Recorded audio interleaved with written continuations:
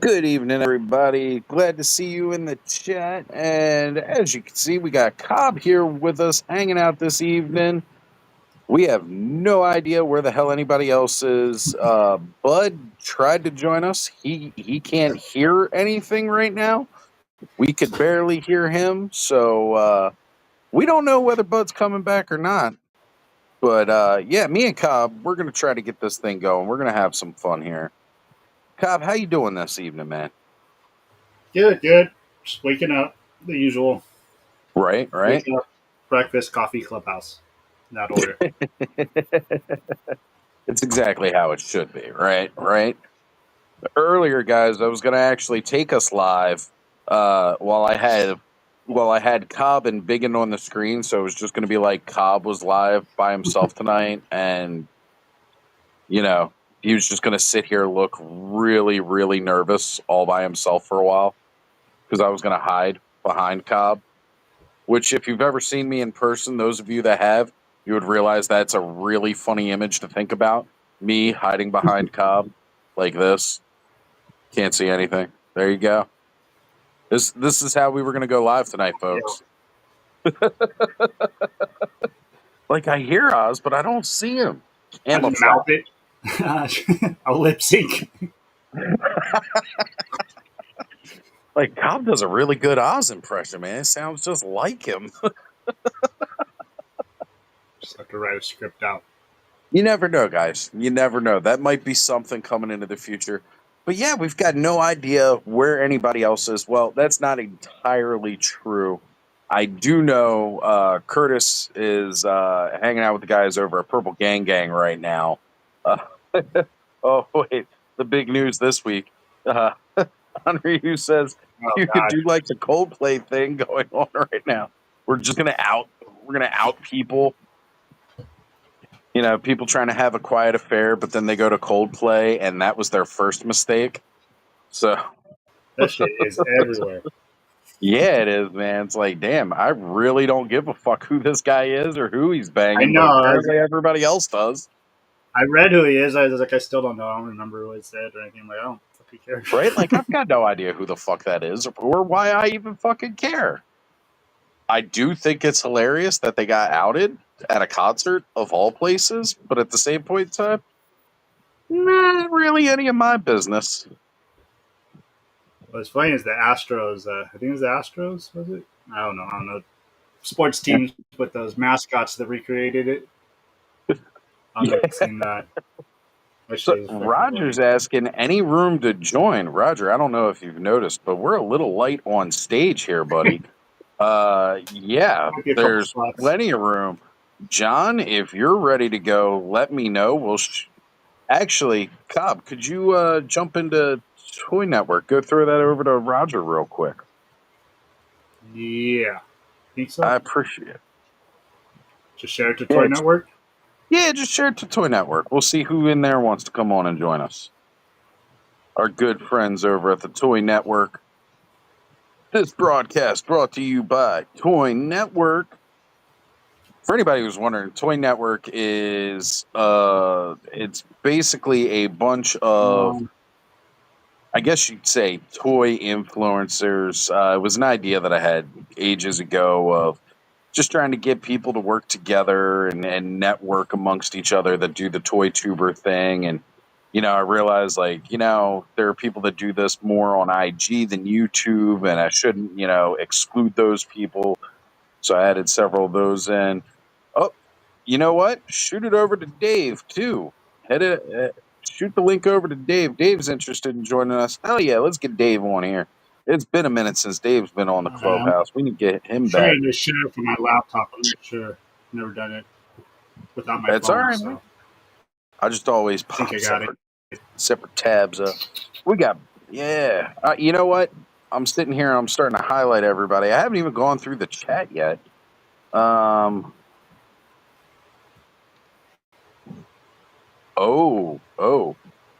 says he left the Toy Network. People were posting spoilers. I am terribly sorry to hear that, John. Oh. All right. I think it's time I just go ahead and get started getting going through the chat here. Let's go through it. See everybody. Normally I'll have Ed highlight these while I'm on here, but since Cobb's on a special mission for me, I hate this layout on the freaking phone now. All right, you know what? Forget going by the starred things. They've got this thing so condensed on mobile device now. Like, I can barely operate anything. And it's my fault because I got up a little late from a little nap that I took and decided to come on here on my phone instead of, just doing it from the laptop here. We got Onryu83 in the house, and it's the final countdown that went on a little too long. Well, I got those sent out. I almost exited out of everything afterwards. I was like, okay, all done now. I was like, oh, wait, I'll exit me out of here, too. There we go. We got Stanley Eberhard in the chat saying, third like. Todd C here saying, I guess it's 24 hours for SDCC. It will be next week, not this week. There we go. We got Dave in the house. What's up, Excuse brother? the mess. Excuse the mess, guys. Hey, no worries about that. I'm head deep in a proton pack right now. Ooh, look at that sexy beast. That is some premium 3D printing. Oh, yeah. Look at that. All That's right. a future pack, so. We've also got the one, the only. Oh, nope, never mind. He's not here. There he is. He's back. All right. The Seattle Stanley in the house joining us as well. What's going on, Stanley? Not much. Just got home from the arena. We had a college or university graduation today, so it's a long day for me. Yeah, man. Yeah. All right. Dynamo Dave is in the house saying, love the 24-hour runs. That's going to be next week. We are gearing up for it, though, man. It's going to be a heck of a show. There is no... We'll talk after I get through all of this. Ray Black in the house saying, hi, Oz, panel, and chat. That is one half of the power couple of Toy Tube, making us almost fully Toy Tube official. Paul Morales is here saying, hey, everybody. We've got Menhoza joining us all. And let's see. We have the cringiest name in Toy Tube, speaking moistly. For all of you big fans of the word moist. Is that the cringiest or the most hydrated? Oh, it's 100%. 100% hydration. It doesn't make it less cringe. We've got Frankie Rivera in the house saying, good evening, everyone. What's up, Frankie? Glad to have you here joining us.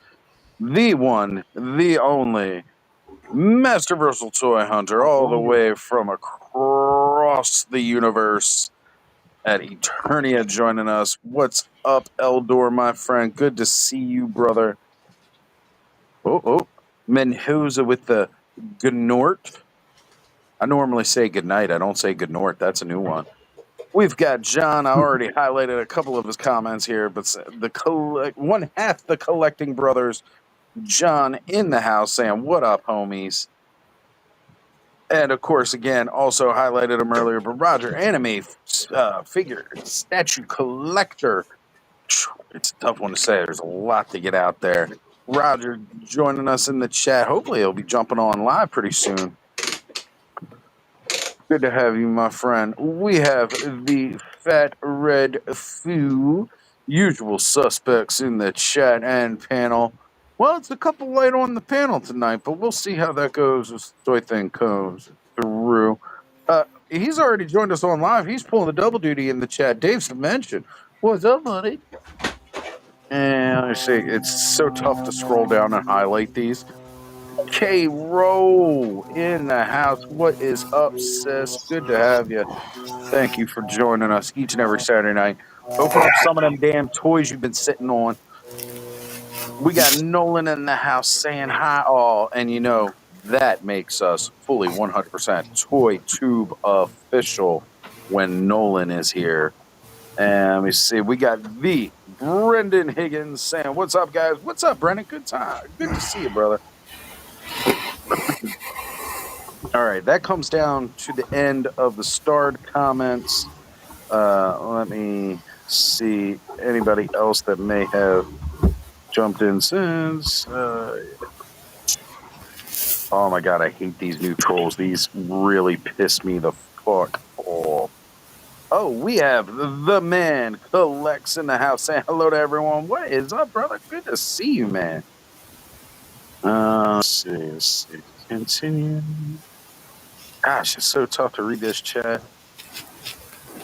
Oh, hold on. Nolan says he and Ray went to go see Superman today, and it was great. That has been the word across the board. I don't think I've actually heard one legitimate person like really bitching that movie is bad.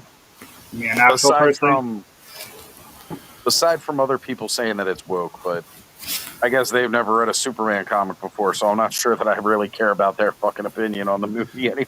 Yeah, I'm hoping to see it on Tuesday. Right? Yeah, I definitely want to go see it soon myself. Like, the fact that I am this excited to go see a Superman movie, you know, like that right there. Like, I've said it before. Superman to me is just kind of like he's too much the ultimate hero. Because he only has, like, you know, he has so few weaknesses, right? Like, it's so tough to beat him because unless you hit him with magic or you hit him with kryptonite, you're not going to be able to win this fight. So because of that, there are a lot of times where I just don't like Superman stories. You know? Has he ever been hit with like some kind of kryptonite that has a spell on it to like just amp it up even more? You know, I don't know, but that sounds like that would be like a one-hit knockout to Superman. Magical kryptonite. Anybody who knows the character better in the chat, please chime in. Has Superman ever been bitch smacked by a magical kryptonite? Let us know. Enchanted kryptonite bullet. Magical kryptonite that's not Lois Lane. Giggity.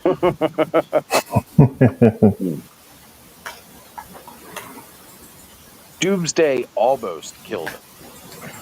And I remember that was like during like some of my peak comic book collecting years, the death of Superman. I remember that being all over everything. I really wish I'd ran out and got that issue. And just I wish I still had it today. One of the best ones ever, at least in my opinion.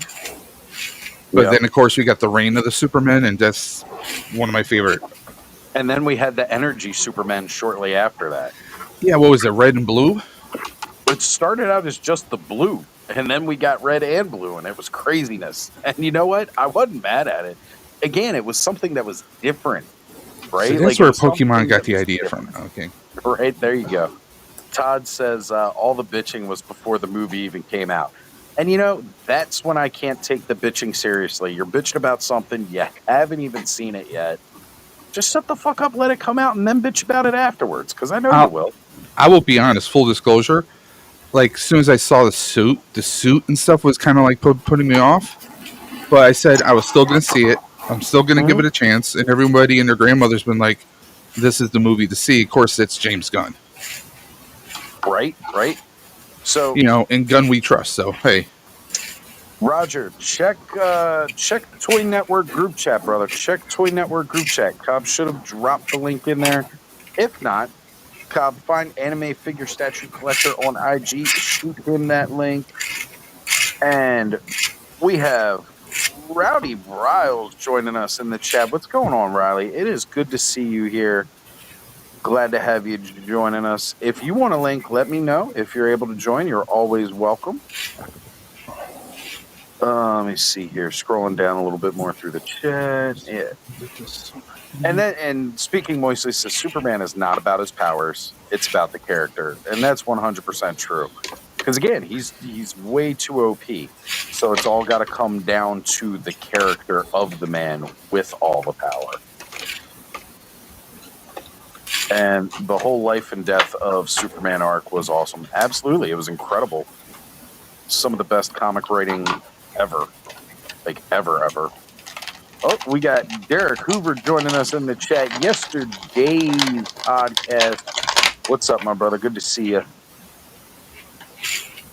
What did we say that was? Anime figure what? Anime Figure Statue Collector. Oh, anime. Yeah. Riley says Superman was awesome. Fuck yeah, Superman. Dude, like, again, I am infinitely pumped up to go see this movie when it finally comes out. Like, really, really fucking excited to see when it comes out. It's been out. I've been excited to see it since, like, the very first trailer drop, which, again, was crazy. And the more I hear about it, like, for those of you who don't know, we did an episode on The Frenzy where we were like, yeah, fuck it, we're doing spoilers, like, and everybody's like, you haven't seen it yet, Oz. Are you okay with the spoilers? I was like, fuck yeah, I'm all right with spoilers. Do it. What's up, guys? Roger, what's happening, brother? Good to have you joining us Cheers. tonight, Thank you guys for letting me come in. Thank you guys. You are welcome. Any Saturday night you've got free, you want to join on the Clubhouse, be here, brother. Okay. Oh, yeah. Yeah. What is up? What is up? Yeah, we are doing good. We're counting it down, man. We got 1 week until we do another 24-hour stream. I do not know why I decided that we were going to make that a thing last year and then decided, you know what? It was so much fun last year. Let's do it again next year. I'm just... A glutton for punishment? Yeah, I really am. Because then we did, like, I wasn't even just doing one 24-hour live stream this year. I did two because we did 24 hours for Baethir the Dragon. And now I'm like, you know what? I want to do another 24-hour stream too, still for SDCC. So I'm ready. We're counting it down. We're getting ready to do that. Everybody, people have asked, what's the plan? Look, do I ever look like I have a plan for this shit? I never do. I just hit go live. Yeah. Sounds about right. Listen, you make the plan fails, you throw the plan out the window, you come up with another plan. That's it. I can't follow a plan to save my life. And we got Alan joining us. Von Juggle Figure Factory. What is up, Alan? How was work today, buddy? Much, man. You guys hear me okay? Yep. You're a little distant, but we can hear you. Yeah. Let me check which mic it is. Sure thing. Mike, Derek check. says, Superman was honestly one of the best movies I've seen in a while. Felt good walking out. That's fantastic. Onryu, he's saying he's a Marvel guy, more ready to see Fantastic Four. You know what? I was never a huge Fantastic Four fan, but yeah, I'm excited for the new movie. I like the whole City of Tomorrow look of everything, and to see how it sets up more of the future of what Marvel's going to be doing. It's going to be really good. And Todd says it's the best time to do 24 hours, always something to talk about. And that's kind of the idea, right? Like, with all the news that's going to be coming out next week, we're not going to run into a shortage of topics. Mm-hmm. And that's kind of always an important thing when doing 24 hours because you don't want to have a whole lot of dead air. I mean, as much as people would love to pay to see me stare into Cobb's eyes longingly for like 6 hours or Those something, magical hypnotic eyes. It's right? hypnotic eyes. It's hypnotic eyes. Like, it's just, I don't think people are going to want to see it for a full 24 hours. So we got to have lots to talk about for a 24-hour stream. So The la- would that be a hypnotic eyes, or would that just be the new verb, cold played?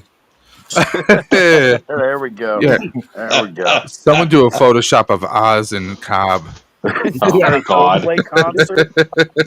You just got cold Dude. played. The last superhero movie I saw in theaters was The Multiverse of Madness. I'm That sorry. was the last one I I'm saw. sorry.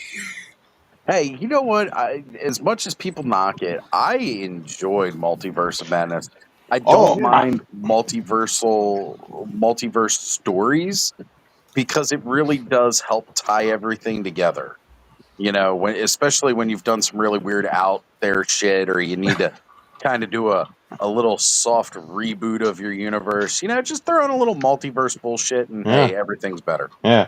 I didn't mind it at all because I was fucking toasted. So it was just, it blew my mind, dude. I mean, it's a Sam Raimi movie, yeah. so I mean, you definitely felt the Evil Dead vibes. Yeah, for sure. I was like, There you especially in the scene where he's all dead and he does the hand and everything. Yeah. Oh, dude. Oh, yeah, that was wicked. That was wicked. That was I mean, dope. Yeah.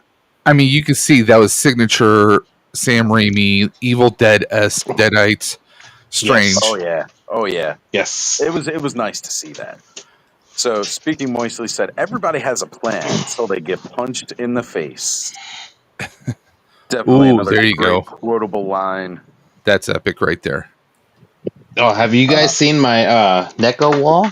Let me see if I can show it to you guys. Let me see if I can shine some light on it. Oh, wow.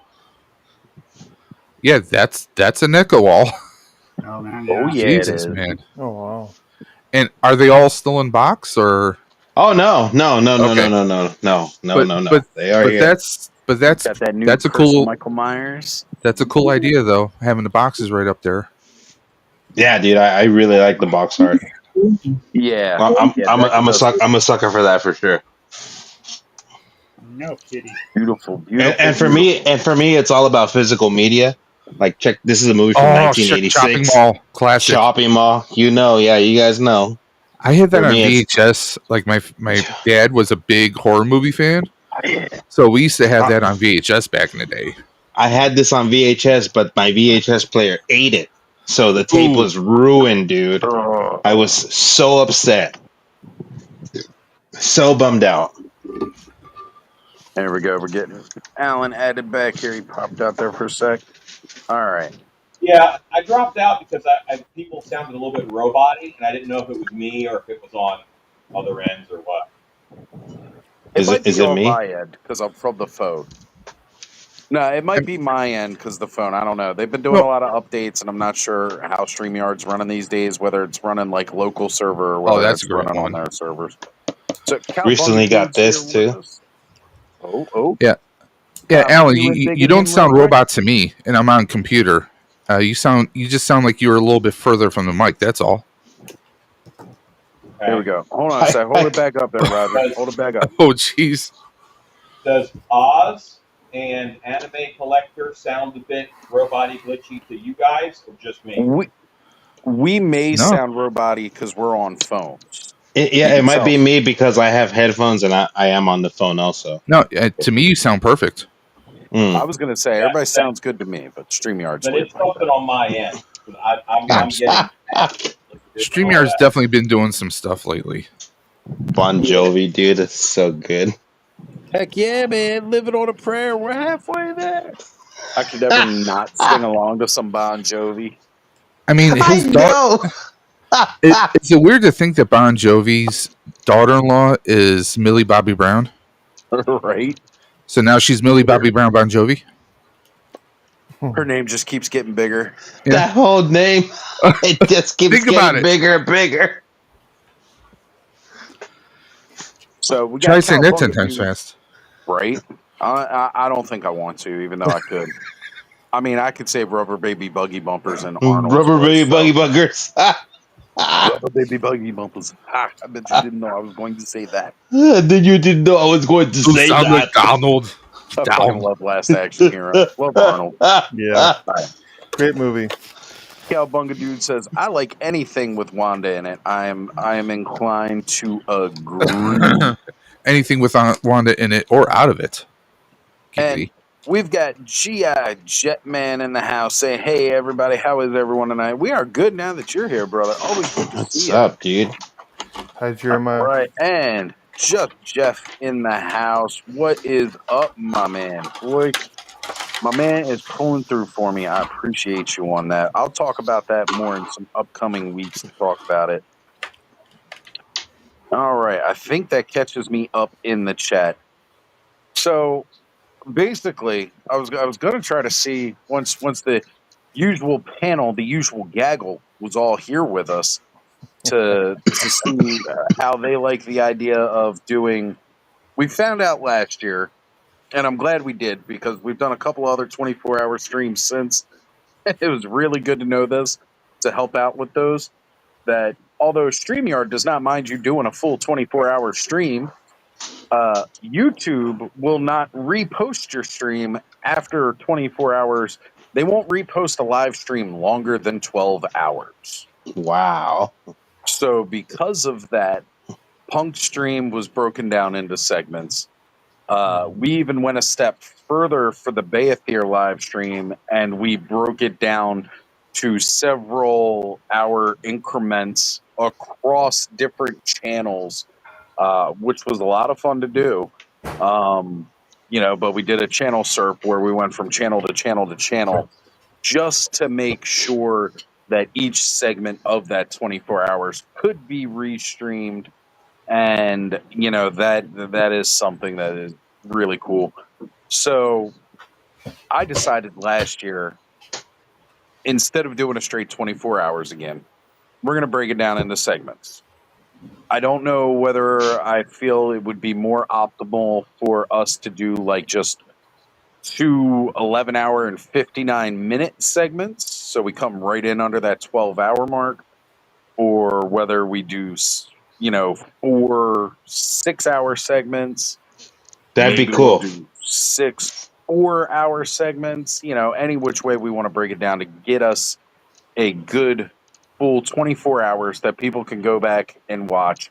And then I thought if I do the different segments, maybe we could break it down where we talk about these toys during these hours, these toys, so that way maybe people weren't getting the same conversation. But I think we're really just going to go Clubhouse style all the way, throw all that shit out the fucking window and just do our thing for 24 hours, have people rolling in, rolling out all throughout the day, whenever they got time to jump in. I'm pretty sure our good friend Mikey, Eternian Royalty, will be boots on the ground for us again. I know last year we tried to see if any of our other friends that were there might be able to hop on and do it.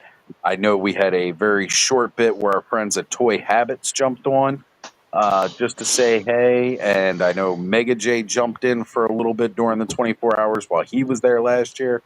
I don't know. Those guys are busy because a lot of times they're working. They're doing the work on the ground there.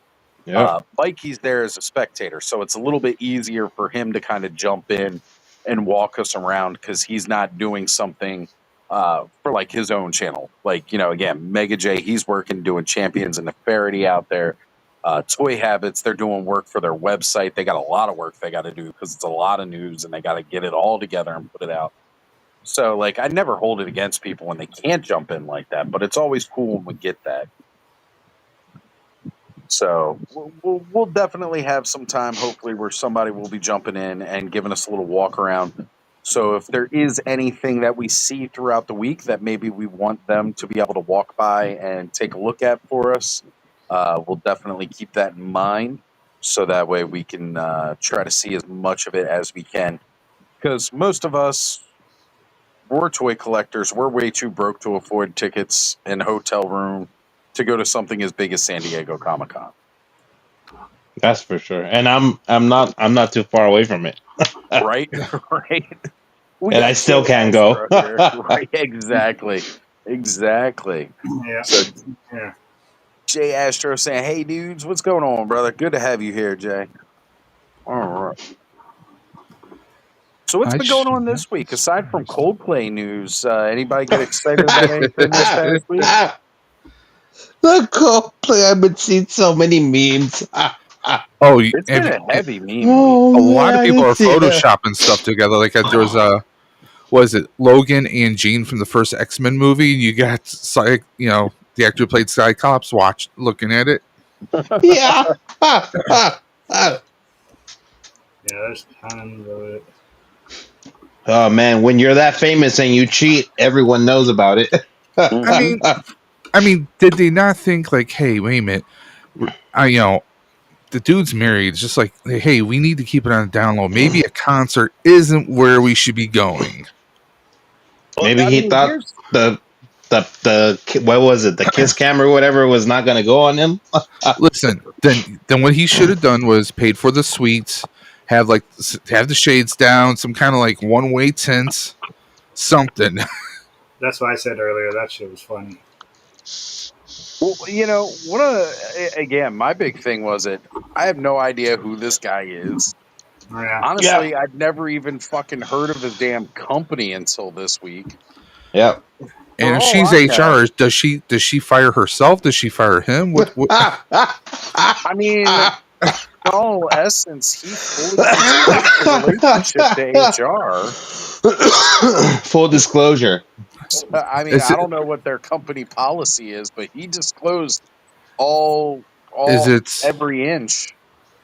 I'm sure it was every inch. I mean, what was it? HR? Was it human resources or human relations? A little bit of both. A little bit of column A, a little bit of column B.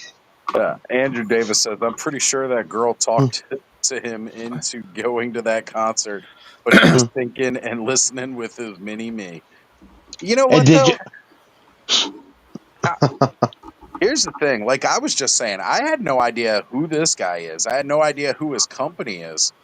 What if it's all just a big fake thing to get eyes on his company?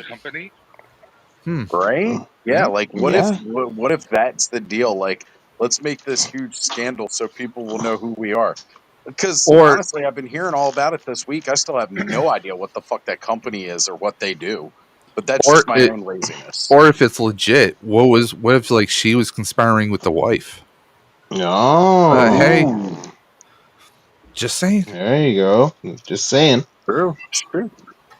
We got TD3 Trooper Troy Dodson in the house saying, "What's up, my dudes? What's going on, Troy? Good to have you here, you Ozhole." I'm opening up some Marvel Legends here, and it's nice to see that Hasbro still believes in just repaint. Marvel Legends. Because I just unboxed Chameleon, right? And we got our pretty boy Flash Thompson Venom, right? It's the same gun, just repainted. Hey, you know what? But not just this gun, but the pistol. They just did it all in all black for this one, and they gave it a little two-tone for Chameleon. That's hilarious. Cash Bro strikes out again. Out of the same wave too. Hey, you know what though? They got to reuse those molds. That's how they make their money, because the individual sculpting for each of those figures is very unique tooling, and that costs. We have 30,000 gun molds left. What are we gonna do with it? All right, well, let's give this guy another gun and just paint it a different color. I buy a weapons pack. They'll still buy it. We all would. Yeah, I was gonna say we don't buy it. with all the classified series guns out there. Well, they can't use the G.I. Joe classified guns with the Marvel Legends. They can't do that. They can't use. Is that like a legal thing, or is it? Yeah, it is 100% a legal thing. They cannot use any of the molding Okay. from their individual IPs on licensed IPs. Mm-hmm. They can't use any of the licensed IP moldings on their individual IPs. Okay. So they cannot reuse and share parts across Indiana Jones, Star Wars. Even though with Star Wars, right? Han Solo and Indiana Jones are the same fucking dude. They've got to do Yeah. individual head sculpts for Indiana Jones So and that. So Yeah. there What? is some legal reasons why they can't just sell the weapons die. packs, market it as G.I. Joe classified, and we'll just use them on There you Marvel go. Legends ourselves. You know what? Let's talk about that a little bit. But I did want to finish highlighting Ryu's comment here. It actually came out that he resigned as CEO. Well, might be better for him because he's about to go through a divorce probably, and she gonna get half of whatever he owns. So he better start offloading shit before that paperwork's finished. Yep, that's right. Yeah. And what about that third wheel girl, the one who's also an HR? Oh, the one who's all like, Yeah. No, the brunette gal. So yeah. the third wheel in that group, the one who planned the trip apparently. There you go. Oh man, that's great. That's awesome. Because Jay apparently, Astro says he picked up the Marvel Legends Hallows Eve figure cheap tonight, and it's a fun figure. Definitely is. I managed to pick that one up last year. I actually really enjoy that figure and was not familiar with the character, but since I was getting, I thought I was going to be getting that Scarlet Spider that came out last year from that wave. I had it pre-ordered through Helidope. Unfortunately, Helidope's distributor never gave them the inventory for it. Oh, that sucks. That's actually Ben Riley's girlfriend, who was that version of Scarlet Spider. One of the reasons Really? I picked up the figure, and then that kind of fell through. But I did manage to pick up the Kane figure from the wave that you are opening now, Dave, and I love that. You finally got Kane? Great. Yeah, I did manage to find him and pick him up right before leaving for Joe Fest. So very happy to get that. Dre was kind enough to pick these up a while back, and he sent them out to me a couple weeks ago. Just now opening them. Yep. I know some people may not be a fan of it, but Spider-Man Unlimited, I loved it. So this was one I had to get. All right, Henri's asking, but Disney owns Indie, Star Wars, and Marvel. Don't they get some sort of allowance for that? So, Indie and Star Wars, because they are both Lucasfilm properties, maybe. Marvel, no, because it is still technically a separate license from the others. yeah. And what I heard is that if G.I. Joe were to allow Marvel or Disney to use any of their molds, then those molds automatically become Marvel property. Exactly. Or Disney property. Yeah. Yeah, it becomes part of that property of Marvel. That's why they can't. So their tooling for Marvel stuff is strictly Marvel stuff. So, like I said, maybe they can reuse some of the stuff from Indie and Star Wars, being that they're both Lucasfilm properties. I'm not sure what the legals are. We got Ronnie Trickshot here, all the way over from Australia. What's up, brother? Got a chance to meet that legend over at Joe Fest earlier this year. It was amazing talking with him. So we were talking about weapons packs, right? So earlier today, little known channel, Art by Ackerman, our good friend Curtis Ackerman, he was doing a little live. He was doing a mail call, opening up some stuff, doing some giveaways, talking about his new paintbrushes that are coming out. We'll have more about those paintbrushes when he joins us later tonight. So in any case, though, we kind of got into the topic of accessory sets. Many of you know I'm a fan of the Mythic Legions line. I don't know if you guys were aware of that, but I'm just a little bit of a fan. A little bit. So they just came out with a new scale of figure called the Imp scale. So it's shorter than a dwarf and a goblin. And they've got a gnome, and they've got this new kind of kitsune fox character in this scale. However, these figures cost the same amount as like a regular standard figure, which right now, if you were to pre-order those through Store Horseman, that's going to be $42. But it may go up to $50 when it gets available at their authorized retailers. Oh, fuck that. Well, that's how it goes. You can pre-order Damn. direct from Store Horseman and get yourself a nice discount. But if you buy from their authorized retailers, the retailers got to make a certain amount of profit, right? They get a certain cut out of that. So it ends up going up. Now, these figures are going to cost the same as a regular sized figure. So what they have done to kind of compensate you for that is that they have loaded them with extra accessories. Burris, the gnome figure, he comes with a keg, he comes with a tankard and a whole bunch of extra goodies. The fox figure comes with a campfire, a frying pan, a really cool backpack, like all kinds of extra goodies that helps offset that cost. So it's not like you're getting this shorter figure for the same price you're getting this larger figure. They're giving you a bunch of extra stuff. And Nolan's bringing it up. They come with some awesome accessories. Absolutely, man. I love it. I want some of the, like for the Fox, it's like those campfires alone, I'd like a couple. And the campfires are really cool because like it's just big enough you could put an LED or like a tea light candle under it so that the fire actually lights up. Looks like it's glowing up, yeah. Hell yeah. Yeah, and Ronnie says anyone who comes with a keg is a friend of mine, right? So here's another cool thing. If you wanted a bunch of those kegs and some extra goodies, they're actually selling an accessory set with this wave where it comes with a keg, comes with a bunch of tankards, comes with a plate, comes with some food, comes with a little frying pan, and most importantly, part of that food, it comes with sausages. Everybody fucking loves sausages, man. Sausages. I love it when the sausages are in and around my mouth. Yeah. TMI. You guys can clip that.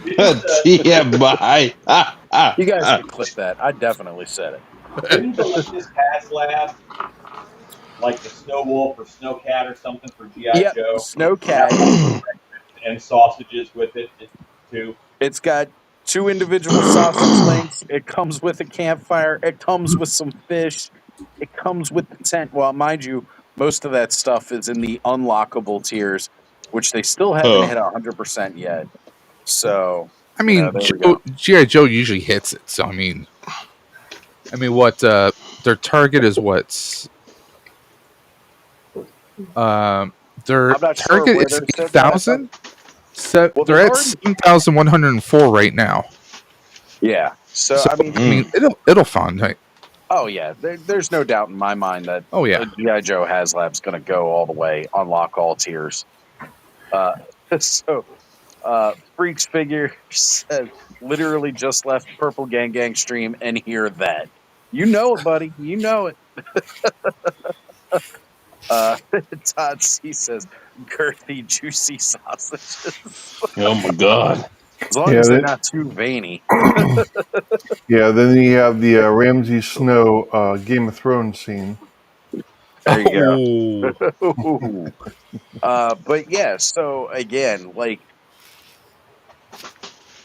we're talking about the fact that a lot of people today, especially with us, the older toy collectors, a lot of us are into photography. A lot of us really enjoy the world building and, you know, like just those little extra accessories really kind of help push that and build that world a lot. I mean, Alan, he's all about extra accessories and stuff like that. If you didn't know, Alan's building a 27-foot tall Snake Mountain in his basement because his basement is that big.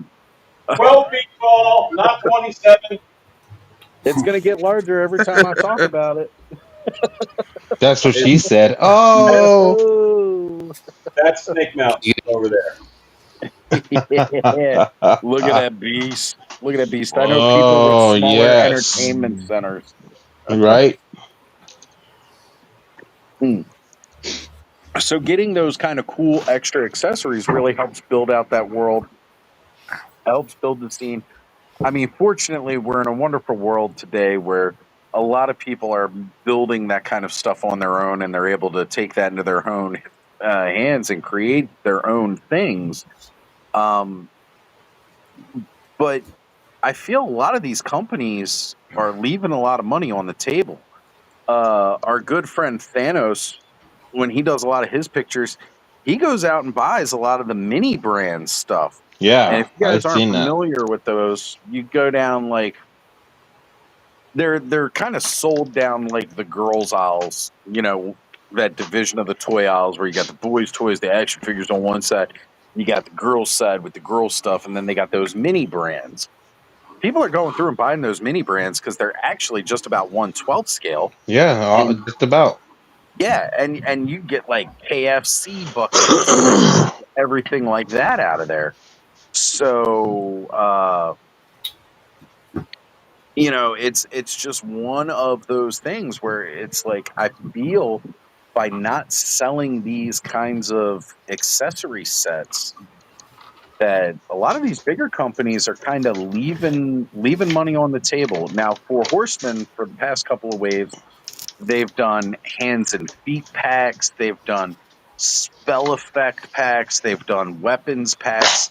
And then this time around, like I said, we're getting like a full on tavern accessory set where you got a keg, tankards, plates. I mean, like the only time we're getting like these accessory packs from the big guys is with stuff like HasLab. The HasLab for the Well, didn't Cantina McFarlane do one game. for like a short minute? Who was that? McFarlane do one for a quick minute, or was it someone else? McFarlane did a guns pack, and part Yeah. of Yeah, they that did was a because munitions pack. right, they had to do that because The McFarlane could license. do The guns license. and weapons with their Spawn figures, but with their DC stuff, they've got a rule about not having weapons. So he was releasing weapons packs on their own without the branding that you could put in the hands of characters that should probably come with a gun. And that's why most of his figures came with trigger hands. Right, right. Yeah, All that right, was we got a more out couple of more people necessity. jumping in the chat here. We got All Music fans saying, "Hey, Oz Cobb, what's going on, Jeff? Long time no see, brother. Good to have you here." We've got Mr. Mad Gus in the house saying, "I think the push would have been better if Hasbro included a few Arctic figures in the new figures they showed this week. It might have been cool." Look, that Scorpion toy comes with a really cool Desert Scorpion accessory set, though. Since we're on the topic, I gotta say. I So, always make the joke that the pet figures, the toy is actually the pet, and that they come with whatever the character is The accessory human's the pack. accessory. yeah, so on the GI Joe side, what we've been hearing in the GI Joe community is reveals that happened this past week were supposed to actually have been over the course of GI Joe June. So, what we might see at San Diego Comic Con is an Arctic theme throughout the panel to pair with the HasLab Snowcat. Well, you know what? Hey, it would definitely help try to push those last extra units that they're trying to hit. Mm-hmm. I mean, we've already had Snow Job, we've already had the Snow Serpent, which are two of the big figures that come with that, or that go with that theme. So we'll see what they bring to the table. And didn't they do? They did an Arctic Viper, Arctic Arctic Bat. Bat.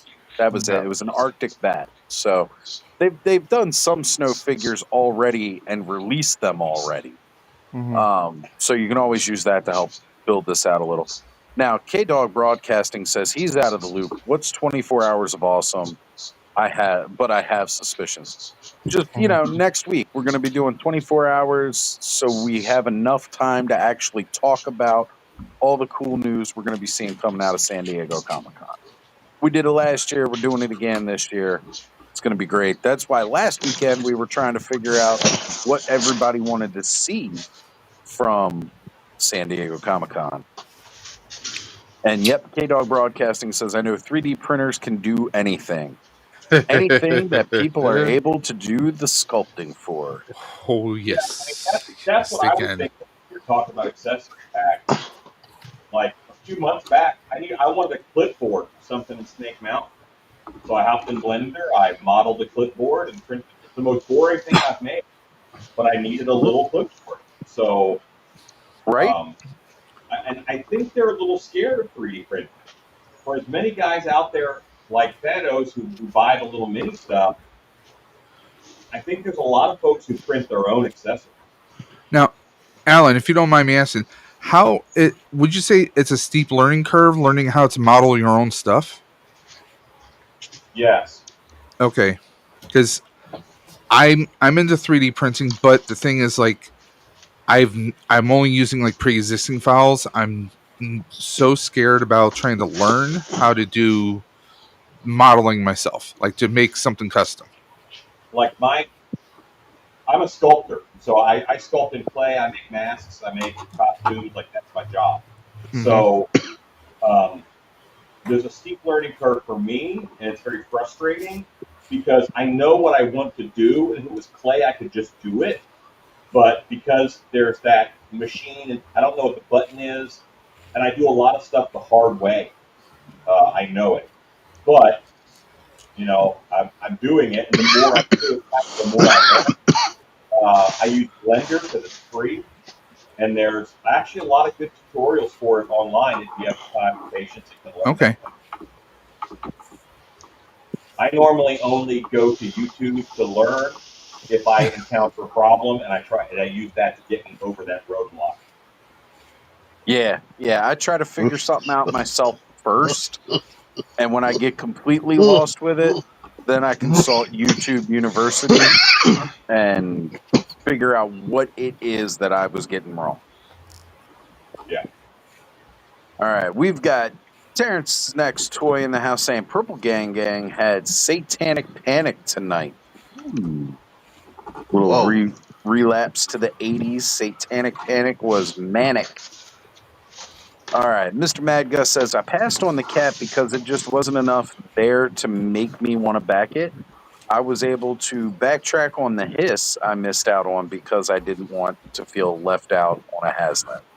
You may end up doing the same thing with the Snow Cat in the end, just to complete the numbers if you're a completionist. Yeah, and we still have a month left, almost a month left to go on that thing. So there you go. Plenty of time still. Yeah, and right. for William, who also said he's waiting on or he's not going to back the Snowcat until he gets his Rattler. I understand your I'm concern. coming up on that. Okay, sorry. All good, Stanley. I appreciate it. G.I. Jetbed says, Hasbro goofed, not including wetsuit with the devilfish in a deluxe set. You know, I said early on that they goofed because they released Copperhead without the cotton mouth. You know, I'm sorry, those two went hand in hand. I always said Copperhead without Cottonmouth was, just Crocmaster's inbred hillbilly cousin in the swamp without his Cottonmouth. But we'll see. Who knows? They may still come out with one. And as Stanley was already pointing out, he'd be on the Snowcat if they just get him his Rattler. Double check in with them. I know our good friend Payne, Payne's Toy Samples, he actually was having an issue because he moved. I'm not saying this is everybody because I don't think everybody moved since the Rattler was announced, where because of his new address, it did something wonky with the billing, so then he had to update his billing, but everything was already paid for. In the end, though, they ended up sending him money back because the sales tax was cheaper where he moved to than when it was from when he ordered it. So he was happy he got some money back from it, but it was all already paid for, so he said it shouldn't have mattered. I don't know. It's a little weird. I'm not part of their distribution, so I've got no idea. Yeah, and because of the tariffs, they are shipping these things in batches. So not everybody's going to get theirs at the same time, and there's no reason or rhyme with how they're doing it. the first come first serve doesn't seem to be a thing, nor alphabetically does it seem to be a thing. So all I can say is be patient. All of mine have arrived. So, and I backed near the end of the campaign. So, yeah, I just wanted you to know they will come. We just don't know when the third batch is going to be because it sounds like there's been 2 batches at this point, or in between the second and third batch. So, and who knows how many batches there actually will be when all is said and done with the tariff scenario happening. So, Cool. You are the man with the knowledge. Right. well, so I know more about G.I. Joe than I do about Mythic Legions. So I'm just picking my time when to speak. So, When I mean, talk I mean, about Okay. new, I when we love you start guys, talking but new, I'll hop in. yeah. So, I mean, yeah. I'm choosing when to speak because my knowledge is not all over Mythic Legion. So, For sure. All right. So K Dog says my debut on Clubhouse as a panelist was last 24-hour stream last year. Yes, it was. Nice. We get a lot of those cherry pops on the Clubhouse. Oh, is that for the giveaway? Dave's Huh? Dimension? Oh no, I'm opening this up. Oh, you're opening it up. Oh, okay, my bad. It's Oh, because for the Toymerks giveaway, someone's giving that exact figure away. The Oh 2-pack. really? Is Yeah. that it? The diet stain? Yes. I got this for like $45 at a local shop here in Buffalo. oh, Nice. nice. That's a good suit, man. Good looking robot. Hell yeah. All right. Microfigs. Hell yeah. Yeah, I Mr. got Mad Gus says, after buying the hits, I now some. have 0 room for the Rattler. I may have to ask the wife to move out to have more room. Hey, you know what, Mr. Mad Gus? I've said it. I said it back when Baethier, came out and everybody was looking, wondering how they were going to fit this dragon in their house. Look, man, just sell the house, right? Don't contain the collection to 4 walls. Sell the house, and then you got all this much more money to buy toys. Yeah, Don't exactly. limit yourself. Don't limit yourself. But I'm gonna have to take off here in a bit. But before I go, look what I got today, you guys. Ooh, let's see it, Russ. What you got, brother? Ooh. It's a 1/6 scale from what was it? Fig Zero? Oh, 3-0, my Oh, bad. 3-0. Chainsaw Yeah. Man. Yeah. Okay. All right. For those of you in the know on the anime here, Chainsaw Man has become one of the new Yeah. popular animes. I've heard Yeah. even a must watch. So So check so that out. she's going for like $300. And I Nice. also got Denji. Okay. Ooh, hold on. A And lot of he people has are playing Chainsaw Man now. he has parts where you could turn him into Chainsaw Man. And he comes with Very Pochita. cool. Nice. So and this guy's going for like 200 something. So I got Very these two figures for $60. Yeah. That's the way to do it, That's baby. a win. I mean, they're my buddy who sold them to me. He's like, you know what? I got them for free from work. Just give me. And I told him, dude, I know they're worth a lot of money. I'll give you more. And he's like, no, just give me $60, and you can take them. They're all yours. I'm like, are you fucking kidding me? He's like, no, you take them. All right, dude. Fuck yeah, that's so awesome. And then on top of that, he gave me this for free. It's another Hot Toys. A fucking I don't know. You guys saw it earlier. It's a fucking Darth Vader. And Rolling in the 1/6 scale. Ooh. and he lights up. Really nice. Damn right. And he also gave me this That is slick. Spider Gotta love them Spider hot Man. toys. And these are honestly my first ones, but Oh I'm gonna give damn. this one to my buddy because he loves Spider Man. Fully That is articulated. slick. He comes with extra eyes, a bunch of hands. Comes with a bunch of stuff, dude. And he just fucking gave them to me, and I offered him money, and he said no. Very I was like, cool. okay, well, I mean, that's a friend right there. yeah. I was like, okay, well, thank you. I mean, I appreciate it. Awesome. Right. Yeah. But okay, Very guys, cool. thank you. Thank you guys very much for having me on. I must take off here in the night. I All will right, catch you brother. guys soon. Peace out. Thank you guys. See you, Catch my you guys friend. later, Thank you for Oz. joining All us. right. Yeah, thank you guys. Catch you guys later. Peace. Good to meet you. Oh man, always good to get somebody who doesn't normally join us on a Saturday to jump in for a bit and have some stuff to show off we may not normally collect. Always good. I had no idea what any of that stuff was, but he was very excited, and I'm happy for him. Exactly, right? Like just because we don't know it, we may not be into it as much. I mean, I like anime. I still catching up on a lot of more recent animes. I know recently I just finished watching Kaiju number 8, both seasons, and watched Solo Leveling, both seasons of that. Those were pretty cool. So, yep. Todd C says he's got Turtle of Grayskull Clamp Champ for $12.99 at Ross. Freaking Ross, man. They've got like that whole last wave of Turtles of Grayskull. I keep seeing people post pictures, finding like a bunch of Ninjors at Ross for like stupid cheap. And I'm like in this buy-in freeze, and my Ross doesn't carry any of the cool shit anyway. Yeah, I haven't checked Ross in a minute, but mine hasn't had anything for a long time. But Mine since only all has the like a little the Fisher that Price toys. Yeah. a second Buffalo cartoon Raw. man needs to steal his feet. William says he would like to see all those pickups he showed, right? Like I just enjoy people getting excited about toys. Period. Yeah. It doesn't matter what toy it is. If you're getting excited about it, like it could be the newest, hottest vibrator on the market, and I'd be happy for you because, new toys are fun. Toy's a toy. That's not true.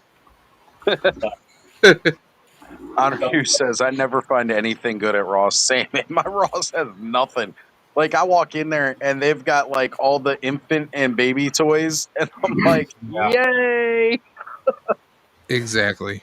I can So, make sure that the square peg goes in the round hole. Woohoo! yeah, so what that probably indicates is you probably have some people in there who are cherry picking first thing in the morning as doors open. Oh yeah, Oh, no doubt. like that totally became clear to me when when they did the release, when Ollie's got all of the Kenner Classics Real Ghostbusters, when they were getting in those waves, and I was going to like had 3 or 4 Ollies that I could hit, and I was going, and they didn't have shit. They had Fearsome Flush and the Big Eye Ghost, and that was it. Mind you, I picked up both of those, even without having the Ghostbusters, just because of the nostalgia for those toys, because I had them as a kid. But I was like, damn, I wish they would actually get the guys in.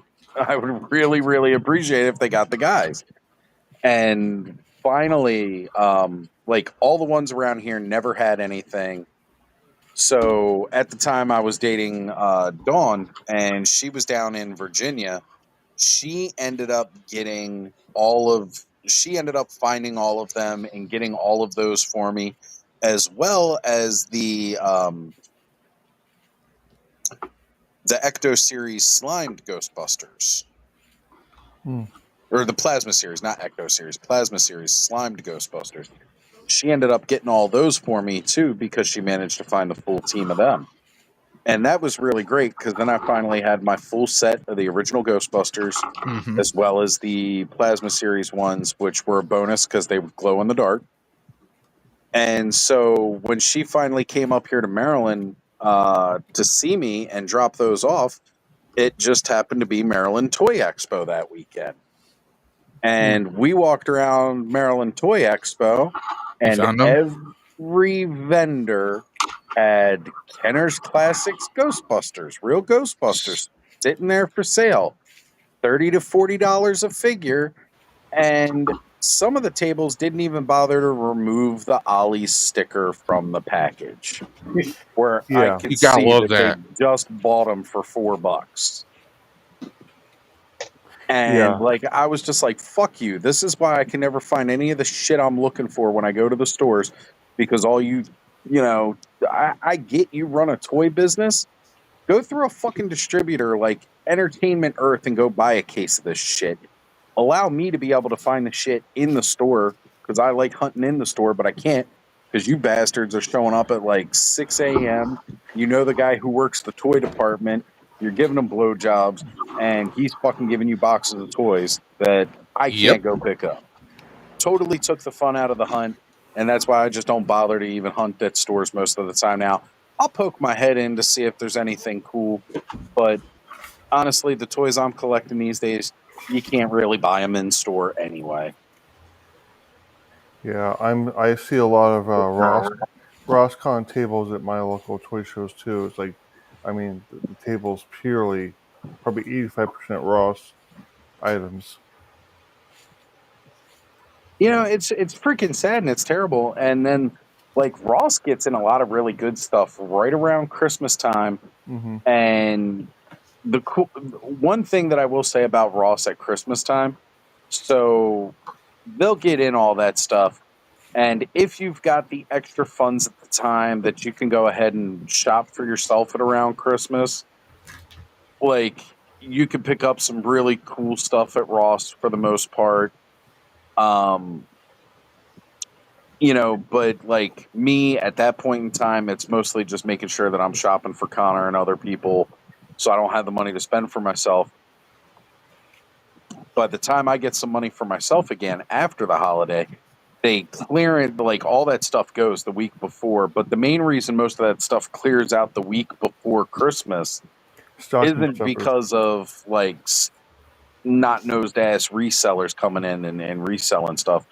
Most of that is because like the local fire departments and police departments, they come in, they buy up all that stuff from Ross at a super discounted price, and Toys then for they give them tots. away. Yeah. Yeah, they give them away, and that's just brilliant. It's great for them. I love that.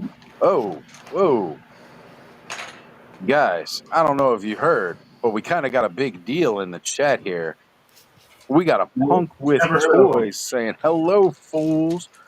What's going on, Larry? You got the link, man. If you want to jump on and join us, if you're not too tired, feel free. But it's good to see you in the chat regardless. Thank you for being here, my friend. Always great to have you around.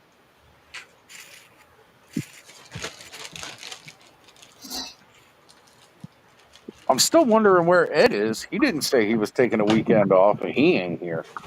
Is he up at the mountain or a cabin or wherever he goes? Oh, you know what? He did say that trip was coming up, but I thought he said that was coming up next week with the 24 hours. Oh, you know where he's at? He's probably up at the Ontario Coldplay concert. Well, I guess we'll find out. I guess we'll find out because they'll release the pictures next week. That's right, though. He did say he was going on that trip, so he may have already left, and he probably won't be back next weekend for the stream.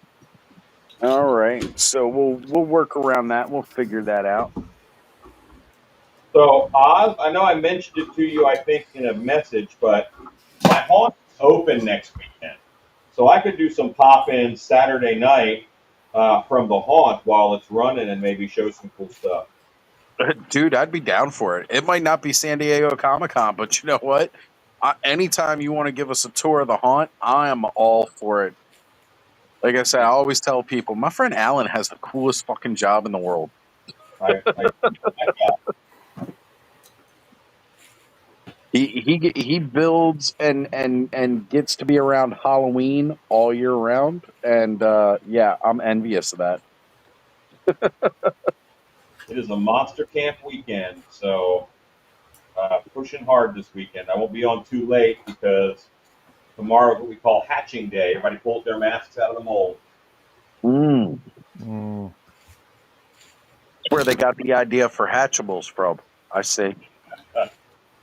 We're for anybody wondering about that. Last night we happened to we do a segment on Let's Go Off World called This Week in Theaters. We've added to that since it started, where we'll go back through the wish books from previous years. And last year we just happened to land on the year 2007. So we went to go see if there was a wish book from 2007. Come to find out, the last year of the wish book was 2007. Or was it 2017? That's what it was. It was 2017, not 2007, but 2017. And it was the last year of the Sears wish book. And we were looking into that. And I remember that year, Hatchimals were like one of the big toys. So I remember this is when I was still with Connor's mom and Marissa.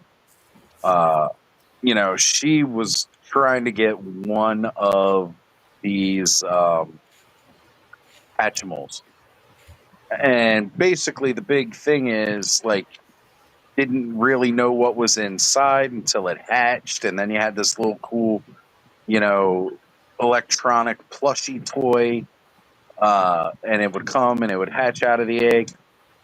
Man, that was a real one-trick fucking pony toy because it was all cool. She was all excited. It hatched out of the egg. She was like, oh, yay. And then that was the last time I remember seeing that fucking toy. Right. They come out pieces a couple. I don't know if it's the same company where they tear out of the box, like the little puppies and stuff, and then the box actually rips open, and then the paws pop through the box as little paw cutouts. This is a cool thing too. Right? Like the whole gimmick of it is bam, here it is. And then after that, nobody gives a shit. So Yeah. it's like, I'm so glad I spent all this money and effort hunting down this really crazy toy. And they had 10 seconds of fun with it, and now they don't care. Oh, hold on here.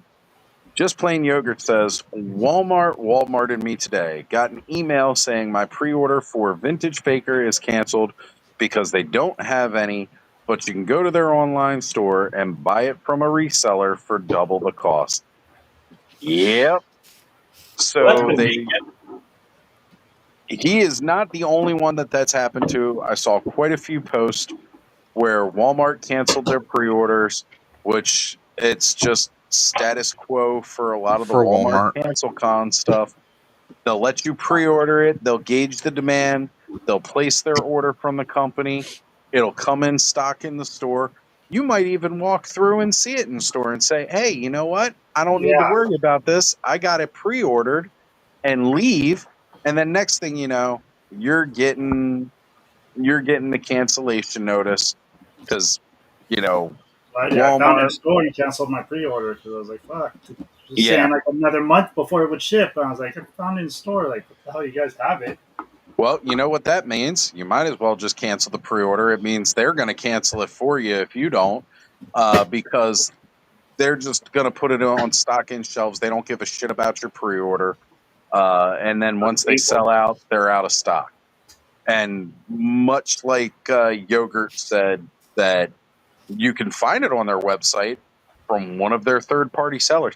That's the other thing, too. I do not like how Walmart does their third-party sellers because it looks like it's being sold from Walmart Like, until it's you in stock. click on it and you Fine see print. like the price is like triple what the actual retail price would be. And you're like, oh, this is from another seller. I remember when Origins first came out, Ziggy and I drove all the way out to Aberdeen Walmart because it said they had a Beastman in stock. Mhm. We went out there. We're walking all around that damn store. They didn't have it in stock. I went and checked my phone again after we walked through the store, and I saw that he wasn't $14.99. He was $28, whatever price the reseller was selling it for. And for some reason, it was giving me the option to pick it up in store. Oh, that's like that whole Turtles and Grace called that Merman. They kept Yeah. showing it because they had all those.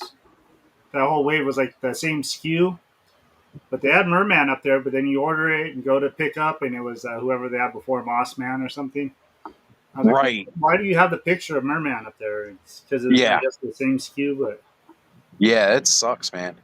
All right, so Onryu says my Walmart has fakers out the butt. Anybody who got their faker canceled, check your local Walmart now. See if he's available in store. as I said, I've been It, hearing they're in store actually, like a bunch of them. yeah. If not, contact Onryu, contact Cobb, and we'll try to get these out to people who want them. Punk says it sucks when they open a toy and lose interest right away, but when they open a toy and fall in love with it, you forget about all the other fails.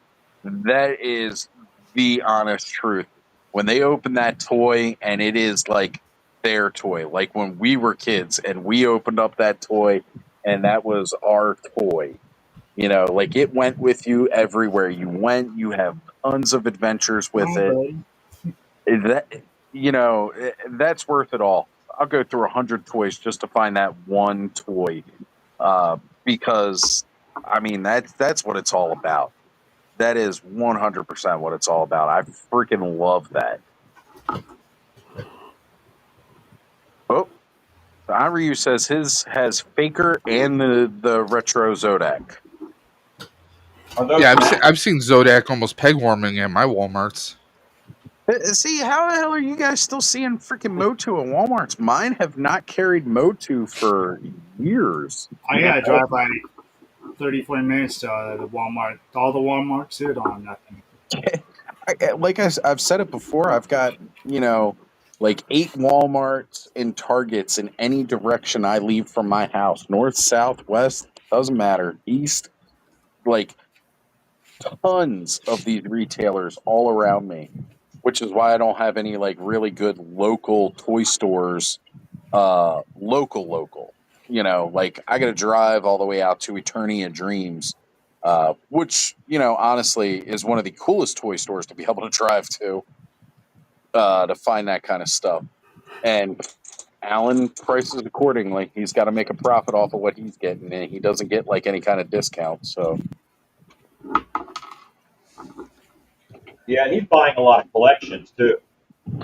he does. He buys a lot of collections. Well, it's funny. He has a lot of the rare older Mythic Legions figures and stuff like that. Now, mind you, you're going to pay that collector price for him, but he's got like the Gothotropolis and stuff, he's got that, and like 10th Kingdom, which was their line before Mythic Legions. He's got that stuff, but it's his personal collection that he's selling. Like he's even selling his own stuff because he just doesn't have space for it all anymore. Oh, William says he's been getting confusing and incorrect messages from Hasbro Pulse. They seem to be really messed up. I don't know. I haven't ordered from Hasbro Pulse, so I've got no idea about that. What are the gist of the messages, William? Yeah, you got to kind of give us some filler there so we know exactly what it is we're talking about here. Yeah, I or Punk can help maybe explain some stuff for you. If we know, but I mean, it's not like we work. None of us work for these companies, so we can't answer all the questions 100%. We can just give our opinions on it. Neither are we plastic experts. None of us have a PhD in plastic, despite what you may have heard. None of us are experts in any of this shit. I thought you were Dr. Oz. I am Dr. Oz, but my PhD is in metaphysics, which has nothing to do with toys. I also bought that PhD from the Universal Life Church, so it's technically unaccredited, but I still have the title of doctor. There you go. So you're a gynecologist. I mean, I'm not going to turn down taking a look. Just Plain Yogurt says, isn't Sunday the street date for Classified Breaker? I probably won't have much luck, but maybe I'll take a morning road trip in search of Breaker and Faker. Go for it. It doesn't hurt to try, man. I mean, at one point in time, it was fun to wake up early and go on these hunts. until it became hard to find the shit. Because that's the other line. Like, I can't find classified in a Walmart for shit anymore. I can definitely still find them in Target, though. Target, I tend to have Well, luck with.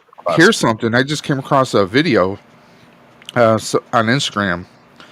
Apparently, the 60th anniversary GI Joes, like those the classifieds that they're doing, are The popping Halo up at jumper. Ollie's. They Yeah, are. the Halo jumper is at Ollie's. I haven't No, seen any of the other ones. they're showing some other ones here too.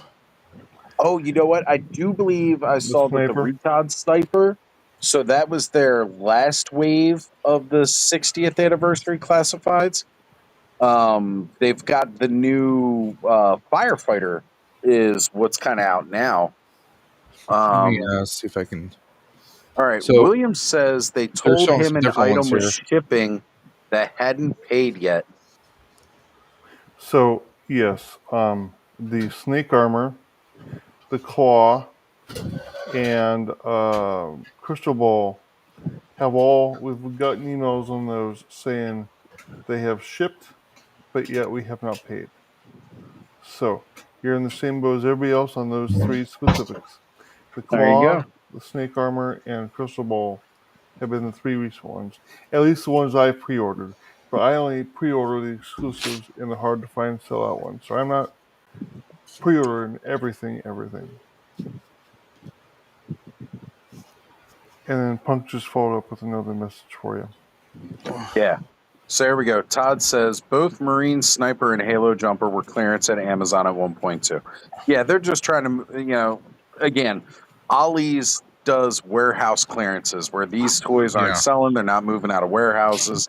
They're buying them in bulk on cheap from the warehouse to get that inventory out. And that's why we can get them so much cheaper. And Punk says it seems Pulse is sending out emails that things are shipping with dates that are in the past. I believe it's just a generic message that goes out. So there you go.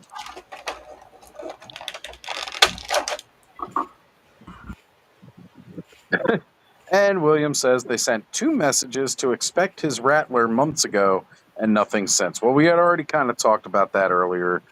So those are coming in anyways. Dave disappeared on us.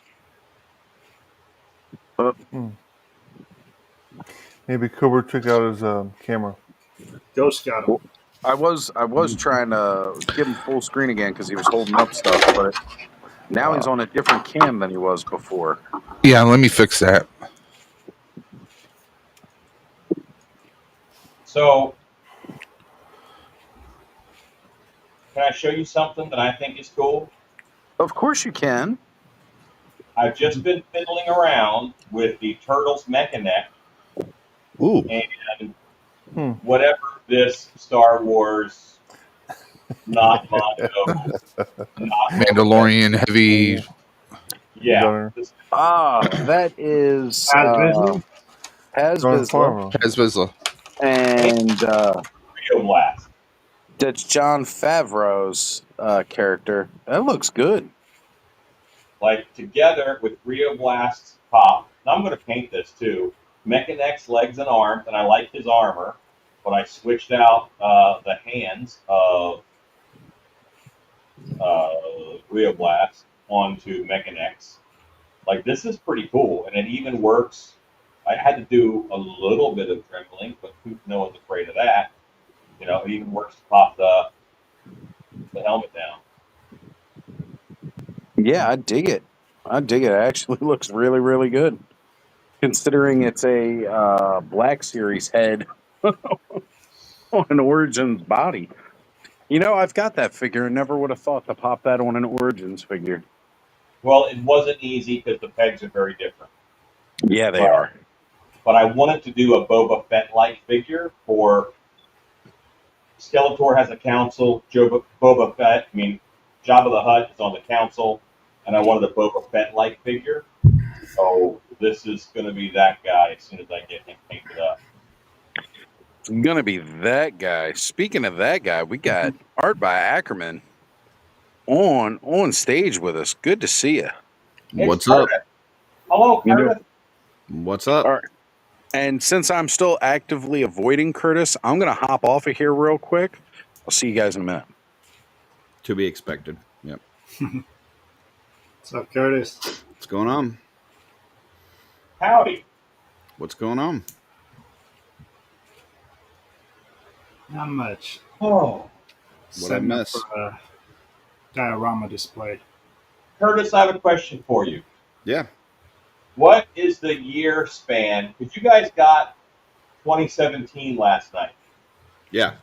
What's the earliest date that you could get on that sale? 1982. What? I mean, sorry. What's the closest date to us? Which would be what's the most? 2020. 2020. Yeah. Nothing Yeah, good happened then. Yeah, we go 82 to 2020. So. Okay. That gives Dylan a chance. Hmm. What did you post today? You posted a video, but I had Monster Cam. I did a live today. So I opened up some mail. We gave away some prizes. And talked about update for my brushes. They should be here Monday. Awesome. And Do you yeah, know how we that's about it. purchase brushes yet? What's that? How do we purchase brushes? You just message me and say you want to purchase some if you're a channel member. So, yep, that is it. Yes, Terrence, there were prizes. We gave away a Fisher Rice figure that went to Twizzler 19. Also gave away for the members of the channel, gave away a brush set and a armory figure, which went to Greg, formerly of the Brute Scale. So.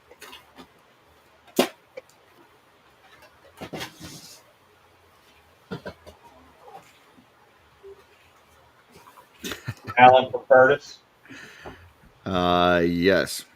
you have a message from me on the Facebook. Gotcha. Okay. Is the name Thard, does it make it sound like he's a not smart third person? Thard? Thard. I don't think so. I like spoonerisms, and I need to make a Darth Vader-like guy, and I sculpted a head for my Darth Vader-like guy. But the name that I think I want to call him is Thard Varid, which is a spoonerized Darth Vader. But the first name Thard, I think, just makes it sound not smart. I mean, I don't think it sounds dumb, but I don't think it makes him sound like a genius either. So. I can't be Thard. Cannot say that, Terrence. Thard of the Hill People. All right. I am back, folks. What's going on? Not much, Curtis. How you doing, buddy? Doing not too bad. Excellent, excellent. So, earlier today, you did a little mail call, Mm-hmm. and you were talking about some news. Apparently, there's going to be these Art by Ackerman brushes coming out. Mm-hmm. Specially tooled brushes for the 1/12 scale. Would you care to tell the clubhouse about what's going on with these brushes? Yeah, I mean, so it's from a company that I've been using brushes for a while, but a lot of their sets, there's a lot of detailed, tiny brushes in there, more for miniatures. So I worked with the company that makes the brushes and said, "Hey, I really enjoy your brushes. I've been using them for a couple years now, but I'd like to put together a set that's more suited towards the community that I'm in, which is more like 1/12 scale." Which means we'd need a few more brushes that are kind of bigger, more broad, like base type brushes in there. I said, "Is that something we could do?" And they said, "Absolutely. What were you thinking?" And so we kind of worked it out and came up with a set of 10 brushes that are, kind of, I think, suited for 1/12 scale. And they will be should be arriving Monday. And from there, if you're a member of the Art by Ackerman channel, which is $1.99 a month, I will ship you a set for $15. Every member gets one set option at $15. And then I will have them at shows. At shows, I think the pricing is going to be $18. And then at Wolf King Customs, eventually they will be $20. So that's kind of the options for getting those. And yeah, I'm just really excited about getting them in. I told Darla, even if nobody wanted them, I know I'll use them because of the brushes that I use all the time anyway, and I'll just be able to paint for the next 1,000 years. So, Curtis, Yeah, I'm going to yeah. tell you that you're very lucky because I treat brushes like crap. I'll end up buying at least a set a month just gotcha. to keep up with my habit. So Same brushes. Terrence here is giving the real lowdown. So it's $15 shipped. Mm-hmm. $15 shipped, folks, for channel members only for your first set of brushes. Mm-hmm. Okay. Otherwise, it's $400 for non-members because, tariffs. But so guys, $1.99 channel membership is going to save you $385. I mean, that is math. That's half a dragon. That's math. That's math. I don't That's know that it's correct math, but it is definitely math. So. I mean, 15 from 400 is definitely 385, but then there's that added expense of the 199. It's like when some people say, "Oh, I saved money on this figure because I went to this convention to get it," and it's like, well, how much did you really save off of the shipping when you paid for the ticket, possible hotel room, food, and everything else? I'm just not sure where the $400 price came. That is not a Curtis price. Now that may be an eBay from channel members that decide to put these up after they've gotten the first sets from me. Terrence is already out there scalping art by Ackerman. Yeah. They're doing his own version of channel Flipboard. membership $1.99, $15 for the brushes. Put them on eBay for $400. Yeah. Step one, steal the underpants. Step 3. That's what I was just thinking about. Profit. Punk says that's Steiner math for you. Exactly. Steiner math. Yeah. And the wonderful Gina's with us saying Curtis has sold at least 2 sets because she's buying one and making Terrence buy another one. And Did she Terrence pay $400? Well, see, that's why Terrence is buying one. Say they spent the $1.99 on the channel membership each, so they can each get a set for $15. I'll be looking to get one of those sets because I thought I already was a Art by Ackerman channel member, and then I realized earlier today that I wasn't, and I was like, I was pretty sure I'd done that, but I am now. Yeah, I rectified that today. Also wanted to shout out, we had War Chest Full of Toys joining us here tonight. Good to see you, brother. This man asked for my autograph in a book. I'm just saying, kind of a big deal. Kind of. I was there too. Curtis, do you do background checks on people to see if they're going to be a good home for your brushes? Because I do not. You're I saying got this water for like a month, and you don't even want to hear the screen paint that comes from the Vaseline brush. Yeah. All I ask is that you don't leave them in a cup like that for a few months and then show them to people and say, "This is the state of Curtis's brushes." Yeah, like, look at this is what Curtis sent me. This is what Curtis is selling you for $20 on Wolf King Customs. This is Mr. Krusty right here. You call it Mr. Krusty?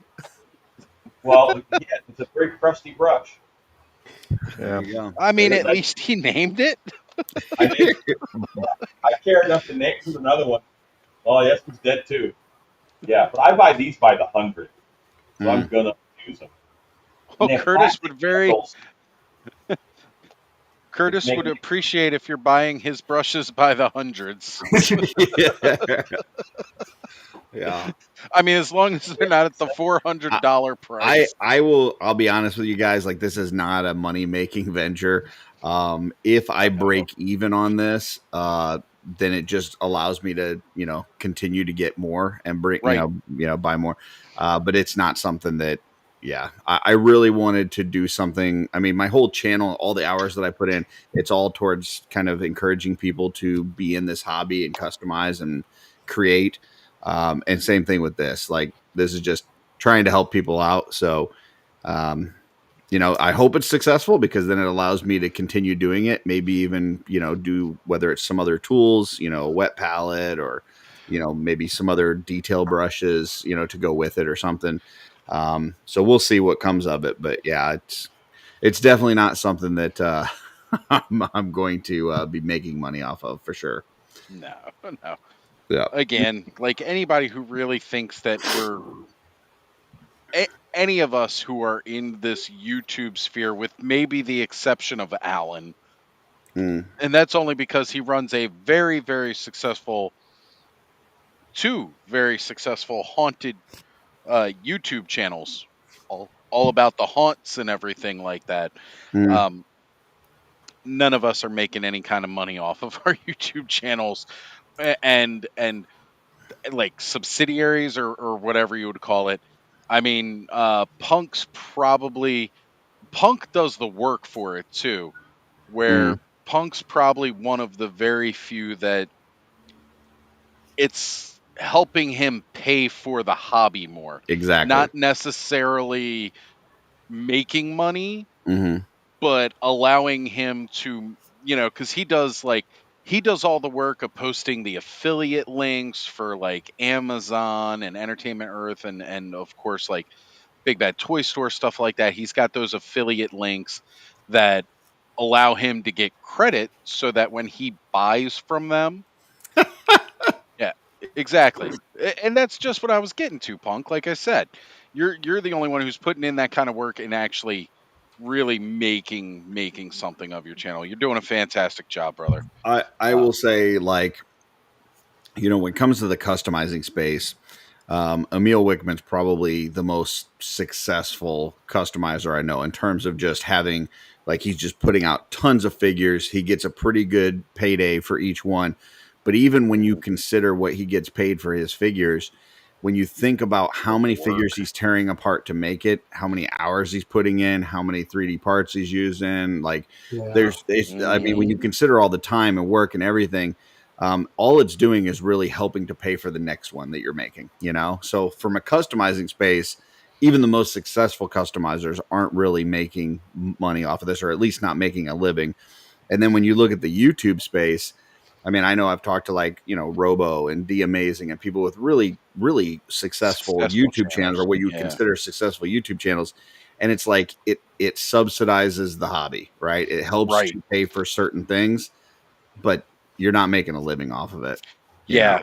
Yeah. So, like you look at the Pixel Dans and the Toy Galaxies, and keep in mind, both of those guys have 40-hour-a-week day jobs. Yeah. And Dan's got to wrestle on the side too to make money. Right. So. Right. Selling books and everything else. Like, none of us are making money off of this shit. None of us. Dry clean those singlets. Yeah. Yeah. Punk says here, in all honesty, I'm one of the lucky ones that I've been able to make enough to pay for the hobby, but he doesn't make a living off of it. That's what you're saying. Like, anybody who thinks they're going to, none of us here are making the big bucks. It's really not it. Over 150K. It does all right, but it's not enough for me to hire an editor and pay for it for the year. Right. Right. Yeah, and again, some of those channels that I just talked about, like Secret Galaxy, Dan Larson, he's got a full-time producer for his channel. Oh yeah, they have. Like, well, keep that in mind. I need to hear what this embarrassing moment for Terrence is that Alan caused. I was going to say, I'm bringing this up here. Alan is also an amazing human whose greatest accomplishment is having caused my most embarrassing experience in my pretty legendary life. Were you at Coldplay again? Oh, So yeah, we kind of got to hear that story, but I also wanted to pull this up. Ostradamus says, or rather, Warchest says, Sargent signed my book on all of his pages, and he wrote little catchphrases stuff. And I got about 20 more at DFW for the omnibus. Hey man, the fact that I'm a part of that book, period, like I never thought I'd be signing autographs or anything like that. And at Joe Fest, I signed two. Like, I'll take it. I know I know you were asking everybody to sign your book, but considering I never expected ever to do that kind of thing, like that was a big honor for me. So thank you for that. Hmm. All right, Terrence, spill the beans. Alan, if you know what this embarrassing moment was, you spill the beans. I do. It was 1995 or 1996, and I'll lead that in with I was working at a haunted house called Terror on Church Street Mm-hmm. in downtown Orlando. Okay. Uh, my job is to instill fear, and I am only good at three things: scaring people, sword fighting, and loving my wife. That's all I'm good at. Luckily, I can make a living from one of them. But Terrence, Terrence and I met in the haunt. Kind of came face to face, but I was the guy with the chainsaw. So yeah, it was a There you while. have it, folks. He that's basically what happened, and it dates all the way back to 1995, which is great. The fact that 1995 you guys met, and it's 2025, and we're all hanging out talking about it on YouTube. Well, when I say met, what I mean is encountered each other. Right? Yeah, it wasn't like formal introductions. Hi, I'm And Alan Hobbs, here to well, scare your we pants put it off. together later. Like through timelines, and then Terrence found my haunted house channel first. Yeah, he didn't know Vine Jungle Figure Factory and Still P Studio were the same, I think, until the Frenzy, Yeah, or it may have been here. You got these people with multiple identities. You know, it's hard to keep track of who they are. Well, that's why last night when you guys asked what my nickname was or what was my nickname growing up, I was like Christopher. If you guys missed out, it was a fun episode of Let's Go Off World last night. You should go check It was it a out. fun episode right until the end of This Week in Theaters, and then I feel like the whole Wish Book thing, like we lost a lot of viewers. Oh my god, it was Yeah, a very crushing, depressing. yeah, Like I that think was as a soon as bad we mentioned book. 2017 was the last year for the Wish books, like, yeah. It was bad. um, but yeah. Punk did throw in, says Secret Galaxy and his partner, I believe, now do this as a living, but they also aren't a toy channel either anymore. That's right. It's been a long. It went by Toy Galaxy way longer than it was a toy channel. Yeah. And there Because are people that do make a living on the YouTube, but they're not living high on the hog. Like they're right, scraping by, you know. yeah, and So again, Secret Galaxy is one of those channels where they've crashed through the threshold. Like, if you're doing exclusively toys, you're not making a living. Like, you're really not. That's why he's doing, like, he's got all those histories on Saturday morning cartoon shows. And when you're saying he's doing it as a making a living off of it, mm, it's not just like what I do, where I hit go live on a Saturday night. yeah, He's doing it's work. intense It's a job. research Yeah. for those videos. Like, go back and watch his stuff on like the Macross series for Robotech Macross and all that confusing shit with Gold Harvest. The amount of work he had to do to navigate all of those little things, like the craziness that was involved with that. I'd have pulled my hair out if I wasn't already bald. Mm. K Roll says, I'm the only one that calls Oz by his real name. Not just you, Aunt Missy and Uncle Thomas occasionally use it too. But yeah, for the most part, no. Most of the time, everybody just calls me Oz. That's what it is. Hmm. So a couple weeks ago, I was on Purple Gang Gang. They were doing a giveaway for channel members, and I won the. I don't know if you guys can see this because he's translucent, but the smoky translucent eraser figure from Monster Force. So again, I made the comment that 75% of my Monster Force collection is all transparent Hmm. because I got the Dracula and Forgotten King last year. Both were translucent plastic. This eraser, which I didn't pick up.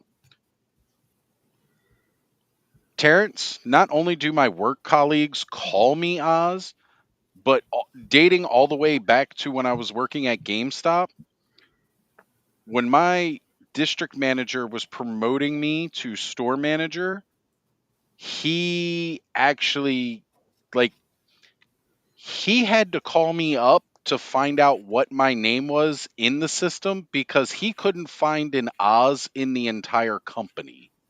Hmm. I was like, Craig, you got to go by the last name, buddy. The last name, guys, Geis. And he goes, how the fuck do you get Oz from Christopher? Hey, I know whenever I go to message you on Facebook, like when I go to Messenger, I start typing in Oz, and Messenger knows that that's you, and it just Yeah, pulls it up. Like yeah. it's it. They've got like a section for like nicknames, and I did put it in as my nickname, but Mm. for a long time it wasn't.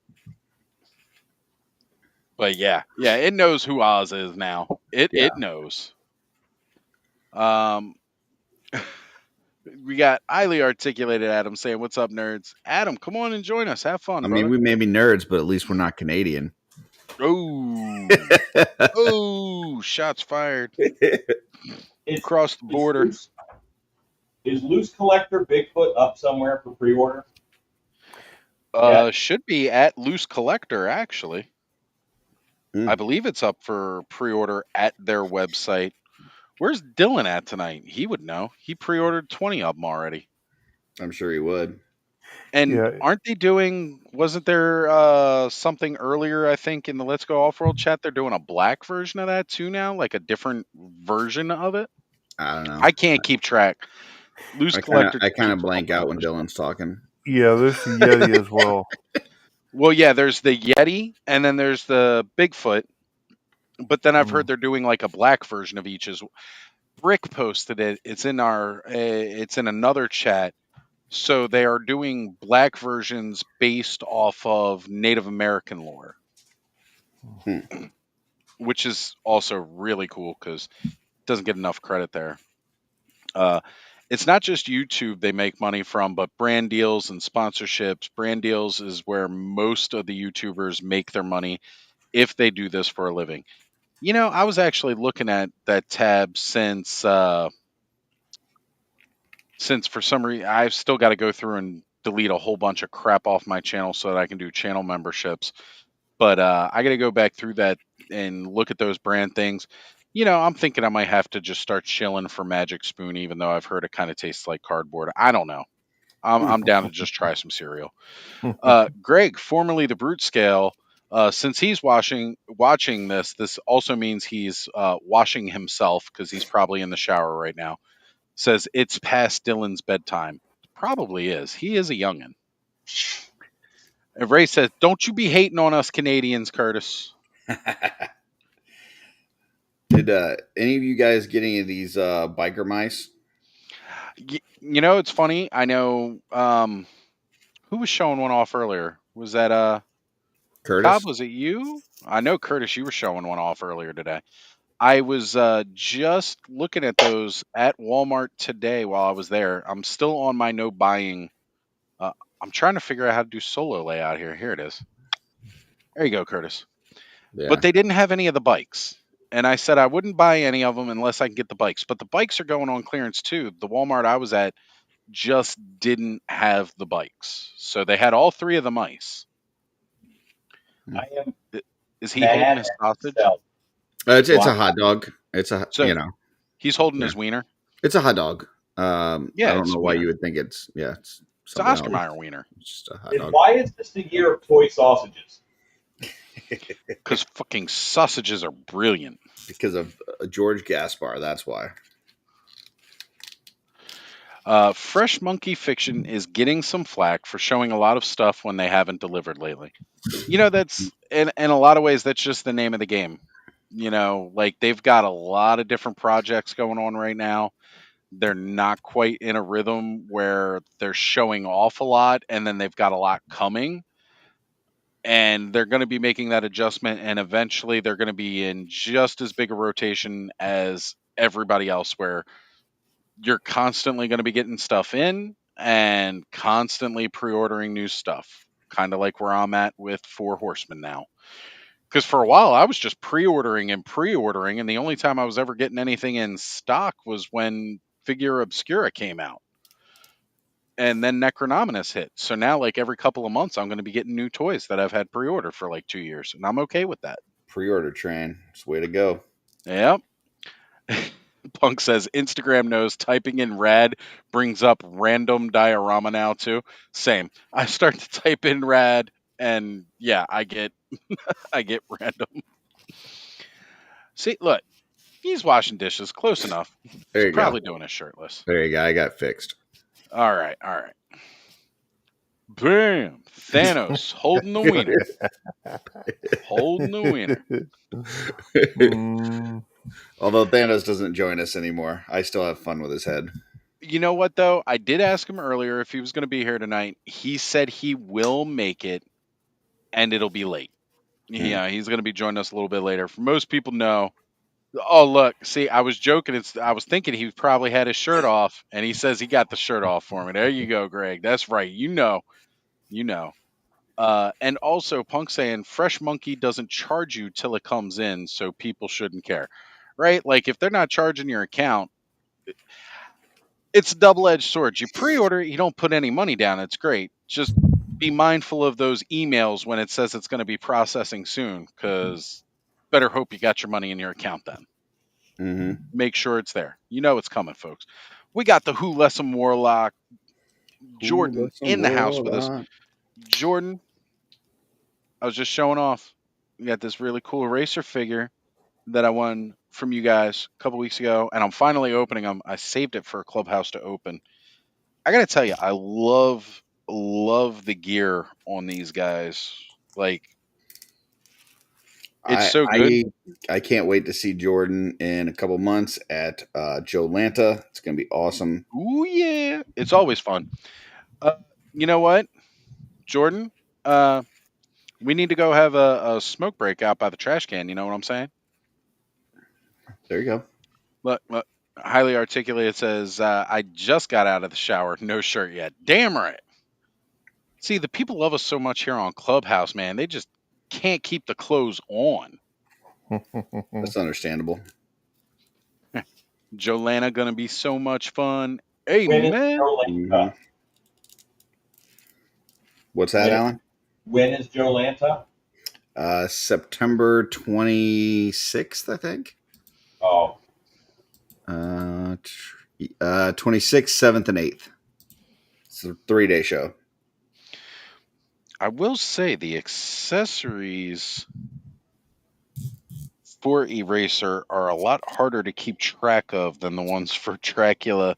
There's also a lot more of them. Dracula just came with the sword, and the Forgotten King had his staff and his spell effects.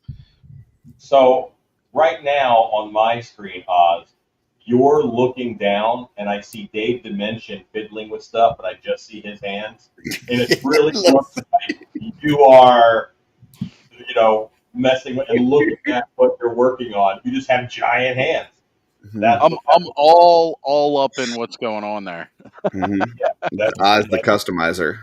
It's a little right. I customize remotely through other people. That's a sweet All right, problem. Troy says he just put Vader legs on a Darth Nihilus. People who don't know, Knights of the Old Republic 2, Darth Nihilus, masked Sith warrior. Pretty awesome, dude. And September 26th through the 28th in Duluth, Georgia, right outside Atlanta. Mm. Oh, Andrew Davis said, "Does somebody say Joe Lana?" Oh yeah. Yep.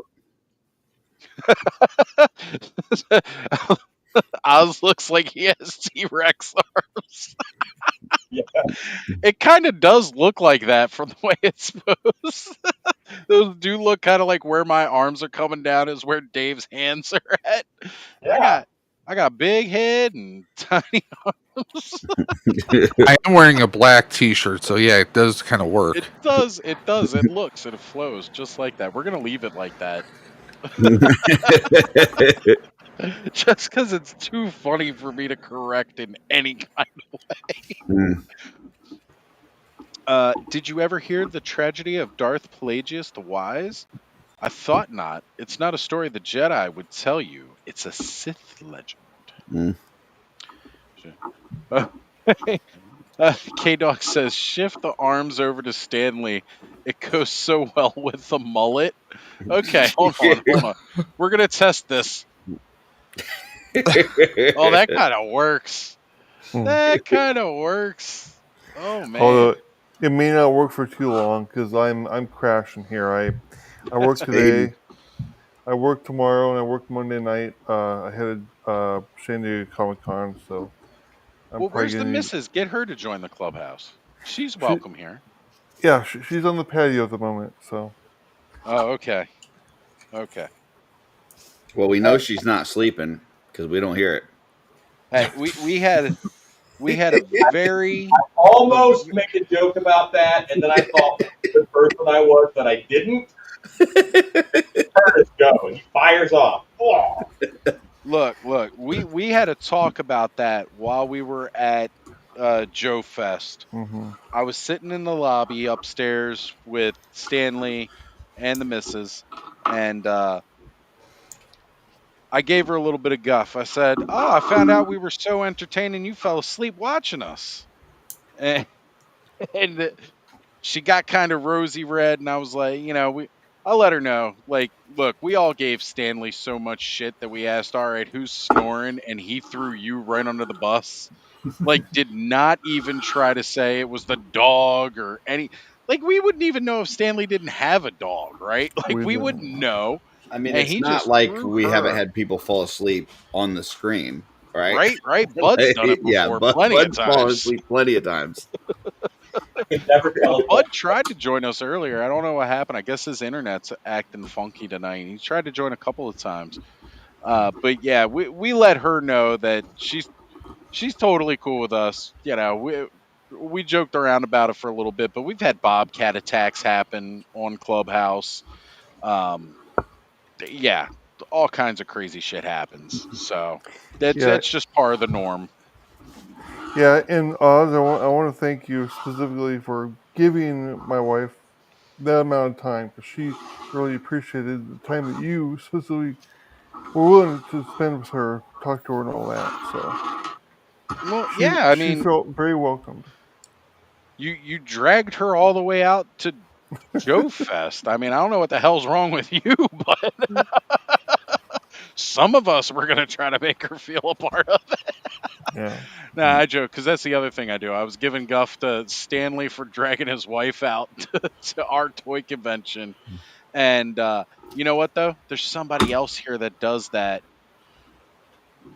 I took my wife to LeagueCon. Yep. She had a good time. She had fun. It was great to see Shanna again too. I was really appreciative that she was there. It was good to see her again. Also, wish we were going to see you this year. Me too.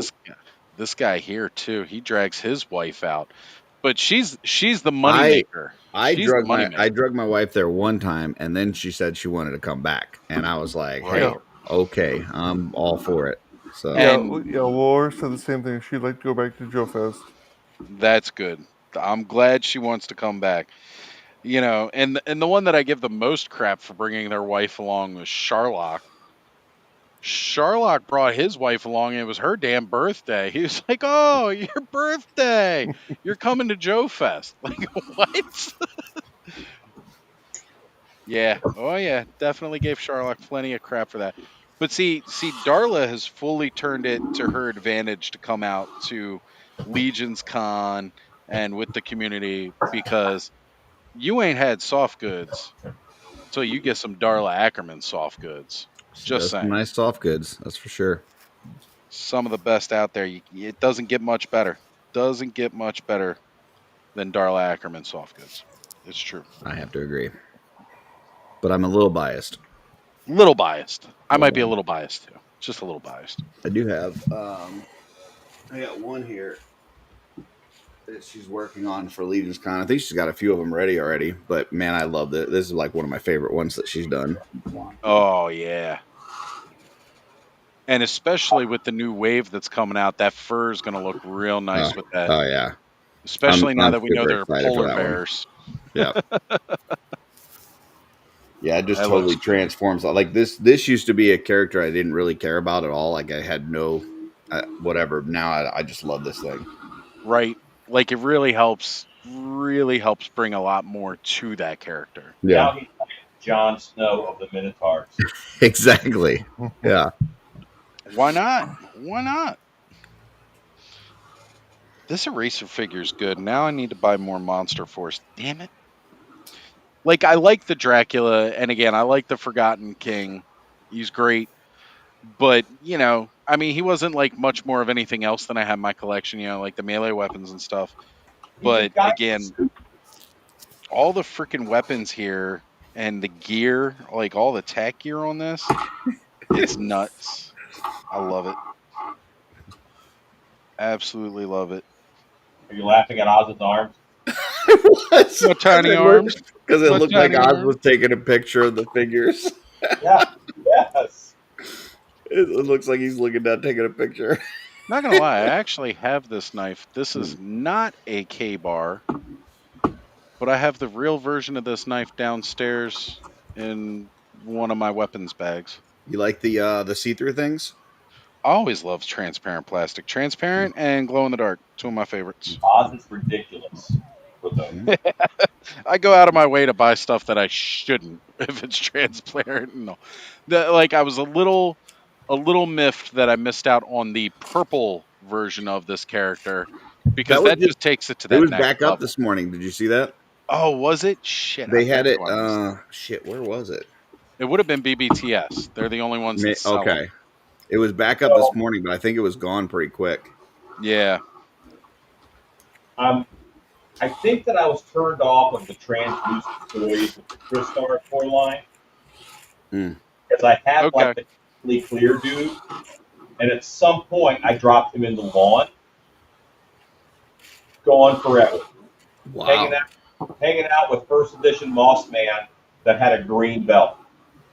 Ooh. Black hole. You know who finds Moss Man? The lawnmower finds Moss Man. That's who. Yeah, my lawnmower found quite a few of my He-Man toys back in the day. I'm not gonna lie. I lost Chewbacca in the dirt, and the dog found that. So yeah, he chewed the hell out of that son of a bitch. So yeah, he's sold out again now. Faces was that cat alive? No, another dead one I found in the corner. Okay. They're all over it. Manny Faces has a hook hand because my dog at the time chewed the hand off, and I had used a cup hook, and I screwed the cup hook in to give him a pirate cup hand. Jordan says Purple Invisible Man went up Friday on BBTS. I have mine sitting on Palisades Muppet director chair. So nice. Yeah, I just checked. They are once again, currently sold out, but that's okay. I'll be vigilant. I'll keep my eyes on it. And yes, Andrew, not at Joe Fest, but I will be at Joe Lanta. So just timing, Yeah. So couldn't make it all the way to November without seeing the North Carolina gang. But so I'll be there in September. It's tough. Like I find myself trying to go to more and more cons just so I can catch up with people. Yep. So, want to hear something silly? Absolutely. That's what we live for. I am silly. I think I'm going to do less font conventions next year so I can get more toy conventions. That is not Oh, silly. wow. Awesome. And Ones that make considering money. that's your work, that's wow. But I'm market saturated. I'm out there. So He's got people. He's got people. He just he'll send his minions out It's for that. true. sort of stuff. It's true. He's got minions where the rest of us don't really have Yeah. minions to do these things. He does. Yeah. All right. Thanos is here. He's in the chat. He says, I buried a Dr. Doom at my childhood home. I assume it's still there. It probably is. It probably is. And Jordan's right there with us, says, that's the spirit, Alan. Like, I'm down for it. I'd love to see some more Alan. You know, honestly, it was like last year we had the meetup, you know, where we went out in Aberdeen. We went to the Ollies out there. Then we went out to lunch. I didn't expect to see you again, you know, till maybe like next time you were around doing another monster camp. And so then when you were able to manage to make it out to, you know, Legion's Con, that was great because I wasn't expecting that. And that was really cool. I was glad you were able to make it there, and I was able to get to spend a little bit more time when we were able to see each other in passing. But I mean, let's face it, we do these live streams, we hang out every week, we chit chat, but everybody will tell you when you can make it out to these conventions, it's different. There's something different about being able to sit down and spend time with people, share a meal, and just all around have a good time. There you go, Thanos. So Thanos, Curtis has made a custom of you holding a wiener. Why I think that's wrong because he has a tail, and I'm not comfortable with that. I'm not comfortable with Thanos having a prehensile tail. Yeah. Thanos says, someday I'll make it out to a con. Well, weren't you able to... He was at the West Coast meetup. Yeah, do the West Coast meetup. So, I mean, you've made it to at least one of the meetups. Yeah, and you know what? We'll have that. And honestly, Thanos gets to see Skelly more than I do. And Skelly's the one who helped me get my start on this whole journey. So I'm still jelly there. I only got to meet Skelly the one time. I was just lucky enough that he came out to DC on a work convention. So Ziggy and I were like, yeah, we're driving down to DC and meet you. Yeah, I'm jealous. They're all up North California. Everybody's all bundled up there, and I'm way down here away from everybody. Right. Yeah. I don't even get my name flashed on the Clubhouse thing in the intro with all the other people. Like, you know. You didn't have your own channel when I started this new one yet. Calm down. You know you're going to be on the next one. I'm just messing. Did want to shout out real quick though. Hedgehog Action. That's right. Oh man, thank you for bringing that up. He is at 920 something subscribers. He's trying to get to 1,000. He does some great reviews of action figures. They do a show on Saturdays a few times a month called Saturday Day Live, where they talk about Mythic Legions with a group of folks. He also goes to a lot of the cons on the East Coast and does like live streaming from the cons. Kind of really like brings you in and shows you what's at the tables and everything. So Hedgehog Action. So I'm check dropping the that link out. in the chat now. Nice sub. Guys, definitely go subscribe to Jonathan. Honestly, he's a great guy. It seems every time I go into a convention, Jonathan is waiting for me. Like he knows when I am about to show up. Yep. Because he, like, as soon as I walk through the door, he's grabbed me. It happened at Zolo World or ZoloCon. It happened at Maryland Toy Expo. I was trying to think because Maryland Toy Expo was one weekend. The very next just so everybody can see. Look at this. Zombie. Look, I'm not even sure this is the real Thanos. Mecha Lecca High, Mecha Hiney Ho. It's just a floating head. Because it's a mess back here, so right, got them lights off so nobody can see what's going on. I think you're at a Coldplay concert. You're repainting your action figure. You clearly have I know. Face. Okay, it is the Coldplay concert because you got Oz and then you got Thanos in front, and I'm the hands. Yeah. He's the I hands. almost wish that Thanos' camera was on his feet. Yeah, it looks like Oz is reaching for Thanos right now. I am. He's shaved. He's shaved, and I can't resist. I just want to reach down and punch the sides of his face. I was just gonna trim, then I was like, nah. Took the whole thing Well, off. Okay, let's work on his hair now. Yeah. I'd have to warn my wife or she'd shoot me. Oz, can you embiggen me real quick? We'll wait. But yeah. That's a waste of a toy now. Sorry, Curtis. It'll grow back, I swear. Can everybody also just go clip the fact that Curtis is throwing Action Force around? Fuck this toy. I mean, come on. We go out and buy a figure just specifically because it looks like you, and now it doesn't even look like you. It's already coming back. Look, just reach out to Bobby Valla and ask him to make another one without the. Can you give us a shaved Atlas? Just personally reach out to him. Like, we need a shaved Atlas so we can make sure that we have another Thanos figure. Yeah. Bobby is definitely answering my calls. That's for sure. Right. I got him on speed dial. No. He's like, who's this fucking Joker? It's just because he doesn't know you're Gentlemen, I am going to have to bail as I have a early and morning and long day tomorrow at Monster Camp. Mm-mm. So y'all have a great one, but thanks for letting me hang out. Later, Alan. Absolutely. Good luck. Anytime, Alan. Have a great time tomorrow, brother. We will see. Let us know how Hatching Day goes. I will. I will. It's a wonderful time. Beautiful. Take care, Alan. We'll see you next week, brother. Good night, Folsom Warlock. So, again, guys, go subscribe. Jonathan Hedgehog Action on YouTube. He's at 937 subscribers. I may have said that Clubhouse will get him over that mark.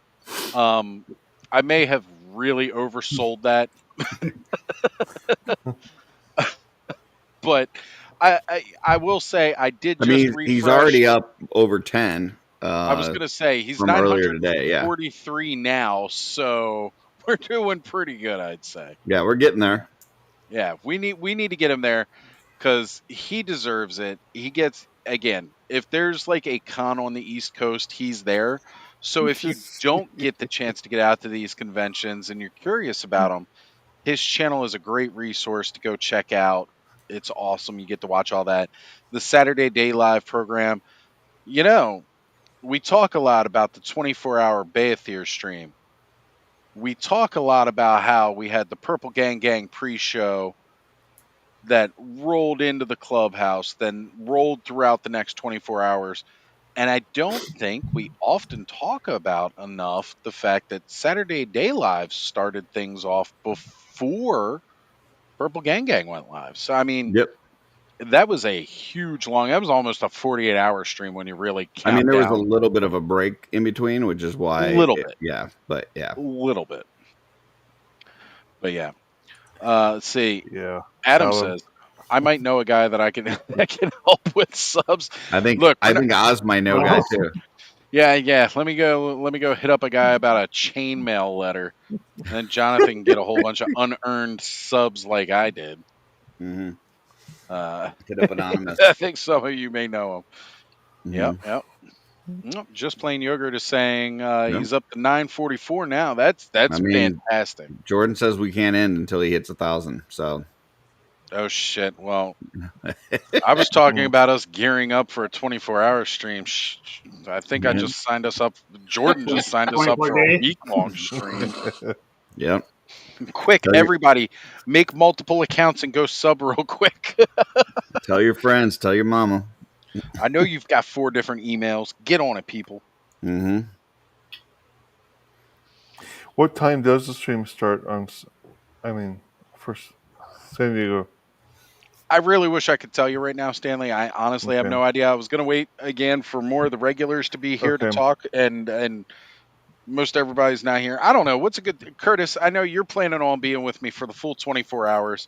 Cobb, I know you were kind of saying you plan on being there at the beginning and then probably again at the end because of your sleep schedule.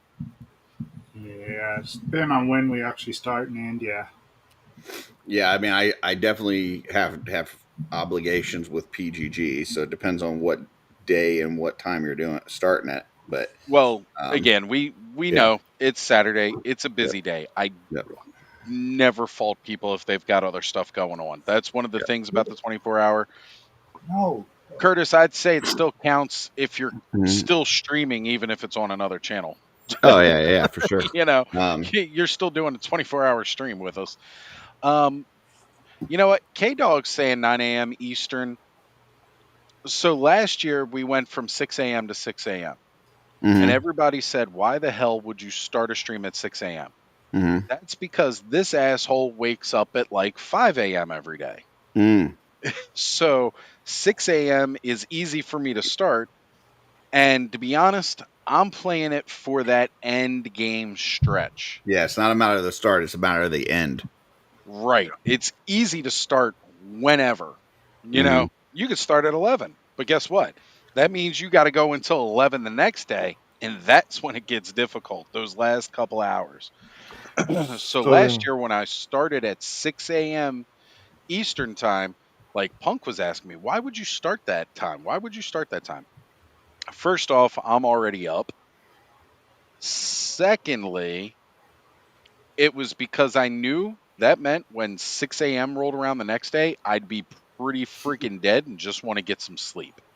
Mm. And I wouldn't sleep the whole day away because I'd probably just sleep from 6 a.m. until about 9 a.m. and then I'd be up and fine. Um, I've definitely realized since hitting 40 earlier this year that kind of has gotten more difficult even then.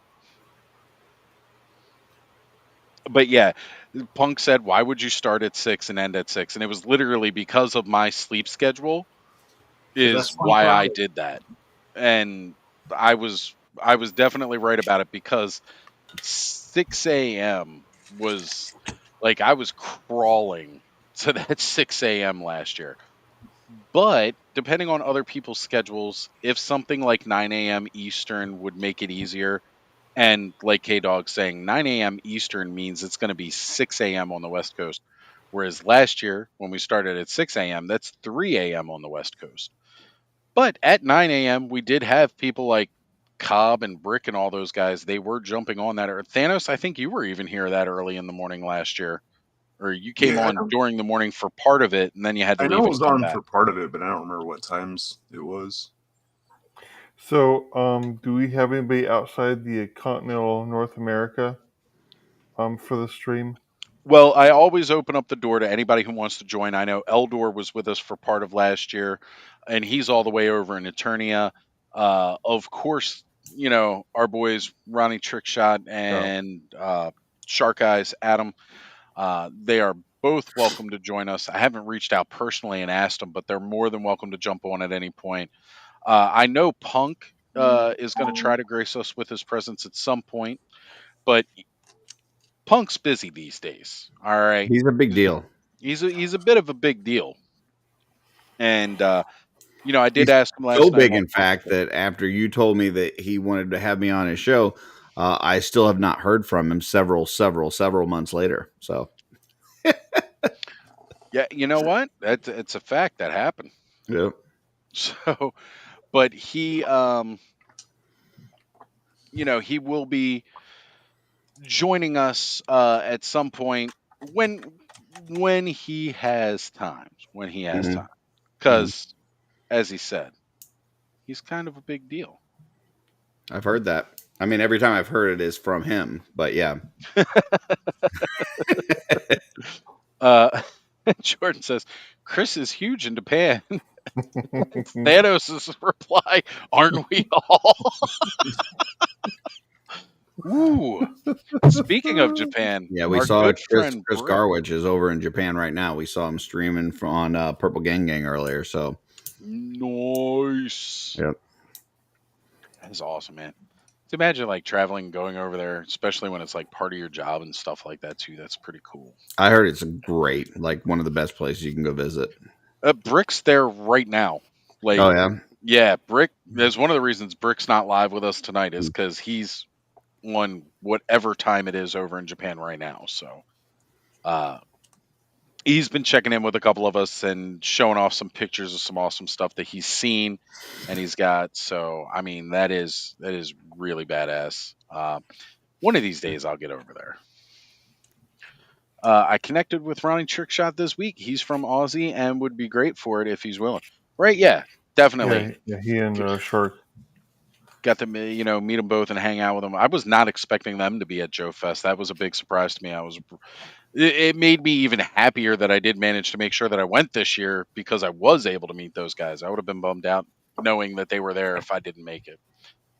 So he was riding in a subway to the Muscle Mommy Museum. Ooh, that sounds interesting. I kind of want to do that. Can I find a subway to a Muscle Mommy Museum? I'm just saying. If you have the right attitude, you can. Yeah. Well, it's gonna have to happen now. It's gonna have to happen. I wanna ride a subway to Muscle Mommy. Just saying. So oh, sorry. No, go ahead, Thanos. I was just wondering if anybody got the pre-order for the Bigfoot or the Yeti, the loose collector one. Well, I know our boy Dylan got a couple of each, didn't he? Curtis, wasn't that what he said? I think so. I don't know. I blanked out. Yeah, that's a good point. I forgot you said that already. I blank out when Curtis speaks. I'm interested in the Bigfoot. I'm trying to decide which one. I'd like to get them both, but I'm going to have to just go with one. So. You're right. Like I'd love to get both. I wish I could get one. I really, really would love to. Oh, Curtis, here we go. Punk says September, Curtis. I have one person down and have to just lock down her Thursday. So September's pretty wide open, Curtis. Alrighty. The only week I wouldn't be able to do is the week of Jolana because I will be traveling that day. There you go. So. All right. So Nolan definitely pre-ordered the Bigfoot.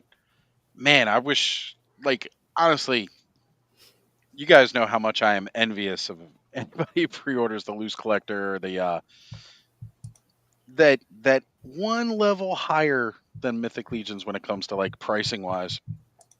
Honestly, though, this is Punk is asking what date is that, Curtis? It was the 26th through the 28th. Yeah, so the 25th would be the Thursday I wouldn't be able to do, but other than that, I'm open. There we go. So look, we're going to get it hammered out now. Even though Punk could just jump on here and we could figure that out. I'll continue to be the intermediary, Punk. Don't worry. I'll be your fucking secretary. Well, he would jump on, but then all of a sudden you would start getting a whole bunch of super chats and the channel probably couldn't handle it, might crash the stream. He's really just thinking about you, Oz. So. Yeah, it's true, but I really wouldn't mind the super chats, folks. I'm just saying. Yeah. It's always an option. Yeah. Did you get all your channel stuff submitted and authorized, I guess? Oh, you mean for the channel membership? Yeah, or for monetization. I've been fully monetized for months. The only thing that I have to do is edit 60 some videos. That's right. You have to. Yeah, I'm sorry. So that I'm still working on that. That's a lot of work, even though it's a minute and 18 seconds of each video. Mm-hmm. Then it's got to what I do is I go edit it, then it saves it and processes it and does it. And if I try to do too many at once, then it basically says, yeah, we can't do all that at once. So you didn't do any. And then I have to go back and redo them. Mm-hmm. So it's been a slow process. I've been doing a couple at a time. Matthew says, Punk is a punk, so lazy, hardly ever see him streaming anymore. Wow. Right? God, barely ever at all, except every day of the week, except Saturdays. But yeah, I definitely would love to have the Farscape toys. Why you gotta bust out the Farscapes? They are so cool. I found this for $15. I always see them going for way more than that. So this was... Right? pretty sweet deal. Well, because it's so niche, like Farscape didn't have a whole lot of toys, and it was cool. I always wanted to find the module. Right. That'd be cool. Because there was a limited model kit for it, but I can never find it. Yeah, I know they did a Moya and a Talon too, but yeah. I've never seen them.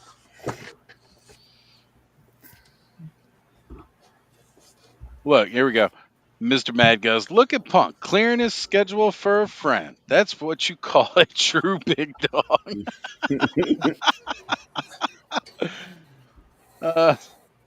It's true. I mean, again, he's a big deal. He's a big deal. And Matthew says, Farscape is my favorite. It's one of the best sci-fi shows ever. Period. It is my favorite sci-fi property of all time. That, with as much good sci-fi as we've had in our lifetimes, that says a lot. Like, it definitely ranks in my top 5. I can't say that it's number 1, but it is definitely top 5. Maybe someday we'll get more figures. Oh. Some third party will decide to do them. Jeff says, I know a shop close to me selling those figures from Farscape. Just Jeff. Just Jeff. Yeah. So, there's one around here that has a Scorpius, but it's $80. I'm not paying $80 for it. Well, like I said, contact Just Jeff and see what they're pricing them at. I mean, of course, any toy store is going to kind of go with that collector price, but that's their prerogative. Like, they can totally charge that if they want to. Babylon 5, greater than Farscape, but not by a lot. See, and that's another one for me. Like, Babylon 5, I freaking loved that. It's a little tough to go back and watch some of that CGI now, but it doesn't take away from any of the performances of the actors and everything that they did for the show. Did you guys see the Lego like Babylon 5 station somebody did with like the big spinning like thing actually like working? No, I don't really think cool. I I saw it that. pop up last week. That is really freaking awesome. K-Dog says, I want some obscure sci-fi. Don't even know. There's plenty of obscure sci-fi. Mystery Science Theater covers like 90% of it. MST3K? Yeah, man. And it's fun to watch. So more fun than the original sci-fi it was itself in a lot of cases.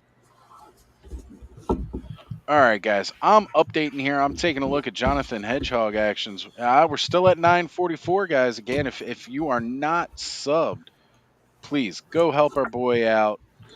Jonathan Hedgehog action on YouTube. I want to try to get him to 1K. 1K. He can make it. If I can make it, he can make it. I'm surprised he's not already there. I've been subbed to him for a long time. I am too. Right? Yeah, like over a year I've been subbed to him. And when he said that, I was like, "Oh my gosh, how are you not at 1,000?" Like, not anything against him. I'm just like, I can't believe that there's not that many people subscribed yet. Right? I feel the same way. He started his channel, I think, like it was like a couple months after I did, and like real quick, like he skyrocketed well past where I was. So I just naturally assumed he was already over 1,000 like forever ago. And, I hit my 1K and I was kind of underwhelmed by that. But people used to say that about me a lot too. Like, I'm surprised you aren't at 1K. And it's like, no, I'm very lazy with my channel. I'm not surprised I wasn't at 1K. You're not thinking about the effort. Right. Right. Just Jeff says, actually, it was the Algernon, a exploratory ship with the mission of deep exploration, sir. That was an excellent voice. I try. When you've been watching Comic Book Guy on The Simpsons since you were a kid, every time I had to do like a nerd voice, I always just went into, the total comic book shop comic book guy. Mint condition. Totally mint condition. Trying to kidnap Santa. Ooh, okay, that'd be crazy. Sci-fi is real, life is obscure. I mean, that's not entirely untrue, right? Like when we were kids, what we are doing now was considered science fiction. Like having us up on a screen, talking to each other, across the world. Right, like this was sci-fi, and now it's just, yeah, we do this every Saturday night to hang out. This is just like high quality public access. Right? Very I true. mean, I don't know how much about that high quality we're talking about here. I was talking about You like know. picture, sound. Yeah. Oh yeah. Picture and sound is quite better than the public access of the 90s. All right, guys, I'm going to take off. What are you Later, taking family. off? Do I need to charge extra for this stream? How do you know I have pants on right now? It's Oh, all I been, don't. I just assume none of it's all us been do. above the collarbone here. Except for So Curtis. I've seen him get up, so I know he's got at least shorts on. The rest of us, I just assumed we're sitting here Or at least I pantsless. did. Oh. All right, I brother. got changed in the parking lot at work. I was waiting for somebody I'm to working the yell at next me. couple of nights, so I can be prepared for San Diego Comic Con. So For sure, brother. We will see you next weekend, brother. yes. Awesome. So, Thanos, you were changing in the parking lot at work? What was going on with that? My friend was having like a birthday party, so I stopped over at that before I came home. I didn't want to be like in my work clothes, so I just changed in the parking lot. Yeah, I definitely feel that. There's been quite a few times I went to like an after work event. I was like, why am I still wearing this stupid GameStop polo? And then they allowed us to wear t-shirts, and I was like, thank God. The uniform they provided me is like a double X, so it's like, oh, I feel like I'm wearing a women in that thing. Yeah. And it's funny, most of the places I go to, I try to get, like when I was a double X and I was trying to get them to give me a double X uniform stuff, they could never give me one. It's like, what do you need? A large? And they're like, here, have a double X. It's a big double X too. Like I could fit at least two of me in that thing. Oh my God. They're getting me a different uniform. It's just what they had on hand when I got hired. Right. How you liking the new job? The way lab? So much less stress. Good. I'm just dishwashing and serving. Like that's it. Like I go in, I do my work, and I leave. Like it's nice, and it's still with like the elderly in the community, so I still get to interact with them and help them out a little bit. It's nice. It's a different place though than where the last one was, right? Like a different home. Good. Yeah, you gotta love that. Like when I got done at GameStop and I was no longer a store manager, I got hired at PayPal. And when they were interviewing me, they were like, "You've got a lot of supervisor experience. Are you sure you didn't want to like try to apply for like a team lead position or a manager's position?" I was like, no, thank you. I just did that for like the last 10 years.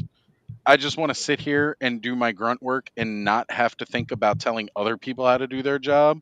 I want somebody to just tell me how to do my job. Just give me. I got orders offered again, a much better job, but I was like, I'm gonna go with the easy job at least for a little while. Although they're already trying to poach me into other departments, so we'll see what happens.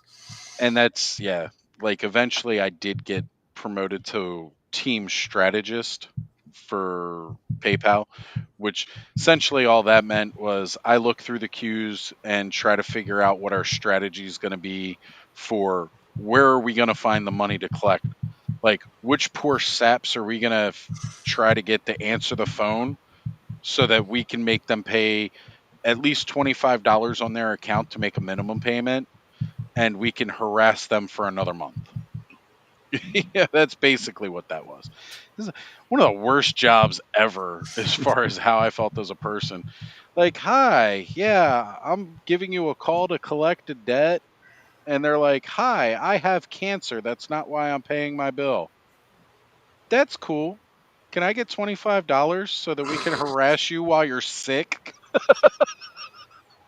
Yeah, I wouldn't want that job. This is awful, awful. But I did make a lot of money at that job. I wish I was smarter about the money I had. Cobb, welcome back. Did you get done dropping a big deuce? Nah. Sitting up freaking on that diorama. Oh, okay.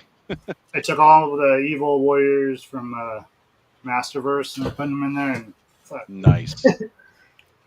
One skeletal right in the middle, but it's like, where, because the ground folds up like a like a game board. Mm-hmm. So like right where I'm putting them is where all the cardboard wants to like be all funky. Connect and be that was the janky. hardest one because I was like, if he falls over, he's taking out fucking everybody. I put weights down on mine, like when I set like the whole thing up, and then just kind of like let it sit there for a little bit. That's what I've been thinking already. Yeah, like the sides where it's popping up and stuff. I was like, I'm gonna have to put something. And then I filled the pillars with like rocks so that they're heavy. Like I can't keep it on the dining room table anyways because I don't know what I'm gonna do with it. So I'm kind of just trying to get as many pictures as I can for now. Just build custom shelving into your wall. Yeah, it's way deeper than I thought it'd be, man. That for sure, because these are big ass freaking shelves. Like they're like 17, 18 inches deep. I was like, oh yeah, I'll fit on there, no problem. But it's like 20, I think 20, 21. Yeah, you got the pop up, not the display, right? I got the display, or the I don't know which the pop up is like the big one that has like the fold out stuff, the stairs. The display is just I got that. I got the purple one of that, and then I got the other little green ones, the little just squares. Yeah. So I got both of them. There's sale right now, so it's like $60 for both of them. I actually just got another thing from Extreme Sets, but the glue did not stick. So like the thing that's supposed to like fold out, like I can't fold it properly. I messaged them, but they haven't got back to me. It's been like a week. So Extreme Sets, getting blasted on the internet. Tell you what, they ship quick, or they did for mine, man. Yeah, I've had no problems with like their other stuff. I have like a couple of the castles and space station, the bar, the sewer. Like I have a bunch of their stuff. It's usually I shouldn't wait so long because the green one sold out everywhere. The green castle. I will say this. You need to watch this if you struggle with finding affordable collectibles. We've got a game-changing discount just for you. Imagine getting 15% off your next purchase at extremesets.com. Sounds awesome, right? Well, it's super easy. Just use the code SKYDRO at checkout and boom, instant savings. But wait, there's more. If you sign up for their newsletter, you'll get the inside scoop on exclusive deals and upcoming releases. So you'll always be ahead of the game. No more scouring the internet for the best prices. Just head over to extremesets.com, use the code SKYDRO, and watch the savings roll in. And don't forget to sign up for the newsletter for even more perks. So what are you waiting for? Head over now. Go grab those amazing sets and make your collection shine. Happy collecting. I forgot I had those commercials. That the Skydro code works with the sale, so if it's on sale and then you use the Skydro, you actually get a discount. That saved me $9. Yep. There we go. There we go. Make sure you get those savings, folks, because as we said before, this is expensive. This hobby is expensive. Man, that's sale right now for that the full pop-up thing, man. It's $40. I was like, it's totally worth it. Yeah. Yeah, they're cool. I have part of the sewer set up in my living room and then part of the bar set up in my living room as well. Then I have like the whole space sector set up over here. A wrestling one, the wrestling arena. I was like, man, I wish I had that back when I was younger and collected wrestlers. I had freaking so much wrestling shit. That would have been awesome to have. Yeah, I thought about bidding that one a few times and just haven't pulled the trigger on it. I actually think one of the coolest things we did see out of that wish book last night was that they had the elimination chamber. Was one of those last items. Oh yeah, that was a damn cool playset. Damn cool. Adam is asking, anybody driving to Legion's Con? I need to have some extreme sets delivered to someone. I'm sure somebody is. But I've got like a 20-hour drive. But yes, I am. Well, he's only asking because, since he's in Canada, it's easier for him to have it delivered to somebody in the U.S. and then he just take it back with him. So if he can get it delivered to your address and then you could take it to the con, he'll grab it from you from there. Yeah, I will be. There you go. Hit up Curtis if he can find room in the car because he is a vendor as well. So he takes a load of stuff with him. Oh, No, even their my big sets sister's. aren't. They don't take Yeah, up they too come in much a real space. flat box. So Yeah. Oh, guys, It's I always have to fun. hop off. Been great hanging out with you tonight. I got some stuff to do early in the morning. But Oz, thank you for having me on. You, Cobb, Thanos, Curtis. You guys have yourself a great night, and I'll catch you guys later. All Later, right, guys. Dave. Have Thank a you good for one. joining us, Yeah. brother. Always Yes, glad sir. to have you. And let me know if you want in on next week. We'd love to have you. Let you know. Later, guys. All right. Have a good one. See ya. So we got Figure Fight Club in the house saying, "What's up, fellas? What's going on, Avi? Good to have you here." K-Roll just sent me a message. She's building up the little the red demon from Mythic Legions, the red demon head from the figure pack, Mm-hmm. and she's got it on. I guess it's a Fury Orc body with hooves. hooves. He must have bought one of the Furious Four. She probably bought Belphegor. Yeah. Belphegor has either that or Krampus, the retailer Krampus. Both of them would be red with hooves. No, she doesn't have the retailer Krampus because she's telling me she needs a Krampus because she wants the bare torso. Gotcha. And she said, "Yeah, Fury Orc. That's it." Oh yeah, Fury Orc. Yeah, they don't have the hooves. They've got Yeah. regular feet. So, but Belphegor or Krampus, both of them would have the bare torso and they would have hooves. So, either That one makes of those would work. sense. You got the head and the hooves, right? Yeah, she just needs a red chest now. Red chest would be Krampus. Krampus or Belphegor. There Belphegor's you go. got some purple kind of tints along the muscle line and stuff. So Right. so that So one, she popped the hooves off of somebody else and put them on there. Gotcha. All right, and let's see. He says, "Visiting fam, quiet before the storm." It's cool, brother. Always good to visit family.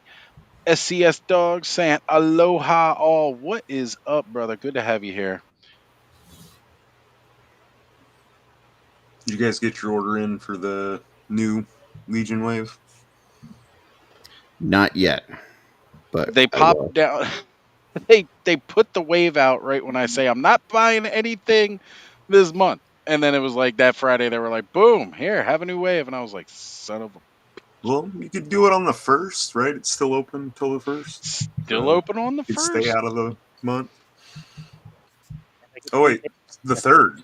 So you got a couple days.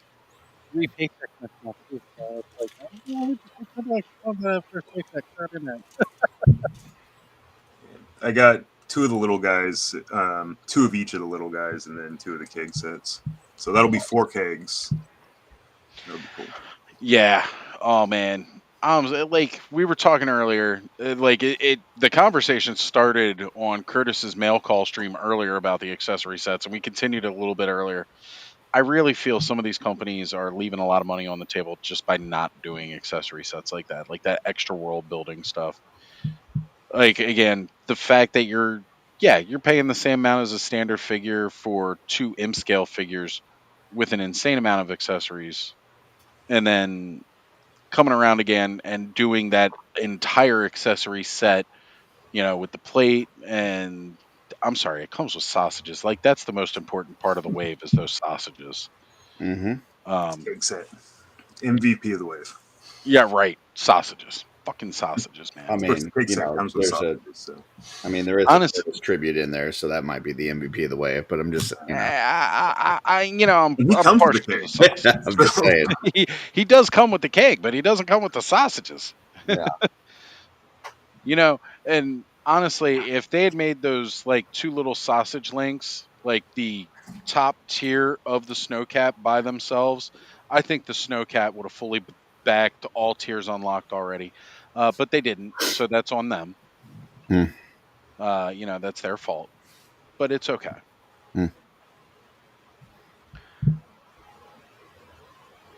So I didn't realize they had a bunch of cosmic in stock still. Oh yeah, they've still got a good amount in stock. Not sure what that's in reference to. Yeah, except when they ignore cool weapons in favor of a coffee mug. Are we talking about with Figure Obscura? It's the only thing I can think. It's the only thing that comes with a coffee mug. So, but I mean, I was the thinking figure, Mattel the Creations figure was all that obscuras shit. are typically think- freaking jacked. So I think he might just be talking about the Snowcat stuff. Oh, gotcha. Because both okay. of the unlocked characters in HasLab come with like little fucking. See, my mind went to Starbucks figure stuff. obscura, right? The same as yours. Like, I Yeah, was like, well, because that's where I get my coffee mugs from. What? 100%. Like, dude, you got a whole collection of them. I think Mattel Creations, every time they put out a figure now, they got a coffee mug, a sweater, a shirt. Where do you think they learned it from? Selling. Where do you think they learned that from? They had to take lessons from previous employees for Horsemen on how to market. Well, guys, I need to get up and clean my studio and do some organizing tomorrow, so I'm gonna have to hit it. Curtis, you didn't clean it before you came on tonight? No, Darla gonna be mad. I did that live earlier, and then we had dinner and we watched a little TV, and then I took a adult nap.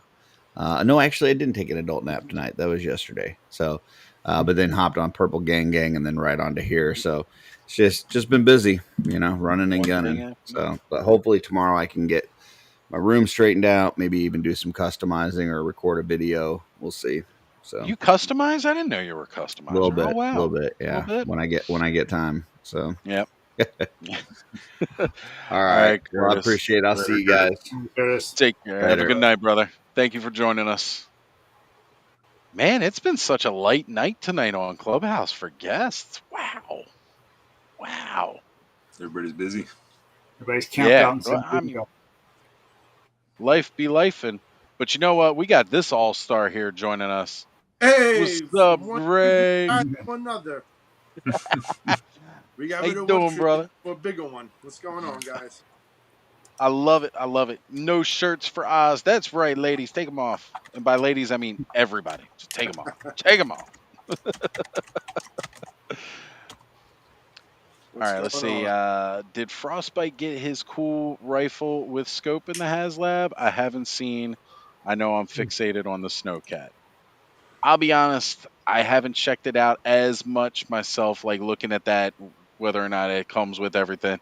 I saw it had 2 sausage links, and I was like, that's it right there. That's the whole reason you need a Snowcat. Get the 2 sausage links. It's got the skewers so you can roast the weenies on the fire. Oh, wait, there's sausages that come with this too? Yeah, the Snowcat's got 2 sausage links. Yeah. Man. They're not gas bar sausages, but you never know. You never know. They could be. That's why sausages go far and wide. It's true. National distribution. Maybe even international distribution. I'll be from Figure Fight Club saying, Greg! My guy right there. That's right, man. Formerly Brute Scale, now Total Ogre Scale. Yeah, that's what they made. I haven't really paid attention to that vehicle, but it looks pretty good. I'm looking at it right now. The Snowcat? Yeah, like, honestly, it's a big improvement over the original toy. I don't know where to put it, but I got it. Right? Yeah, it's a good looking guy, but I mean, it's a cool looking vehicle. Yeah, dude, I love the fact that the boxes come off the vehicle, so like you can stow the gear and all like that, because people've got that. Like that's how that works. So I think it's just a cool little detail. I like that it's lighted. It's got the electronics in it again for this one. That's always cool. I like when the vehicles have the electronics, because like it seemed like when we were kids, like almost every vehicle had some kind of electronic function. Yeah. Or mechanical. So, yeah, something like that with it. And, it was always fun. I know some people might feel like some of the stretch goals are a little underwhelming. Honestly, I'll say I don't know if like having the tent and everything like that was like dream project material, because I've been wondering why Classified hasn't been doing more of those mini play sets as like deluxe sets with figures like for a couple of years now. But that's their personal decision. I mean, we are getting the Cobra porta potty, like that thing's coming. Like that's the first mini play set that they're selling retail. So we'll see how it goes from here. Hopefully we'll start seeing more of those. Like, again, I don't know if necessarily that tent feels like it's part of a dream project, but it's still really cool extra world building stuff. And like I said before, I love that kind of shit with toys. Period. Doesn't matter who's doing them. That world, that it makes it feel like the world's a little bit bigger and a little bit better when they do that kind of stuff. And I like to see it, and I want to see more of it. What's going on, Adam? I was backstage from the this morning's link, and I couldn't figure out. You were hanging out in Cobb's for like 5 minutes. I was like, "Why isn't it loading properly?" Oh, I don't know when this one. I went too far back in the chat. I had the wrong link. Anyway, that's all right. I jumped in there earlier today, and nobody was in there still, and I was like singing all by myself. A bunch of empty coffee cups. So again, for people who may not know, sometimes we'll do like a little clubhouse cafe in the morning that is not online, where it's a Saturday morning. We just feel like having some coffee together and shooting the shit for, a little bit in the morning. And again, Brick being over in Japan right now was up like super bright and early. And he was like hitting up. He was like, "Hey, is anybody else up?" And again, Cobb's sleep schedule is like more fit for these overnight streams. So he's always up. And they went ahead and did it. By the time I got up, I was, oh shit, Hammond Collection Stegosaur. Yeah. The Lost World paint job. Nice. I got the Spino ordered as well. Oh. But it didn't show up. I ordered them the same day, same time, back to back. But I figured out with Walmart, you do separate orders for everything. It ships for free. I don't know if it's the same for you guys, but for us, it's like over like $30 or $35. I think it's 35 and it ships for free. Yeah, ships for free. Yeah. So anytime you order like two things and they're both over that, it just makes sense to just order them separately, right. and then when they cancel one, maybe they don't cancel the other one. So I actually ordered this once, and it's been delayed for like 3 weeks, and then I ordered it again weeks later, and it showed up within like 2 days. But I ordered the Spinosaurus, and it hasn't even shipped yet. Right. That sounds about right. Fucking stupid ass Walmart. It's ridiculous. Oh, and I did. My hatred for that company runs so deep. Collector's Con. I think it was the last Walmart Collector's Con. I ordered that John Cena box, and then that She-Ra. And okay. I just got an email like yesterday that said, "Oh, we canceled your order because there was a problem with your card."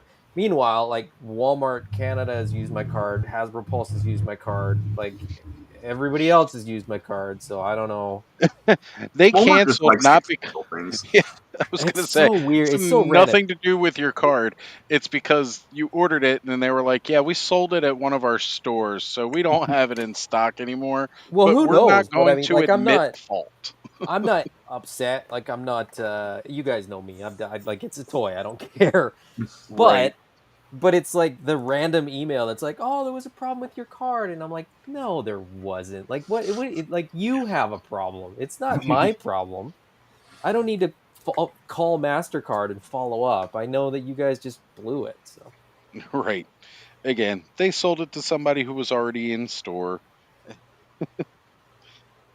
Like, oh, we didn't want to ship it to Canada, so we're going to blame it on you. It wasn't even getting shipped to Canada. It was getting shipped to Louisiana. Maybe that's why it was supposed to get shipped to Louisiana. Getting it shipped to Jason. Yeah, maybe they got something against Jason. I don't know. That's what it is. He doesn't sell his AWOC toys to our stores, so fuck him. Yes, because Jason doesn't want to make money. This is a weird figure. Dude, his new videos, like what's on the desk, I'm loving those. Oh yeah. He just gets these ideas. He figured out how to like make videos, and so now he's just trying to figure out different videos to make. Right. Which is great. I mean, it's no, it is good. It's really good. Hopefully, it'll get some more traction on his social medias, Which again, anytime you can get traction on your social medias when you're running a business, it helps. It all helps. Terrence says Walmart canceled his faker. Yeah, we were talking about that earlier. Everybody's faker got canceled. However, if you go into any Walmart that's by you, you will probably see them on the shelves, no problem. Not my Was that a Walmart. collector's con? Yep, it was a Figure too? collector's Yeah. con thing. So contact. Well, Cobb, you said yours have them, and Not really mine, but the one like when I go pick up my kids, I'll there you stop go. by there once in a while. It's like kind of out the way, 30, 40 minutes. So there you go. Thanos, Terrence, But contact if I stop Cobb. by there, I'll check it out. Definitely hit up Onryu. He said that Onryu83 said his Walmart's got a ton of them. Look, even my sister's saying she's found a ton. So Yeah, I was hit gonna up say my I know. sister. I'm Guys, not they're worried out about there. it. I know, like, when I go to Walmart, every time I go to Walmart, I'm like, why am I even checking the toy aisle? Because it's the same toys they've had for like 3 years, and there's like no GI Joe, Same. there's no Motu. Like, they have a million Anything that I could Tonakas and one Lando. Like, are you still playing Where's Lando?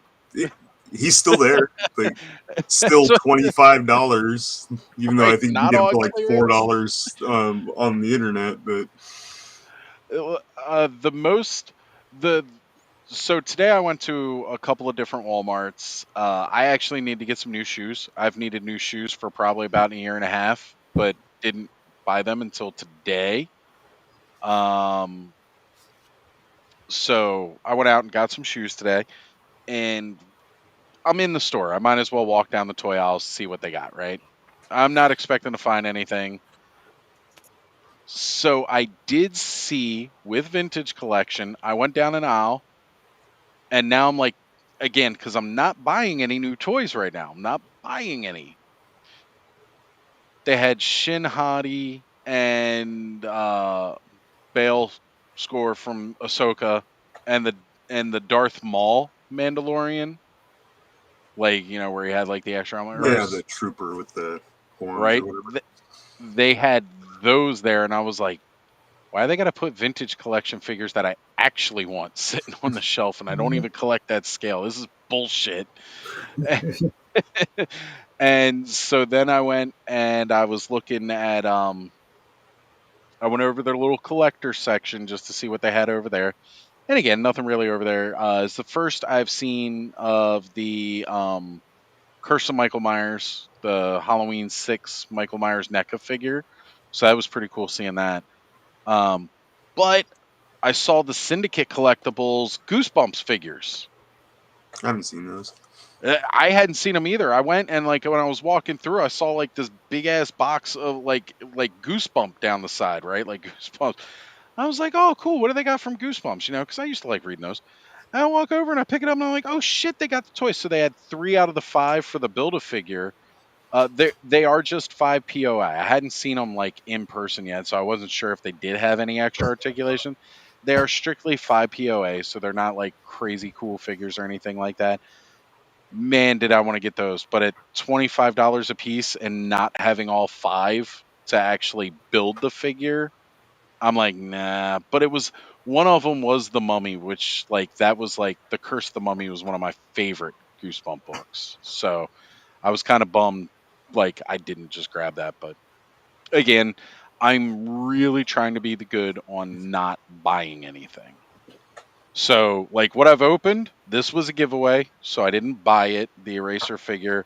I've been opening my Arazak figure, the evil wizard from the Poxus Wave. Ziggy bought me that. I did not buy it. I also picked up Cannabis finally. That came from Damon. Damon hit me up for my address one day. He was like, I'm sending you Cannabis and his buddy. And the buddy was Baron Voliger, which since I already had that figure, when it comes in, I got to box him up separately and ship him out to Bud. Bud's getting a Baron Voliger. Nice. Yeah. Like try to take care of Bud because he doesn't make money. So when we could spoil him a little bit with a figure he likes from Mythic Legions, especially one that I didn't have to pay for. That always makes it nicer. It's the gift that keeps on giving. So All right, let's see here. Terrence says they better not cancel his 1978 Spider-Man. Just don't hold your breath. Don't. It's Which a bad faker idea. was it that they canceled? The retro version of Masterverse. Oh yeah. So like the new Eternia one came with like the cross-sell art, like pink stuff. This one just basically the same thing, but with all orange. Yeah. So Terrence says he feels like Star Wars hurts a lot of my collector friends in ways. Yeah. I need my I've friends been to buying collect Star cheap Wars. Star Wars, and I'm Didn't loving just it enough because you like can my find He-Man. those figures like dirt cheap. Can I say I love this that Cobb brought back the return of the He-Man punching out of the Yeah, box custom for the retro faker. That's I had so to. great, Cobb. Thank you for doing that again. I know. I was like, man. I was like, I got the He-Man. I need the faker right next to him. Right? And it looks good like that too, punching out of the box. Yeah, Yeah, that's cool. just enough window space. Smaller window than the other one, but there's enough where I was Right. like, we could do it. Still worked. K-Dog says, or let's see here. I need my friends to collect Star Wars as if you all had a meth addiction. Why? Just so we can move them off the shelves in your store? Because a lot of them are peg warming. That Wookiee Jedi went on clearance. I know Dylan was saying he got his for like a couple bucks off of what the sticker price was. But I know some people have been getting them as low as like $15. And that one is kind of like, yeah, that wouldn't be bad, like to get. So K Dog says I found a 97 Rogue for $11. Yeah, for some reason it doesn't speak to me. You should probably pick that up for $11 because I'm sure somebody in the community probably wants that Rogue. Those 97 figures, like the Rogue and the Wolverine, went fast. I I wish got I had that Wolverine. K2SO was like $6 at Ross, so I picked up a few of these. Sweet, Oh yeah. yeah. I got like the whole skeleton crew except for Neil. Yeah, Neil's the odd one out that you can't. They don't have Neil there for some reason. I paid full price for him. He'll be here in a few days. I'm He's worth like, I know a bunch of people, or at least multiple people have said if they see the other ones at Ross, they'll pick them up for me. And I'm like, do I pull the trigger now on Neil and roll the dice on getting the other ones, or do I wait? Because if it's full price, it's sort of like, well, does it sell out as a result of everybody finding those ones at Ross and then picking up Neil at full price? I don't know. Yeah. We'll see. And I got this Luke for $8. I always like that's the medal ceremony Luke because he's just like they never say it in the movie. He's wearing Han's clothes. I've been reading the comics, and he runs around in this in a lot Yeah. of the issues. So, well, because you got to remember, like his home got burned. He literally left with just that farm boy outfit. That's all he had, and the poncho that they bought him on their way to the Falcon. That's all he had. He had no other clothes. and I got him a yellow lightsaber from the Acolyte Jedi that was at Ross. Nice. So now it's like the old school Marvel Luke Skywalker, the old original toy Luke. Well, like the canon comics, he has a yellow lightsaber for a while too. Yep. The Marvel comics have been pretty good. I was like, after I did my whole watch through, I was like, well, I'm gonna start reading the comics because I haven't got enough Star Wars. So, were you reading like the modern Marvel runs, or are you reading the old Marvel ones? The modern stuff, like the Vader, Star Wars, and Dr. Aphra. I've been enjoying the hell out of those books. There's some, that Vader Down, which is Vader Down was awesome. Vader when Down's that really, was really coming good. out, they were getting those in at GameStop while I was working there. Those issues of Vader, so I picked up a couple because they were just coming in. And I was like, "Oh, cool! Employee discount on comics. I'll take it." Yeah, I would love to see that like in an animated or live action show. The Vader Down story, though. Like, yeah. I mean, there's a lot of the Dark Horse story arcs that I really, really enjoyed for a lot of them, but the Marvel hasn't been too bad either. Nolan says, hoping the Jada Scooby figures drop soon. Man, I don't know if you guys have been checking out the reviews, but they are looking better and better.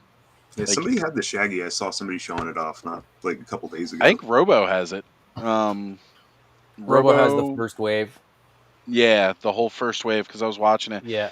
Man, they are so good. And like I was thinking the articulation on like the monsters, the villains, was gonna be like kind of stiff from the way they looked posed. But you watch the videos and stuff like that, and it's really good. Like really well done. So now I'm like pissed because yeah, I wanted it when they first showed them off at San Diego Comic-Con, but now it's like I really want them even more. Even though like I like that the set that I have for Scooby-Doo is nice.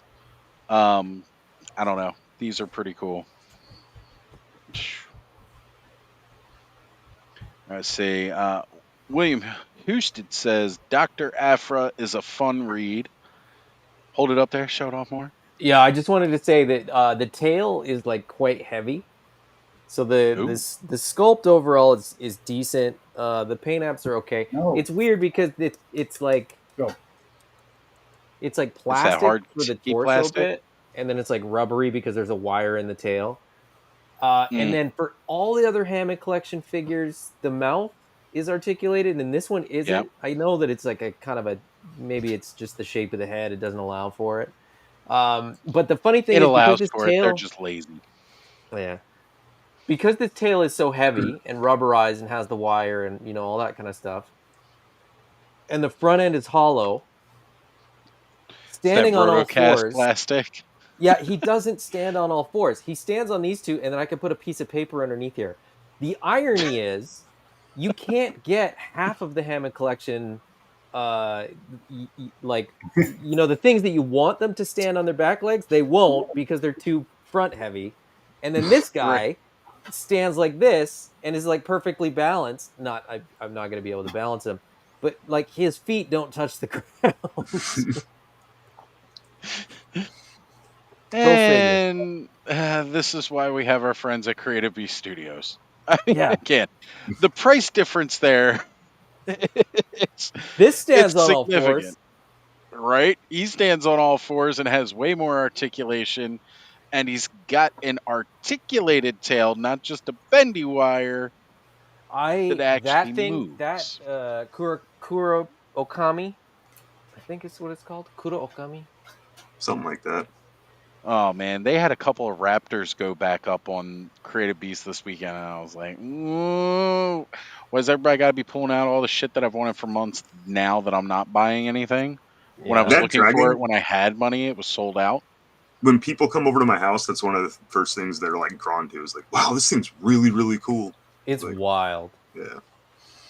I said this when I did it. I felt compelled to do an unboxing video for that because I finally picked it up after saying I don't need the dragons. Like in my head canon, it's Dino Riders. I'm just gonna do the dinos and all that. I was like dragons. I don't need them. And but they're integral to the Dino Rider story. Well, they're not. But anyway, But I had played with the prototype. Like I had, I know those guys well enough that and they know me, they trust me, I guess, well enough that like when they had, the prototype, the 3D printed, and then the test shot and stuff like that, they were like, yeah, play with it, pose it, whatever. Like Chris was like, I dropped it and broke it. You're not going to do any worse. I was like, okay. So I played with it and I was like really, really impressed with it. And I had even seen, the production one once. But then at Joe Fest, I was kind of just like, Cyberzoic is starting to ship, and so it felt more like immediate. It felt more real. It was like more, I have that one, and I have the Cyberzoic one, and I have my 2 Aquilabators are sitting on my desk, the Mesozoic one and the Cyberzoic one, and I have a Styracosaurus on my desk too, and it was just admittedly, I got a little bit of a bundle deal. There was a few things that I wanted to pick up, and they were like, "Here's how much it'll be," and I was like, "All right, let's do it." But partly it was also because the lizard dragon that they're doing, the second dragon that they're doing. Yeah. Oh my god, I love the look of that one. Ooh.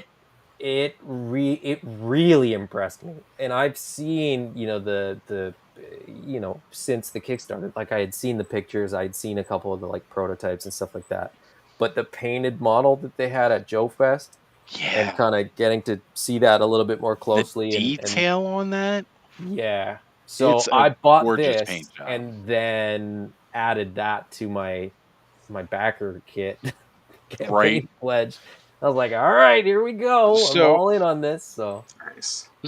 so one thing I will say, like, I stumbled across Creative Beast when I was just getting on IG, and I guess one of the things that I liked, because it was a lot of He-Man stuff at the time specifically, they had done the Beasts of the Mesozoic, and they did the box for the Triceratops as the homage to Bionatops from Powers of Grayskull. And so, like, that was back very early on. They were just like, they hadn't even started the Cyberzoic yet. They were just starting to like reveal stuff like that in the months after. But they had been posting about doing a Smilodon or different other Ice Age mammalians, and I don't know if it's just because of my love of Battle Cat or whatever, but saber-toothed tigers, like, they hit a thing for me. So seeing this through that whole process, seeing the articulation, and they had the all black, the melanistic version at Legion's Con, and I wanted it bad. But like, there was other stuff that I wanted to get. They dropped that Ninian infantry as a surprise, and I had to have that. So like, there was a lot going on, and I just never picked it up. Getting the chance to pick this up, I had a really hard time between, did I want to get a colored one or did I want to stick with the melanistic? whoa, While we black. were at Joe Fest, I still feel that I made the right choice, but this does not do justice because it's all black to their Yeah, paint applications. yeah, agreed. And Oh my but god. what I will say to sort of counter that point is that in hand, that thing is there is paint apps. There is. It's not just like straight black molded plastic. This is painted. Like, it's Yeah, actually painted. There it's are beautiful. highlights, there's dry brushing. Um like, even down to the toe beads on the bottom of the freaking paws to the nails. It's different codes, colors, different shades It's of painted black. nails, He's pedicured up and got everything. a pedicured, man. Like, and they're sharp too. The nails are sharp. Like, you can feel that. These guys are just freaking beautiful. And there is even different paint apps in the mouth when the mouth is open. And on the other head sculpt that has that fully engaged open mouth. I can't say enough good things about what they're doing over at Creative Beast Studios. They're bringing some of my most favorite things, and now the more and more I'm getting into dinos, getting back into dinos, should I say, because I never really got out of them, but just getting deeper into them, I cannot, like, man, I've been wanting to go back and buy more and more as I keep looking. And then I'm like, stop. You got to stop yourself. But when I see, like, oh, it's a 1/18th scale Raptor and it's only, $25.99. Like, yeah, that's not bad, but I got to stop. So I want to come back here to Terrence. He says, now that I'm going to intern, I'm in ultimate savings mode. And then he says, hey, dude, you're just going to ignore I'm going to intern? No, I'm not going to ignore it. I'm going to say congratulations to Liam for going to intern for a day, and you're just the plus one. Is Gina just gonna wait in the car? Like, how's that gonna work?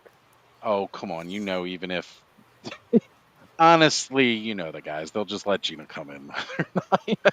Like, they're good enough for stuff like that.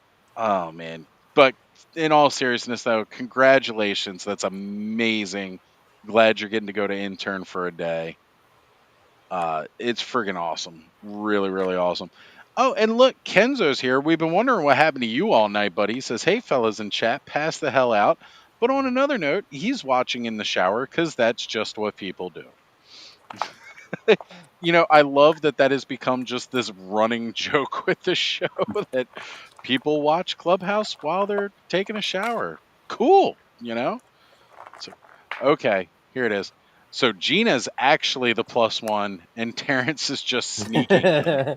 He's gonna dress up as Swig and just sneak his way into intern for a day. I'm not Terrence. I'm Swig. I'm supposed to be here. I'm part of the studio. Guys, I'm gonna switch things up and go mobile. I was gonna do it earlier, but I was kind of hanging on. I know our good friend GI Jetman Jeremiah should be joining us at some point, so I didn't want to hop off.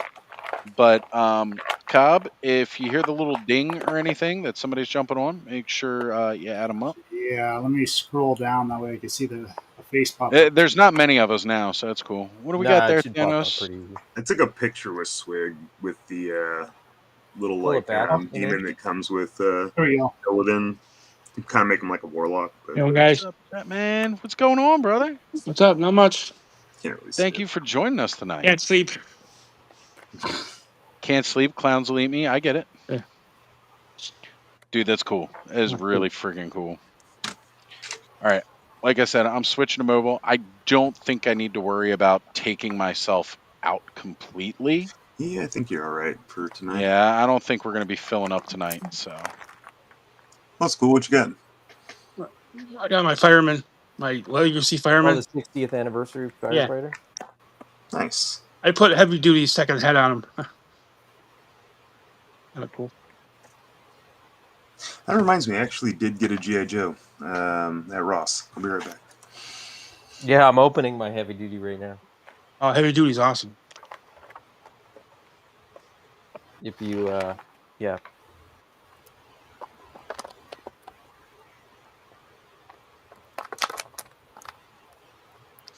What I found with the hold on, I'll take this out so there's not all this crackling. That's right.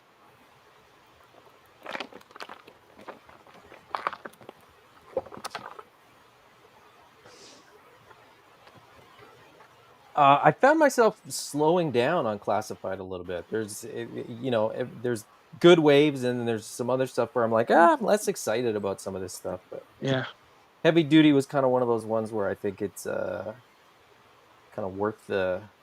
Yeah, it was. The last couple of waves have been really good. Yeah, I have. I have said, and I'm sort of standing by this reluctant. I keep wanting to pull the trigger on retro. What is it? Retro collection? Is that what they're calling it? The retro carded collection. But I already have the characters, so it's like I kept saying at the beginning. I said I don't want, 6-inch upscaled versions of the vintage figures. I want the updated versions, and I still stand by that. But dang, those retro carded ones tend to look really good. Like I don't have the first Dr. Mindbender, so I want the retro one. So and Beachhead. I don't have Beachhead either yet. Yeah, and the vibrancy of those retro carded ones, I think is I do wish that the updated ones had kept that nice vibrancy. $6.99. Ollie's? What? Yeah, $6.99. I don't think it was labeled right because everybody was saying they were like $17, but it was $6.99. I would buy that for $7. I did not buy that at full price. The 60th anniversary stuff, I've been a little bit reluctant on. Like I said, I'm sort of picking and choosing with classified. I'm taking new characters over generic characters and over kind of new decos and repaints and stuff like that. But I gotta check out my Ollie's. I would. Everybody says that Ollie's has got the sniper and a couple other ones, so I didn't get them for full price. So yeah, I wouldn't have bought it, but it was that cheap, and I was like, well, why wouldn't you have to? You have to. Yeah. The latest reveals. So that last wave for 2025 or whatever. I think that they're probably going to probably go up for pre-order at San Diego Comic-Con. Yeah. Mainframe. 4 out of 5. I'm in. Like day one, full price. I don't care.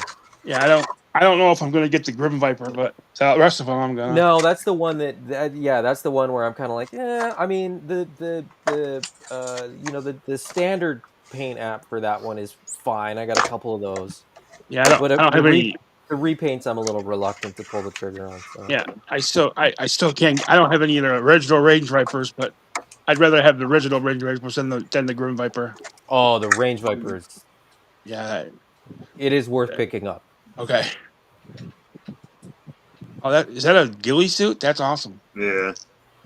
Nice. She comes with a ton of stuff. Oh, is that the recon sniper? Yeah, I think so. I think it's a female. Action Marine Sniper is what it says. Yeah. Yep. Female. Force Hey, Steve. How you doing, Steve? Yeah, we got Steve saying, "Hey, Jetman, Thanos is all clean shaven, looking like a model. Ain't it the truth?" Yeah.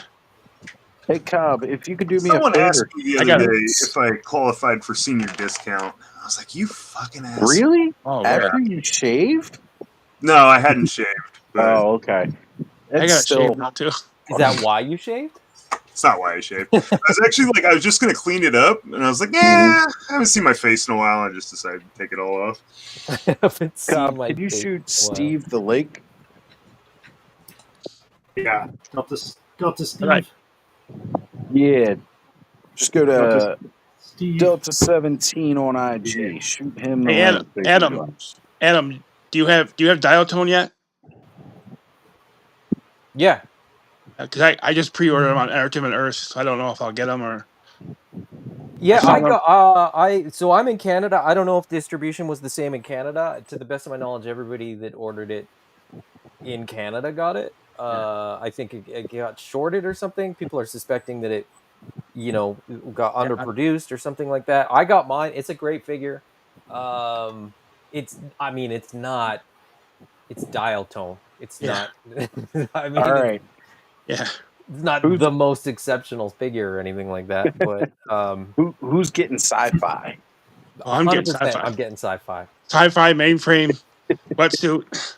Yep, wetsuit Desert was one of my Scorpion. favorites as a kid. So yeah, Desert Scorpion looks awesome. I never had them, but y'all know I'm getting Desert Scorpion because I want that scorpion. Yeah, I want like a couple pets of too. those. So. Yeah, I like all the about pet their figures. pets. Ross from Creative Beast Studio sculpted the scorpion. No kidding. Really? Oh, that's great. Yeah, he did. Yes. I was like, wait, did he, or did I just think that? No, everybody thought that, and he confirmed it on Instagram. Nice.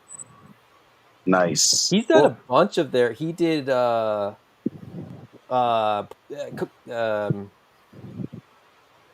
think he did both Pork Belly and Yabo. Yabo. Yeah. Yeah, I always forget the monkey's name. So Yeah, I don't have Naga Hide yet. I was going to say, does anybody have a Naga Hide by them? I found one at a Target ages ago, and I just didn't have the money that weekend to buy it. But to be honest, I really, really wish they would just do a pets pack. Yeah. Because I want several pork bellies. And let's face it, I don't need that many Naga hides. Yeah. I bought my timber loose for eBay for like, I don't know, I think like $15 or something.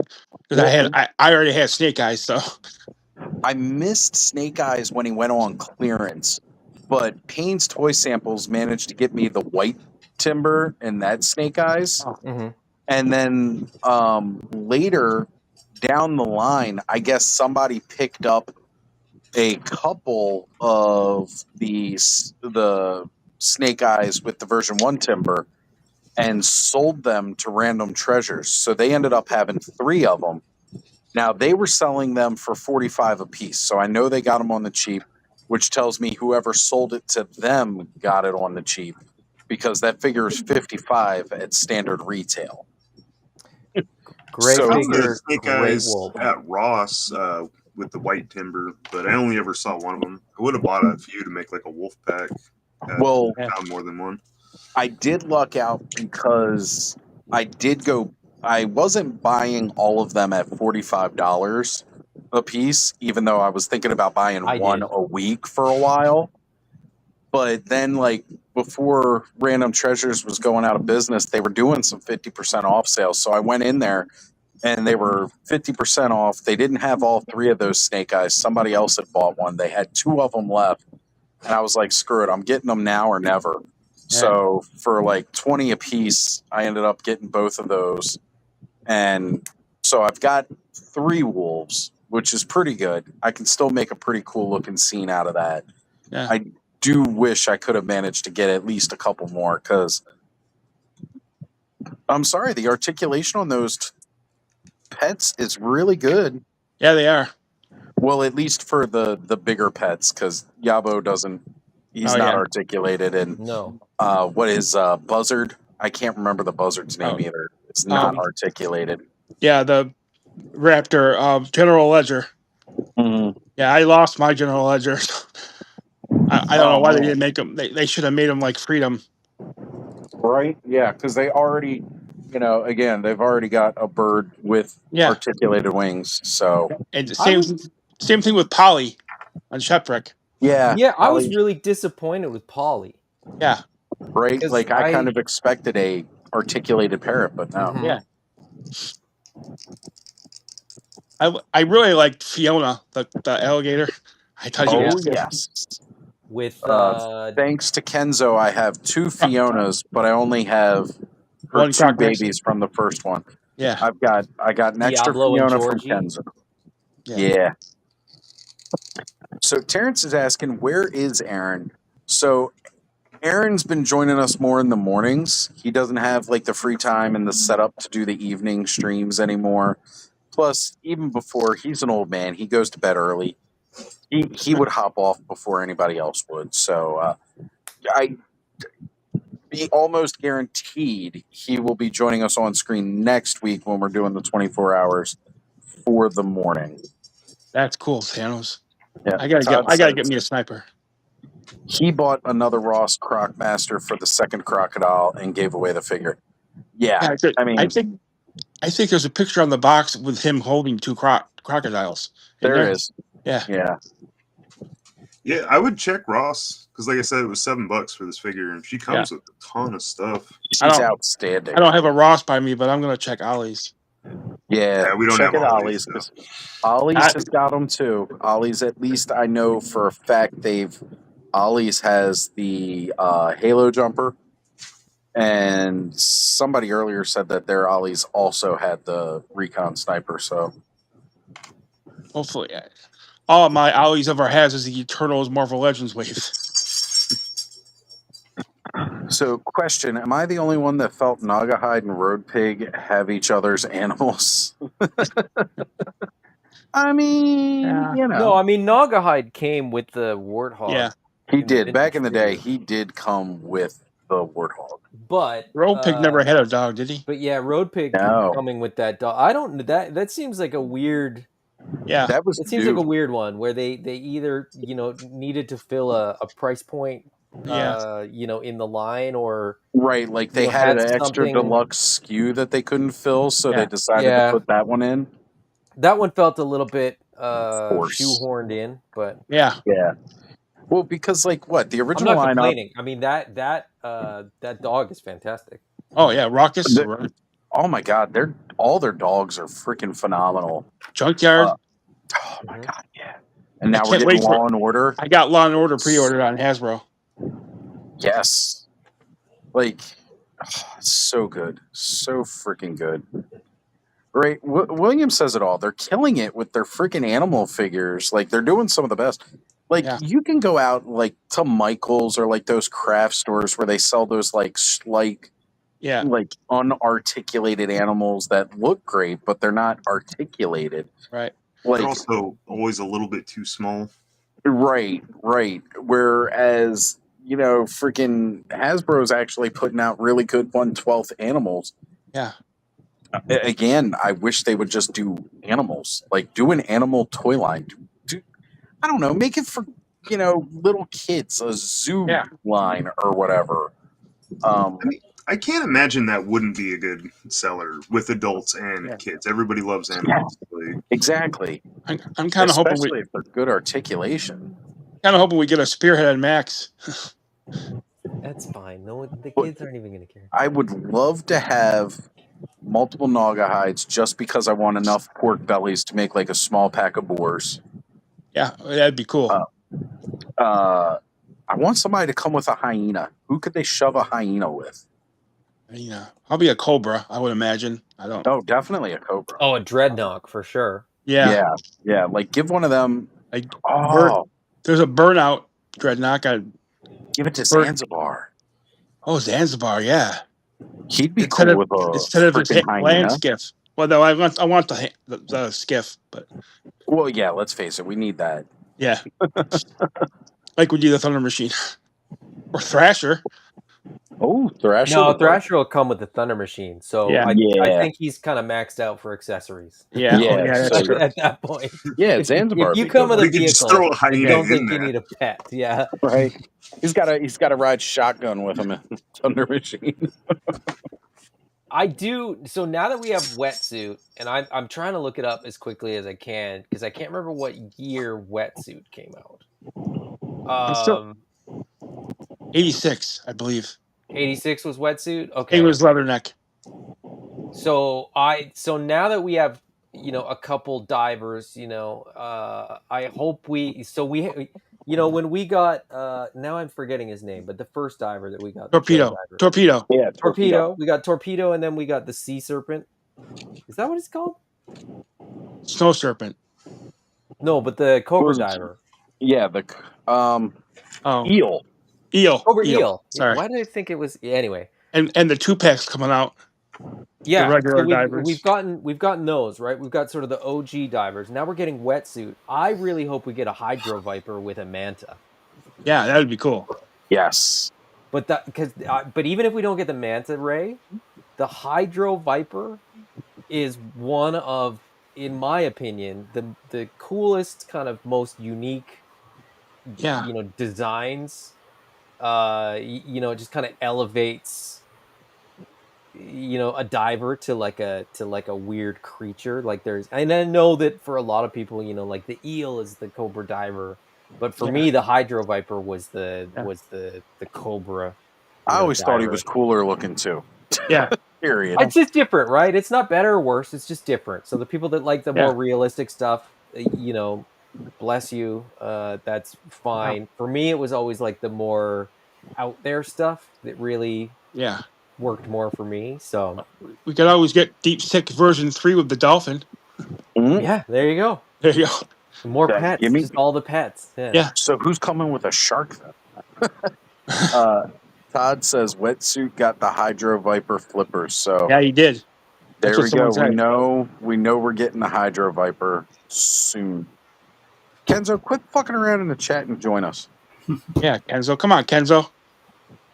With all the divers, need a Barracuda. Yeah, I still don't understand why Hasbro didn't have wetsuit come with the devilfish. Hey man, I've said it since Copperhead came out. Where the fuck's my Cottonmouth? I think they could. I think they. I don't know. I don't know. Like I didn't. Copperhead was one of my favorite G.I. Joes as a kid, either, and I think a Skyhawk would move better than a Hydro. I'm sure it would, because let's face it, none of us are sitting in the bathtub playing with our toys anymore. Although, I'll be honest, my only issue with the Snowcat is that it's an Arctic vehicle. Yeah. Well, hopefully next week we'll see some other Arctic figures, because like we were saying earlier, and I don't know if you were in the chat. Like, we had Snow Job, we've got the Snow Serpent, we've had the Arctic Bat. Yeah. We're getting Frostbite. Yeah, now Frostbite with the Snowcat, plus Frost Gear, Lady J, and Flint. We got the Polar Bear from the Weather Dominator. Yeah. Whatever. Yeah, I mean, that's all well and good.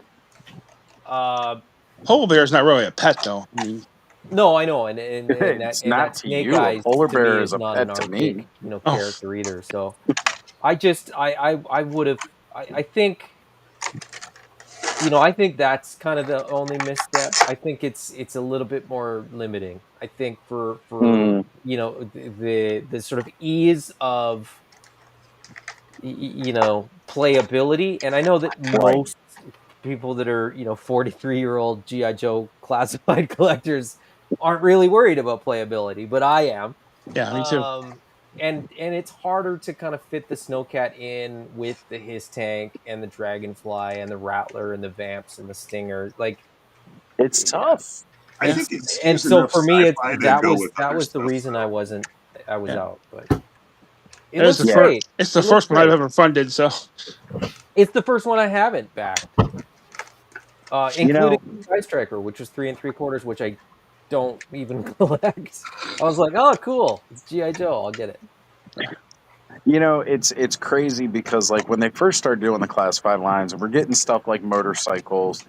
You had Serpentor's Sky Chariot. I really kind of thought that was like the most we were going to see with the vehicles, maybe like a Trouble Bubble. I really did not expect until that first HasLab, and I knew that's exactly what it was. They were testing the waters. Can we sell larger 1/12 scale vehicles? And they've really done a good job of rolling them out. So, oh man, he looks so good. That's awesome.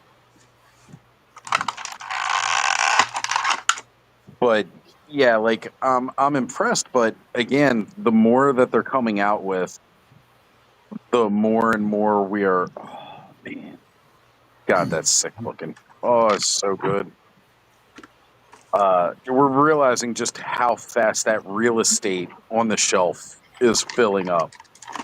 Like, again, for the Rattler, that's a huge wingspan. At least with the Dragonfly, you can put the propellers so that it runs the length of the Dragonfly. It doesn't have to kick out to the side.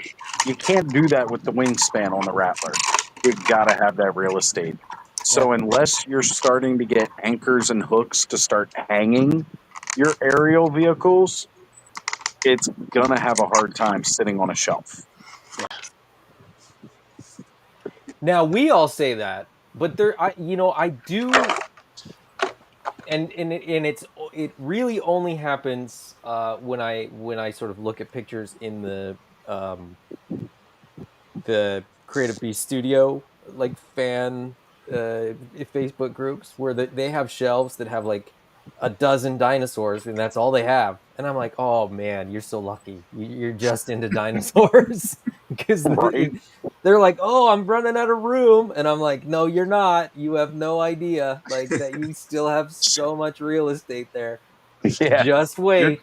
You're not maximizing your space yet, buddy. Yeah, it's like some of them don't even have Hammond collection, and I'm like, oh Right. my goodness. Right? Like, come on, there are so many more dinosaurs you can fit along that. Space at this point, like HasLabs for me have been the same as all my other toys. They're toys. They get played with. The Hiss tanks, get pushed around, down the halls. So I don't need to display them necessarily, but I'm literally running out of like physical space. Like I can't even put them under a shelf somewhere. Right. Like it's not even like, where am I going to display it? It's like, where am I literally going to put it? Like those boxes, those HasLab boxes are big. Yeah, I'm so huge. I bought the Dragonfly and the Hiss on eBay, and I threw the boxes away because I live in an apartment, so I didn't have the room. So Look, I didn't want to, but when I first started collecting Todd's Origins comment. again, I'm saving card backs. I'm saving every box of every figure because the artwork alone. Yeah. And man, even after like I had all of like the first couple of waves and vehicles. I had Battle Cat and all like that. I had all the boxes broken down, shoved inside of the Castle Grayskull box, and that was filling up. Yeah, and I was like, I hope they do Snake Mountain because I'm running out of room for the boxes. And sure enough, they did. And then I filled that up. And then after that, I was like, still buying. And I was like, all right, you know what? Fuck it. I'm getting rid of the boxes. I just don't have room. I need to get the Axel book, and then I'll have the art book, and that'll have to suffice for the artwork of the boxes. Yeah. Todd's saying only regret is tossing Motu boxes. I hear you, man. But you got to make the decision somewhere. You can't keep all the boxes. Yeah. Todd said troop building dinosaurs seems cool. Herd building, Just wait yeah. until my Cyberzoic collection reaches like full full Well, status. and the crazy part is they're big, and theirs are mostly 1/18 scale. They got a couple of 1/12, they got a couple of 1/6, but they're mostly 1/18, and they're still huge. I bought the Cyberzoic Smilodon and the Aquilabator and the Utah Raptor, but then because they're kind of troop builders, I bought an extra set of armor, knowing that they were doing Beasts of the Mesozoic and Beasts of the Cenozoic versions, colorways. You get them a little trooper. So I doubled up on everything, but the the creature, the beasts. And so then I got the black Smilodon, I got the Beast of the Mesozoic Aquilabator, the Beast of the Mesozoic Utah Raptor. So now I need the armors to go with all the creatures that I have. Like at 1/18 scale, you kind of can army build them, and they don't take up the same amount of room. It's easier, right? They do take up room, easier. but It's easier. I mean, at least with the 1/18 scale Raptors, like you can fit those between the legs of the bigger dinosaurs. Yeah. Yeah. You know, you can sort do of, that. yeah. And then you get a dragon, and then you have your Allosaurus, and that like you start getting these like they're not small. I mean, dinosaurs. This may come as news to some people. There's some pretty big dinosaurs. So even at 1/18 scale, they're large. They're huge, right? Is the new movie any good? I have not seen it yet. I haven't seen it, so I haven't seen the last couple. So I heard it didn't do as well as they were really hoping. I heard it's terrible, but you know, I'm not going to hold it against any. Like, again, people may say that actors aren't doing great. Look, the actors are only doing as directed. Yeah. Because you can watch them in a completely different movie, and they do exceptionally well. So I don't want to hear that it's the actor's fault that the movie's bad. It's just, honestly, like, I was excited when I heard about this movie Rebirth, but I thought, how's it going to fit with the way they kind of ended things? And honestly, the moment the first trailer hit, I got excited until they showed the new monster dinosaur. Yeah. Like, that's how I felt too. Like, especially after with Dominion. Dominion perfectly captured Michael Crichton's original idea. The dinosaurs are not the monsters in these films. The humans are the monsters in the Jurassic Park series. How did Dominion do? Dominion did pretty well, looking back at it. Like, again, I wonder if the studio felt like it didn't do as well because it wasn't feature driven. One of the other factors. You kind of trailed out there, Adam. It kind of went, oh, we should go back to creature driven, and like, oh, this is what we're gonna do. We're gonna make a T-Rex that looks like a beluga whale with sharks. And I was like, the moment I saw that, I was like, no, there has always, that looks so cool, so freaking sweet. Is that the dwarf one? Yeah, it's the dwarf one. Yeah, it is. What line is that?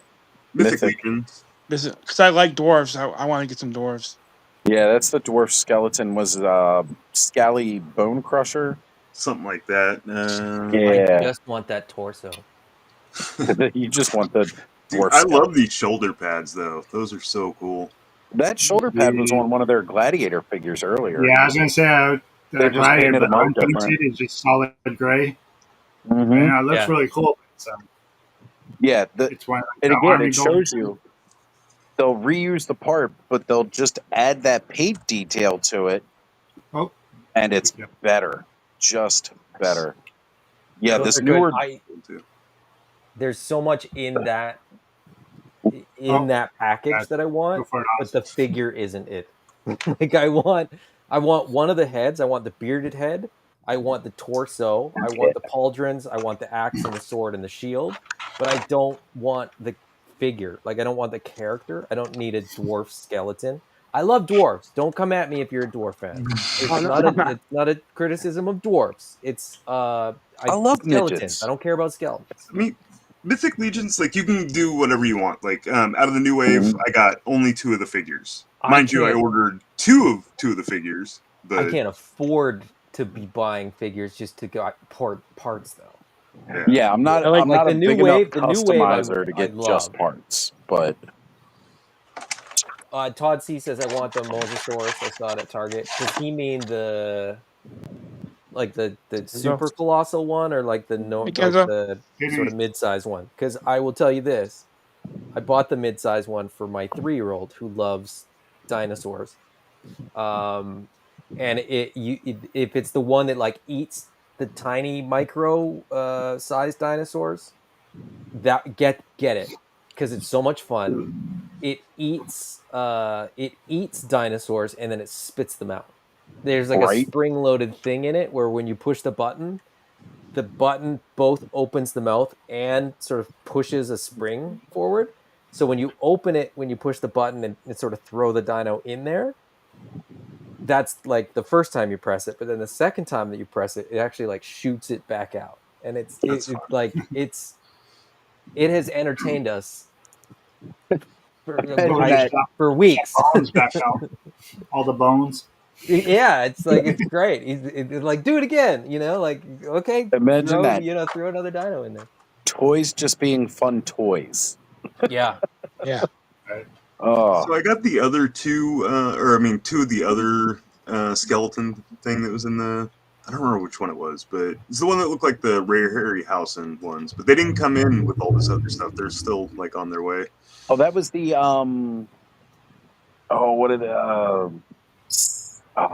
it's like the Legion Builder version, right? Skeleton. Yeah, right. It wasn't Skeleton Legion Builder 2 because that's the bare bones. No, it has a name. It's not Undead of Vikingfell because that was a specific 2.0 skeleton. And it's not Thrasis, which is a specific character. Yeah, that's I don't know one of the sons of Necronominus. I can check. Yeah, I can't remember the name of it, but yeah, I had ordered a couple of those. And again, I didn't realize just how much pre-orders I ended up canceling when I got the new laptop. It's just called Skeleton Raider. But yeah, Skeleton Raider. I thought I ordered a few more out of that wave, and it's like, yeah, they just didn't ship with the other stuff. So I was like, okay. Well, that was the funny part because I was sitting there like I was waiting for some extra stuff to come in from Necronominus, and it didn't. And I was like, wait, what? And I went back and I checked my orders. I was like, oh shit, I canceled it. And same thing with All-Star 6. I was like I'm sitting here waiting for like a message any day, and I go back and I look at my order and I'm like, oh shit, I canceled it. Son of a bitch.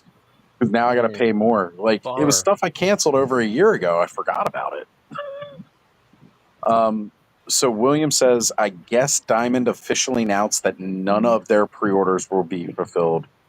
Yes, a lot of the stuff that they had on pre-order, like even the Muppet stuff that they put up, all got canceled. Skelevator showed earlier this week to us his Snookums or whatever, the big monster.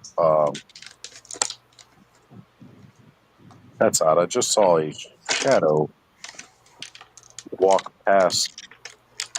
So my neighbor's got a porch light that's really bright and it's shining in front of me here, and like a shadow just came across it, but I don't know who's out at 2:10 a.m. walking around in my backyard that would cast a shadow here. It's Bigfoot. All right, guys. I'll be here for another month. Okay. Like I pay attention to stuff like that because there shouldn't be a shadow passing that's big enough that it should be blocking out light from where I sit. I'm trying to line myself up. So at about here. So somebody was just standing right about here in my backyard. Where? I don't know. I don't see anybody. I don't see any other shadows moving. There. Oh, wait. Oh, right there. Right there. Right there. No, so I'm just trying to line this up with where the shadow was blocked out from where I was sitting. And I don't see anybody. That's crazy. Ooh, spooky. On that note, who's excited for an Edgar Allan Poe line of toys? So I saw that post today. Rick sent that to the clubhouse. I'm excited about that. The Telltale Heart. Recently at the college, one of the professors got old, like their old ass toys, Edgar Allan Poe, like seen in packaging. I think I seen it to the clubhouse before. Yeah. Yeah, they've done. Yeah, there's the Edgar Allan Poe figures, but it's yeah, it's something new. Yeah, it was funny if you go back to the post that they made for Big Bad Workshop about it. They were like, "What truly happened to Edgar Allan Poe? Nobody knows." And I commented on there. I was like, "Y'all know exactly what happened to Edgar Allan Poe.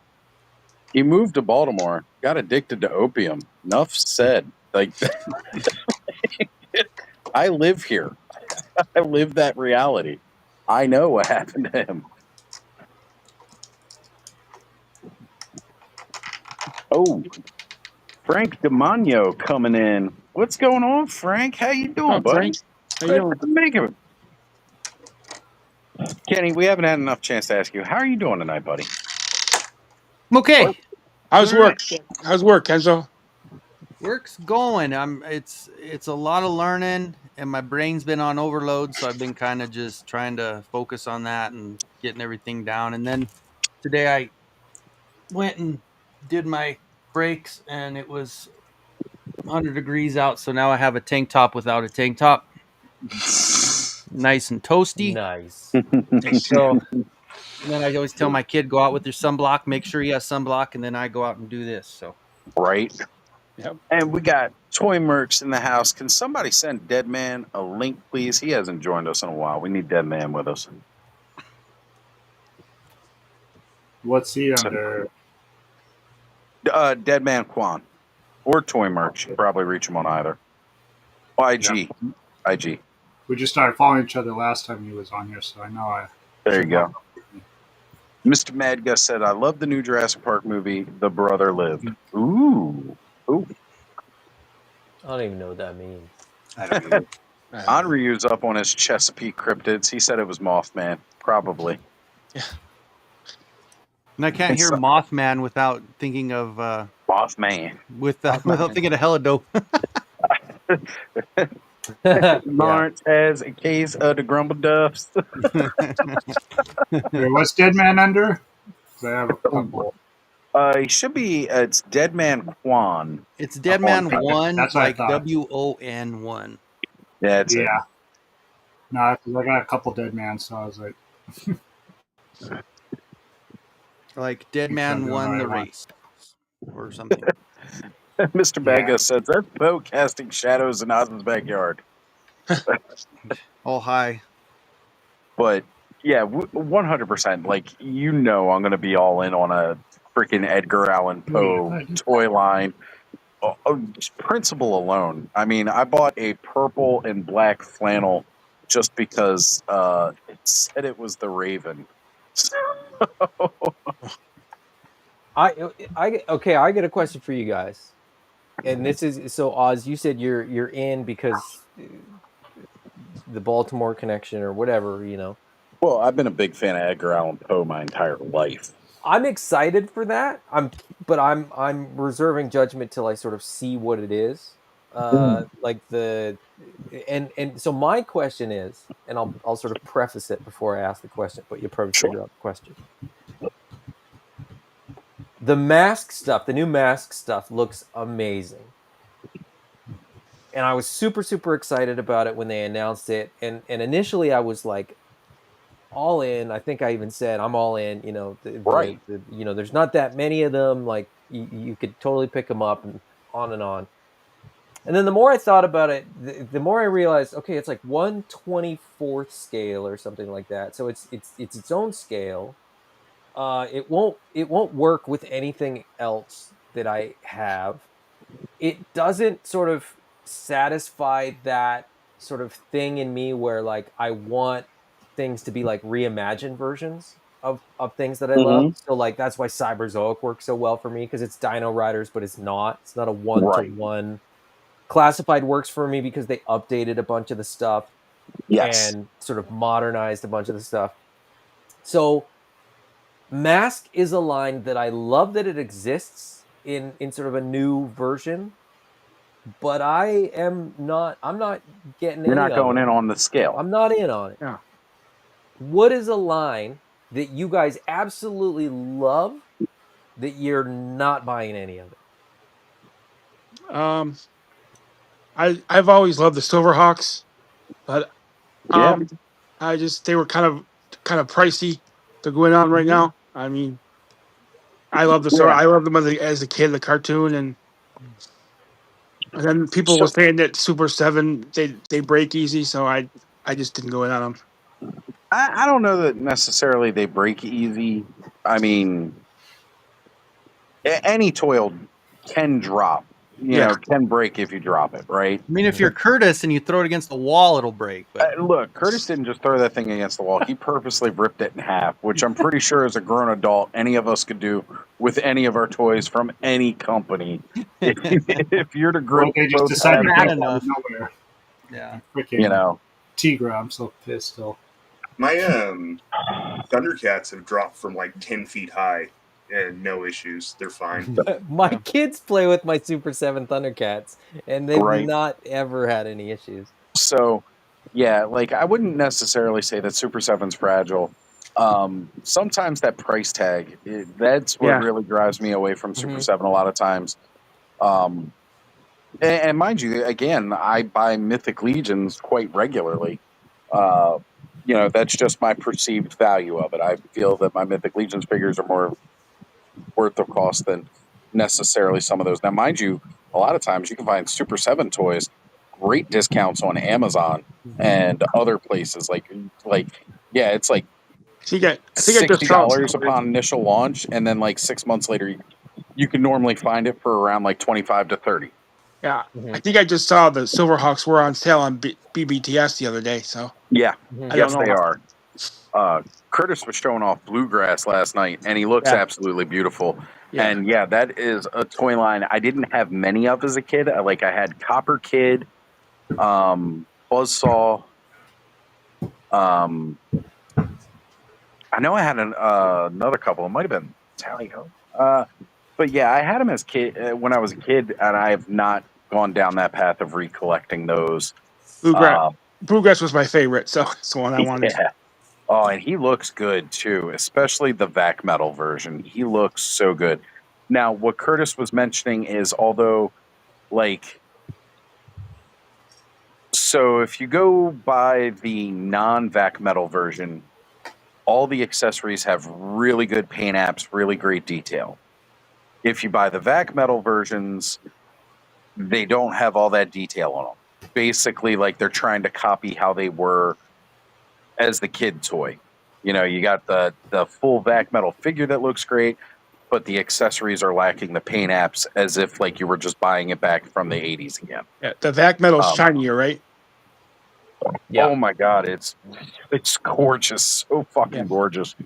But it'll chip if you pose it too much. Right.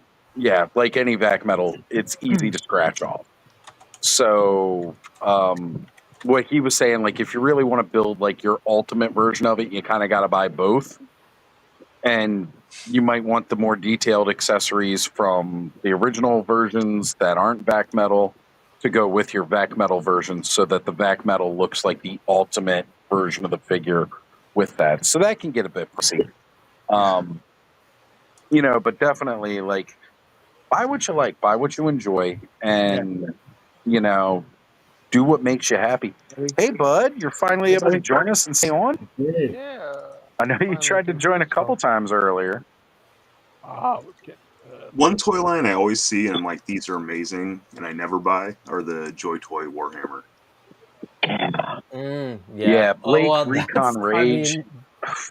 Him and Wraith Mace. Several $1,000s kicking around to pick up all of them, because they're releasing one every day. It seems like, but they're amazing. Every time I see them, these are so cool. I've been buying a couple of the Street Fighter Jada Toys figs because in the 90s G.I. Joe made Street Fighter, so I kind of enter them in with my G.I. Joes. I don't know why. You know, that's a cool idea. I think you're the first person that actually said they're putting them with their GI Joes as an homage to the Street Fighter Yeah. GI Joes. That's cool. I only have Rue and Chun-Li, but that's all You know- Walmart had. So It's really funny you bring that up. The Walmart that I went to today is one that we typically don't travel to. And now, mind you, since those toys have been out, I know I've been to that Walmart, and they did not have them previously. They had Wave 1. They had Chun-Li, Fei Long, and Ryu. And I'm like, again, here are toys that I've wanted that I haven't bought. And I haven't bought them because I haven't been able to find them in store. And now here they are in store, and I'm not supposed to be buying toys right now. So I'm like, I'm glad I passed on them again, because I definitely like. There's been plenty of times where I could have just went to BBTS or whatever and ordered them. Helidope had them for a long time, and I never ordered them. So, like, it's not like I haven't had opportunities to buy these. It's just it's fun and exciting when you see that stuff in the wild and you get to pick it up. So yeah, that's definitely one. Ninja Turtles. I have not gone in on any of these new Ninja Turtle series. I haven't done the NECAs. Adam and I talked a couple times about the Super 7 Ultimates ones. And I forget whether it's Super 7 or NECA that's coming out with the 2003 versions of the Turtles now. It's Super 7. They're doing the Ultimates of the 2003 ones. yeah. Yeah. I was never into Turtles. It's like I have the Turtles. I ordered them like day one from Super 7. I have not opened them. That's why that's just on the top of the pile of Turtles. Right. Yeah, Turtle would be my thing to get into too. Yeah, Did you guys see the new Rage Toys one, like the Samurai one they showed, like the prototype? Yes. Oh my God, yes. Yeah. Those ones are so good too. Like all the different versions of Turtles that are out now, the Joy Toy ones even. Like I have those ones too. Those ones I was just showing Brick this morning. I forgot who made them. This is the Medi ones.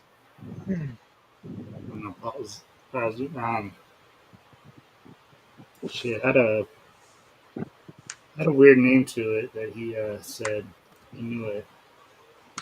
I saved it. I'm kind of a sucker for Turtle stuff, and I was I don't blame was you. never the biggest Turtles fan, but I just love the I love the Turtles. I love the the rest of the characters. April, Splinter, Casey Jones. Yeah. Mondo Gecko. Like there's just so many good characters.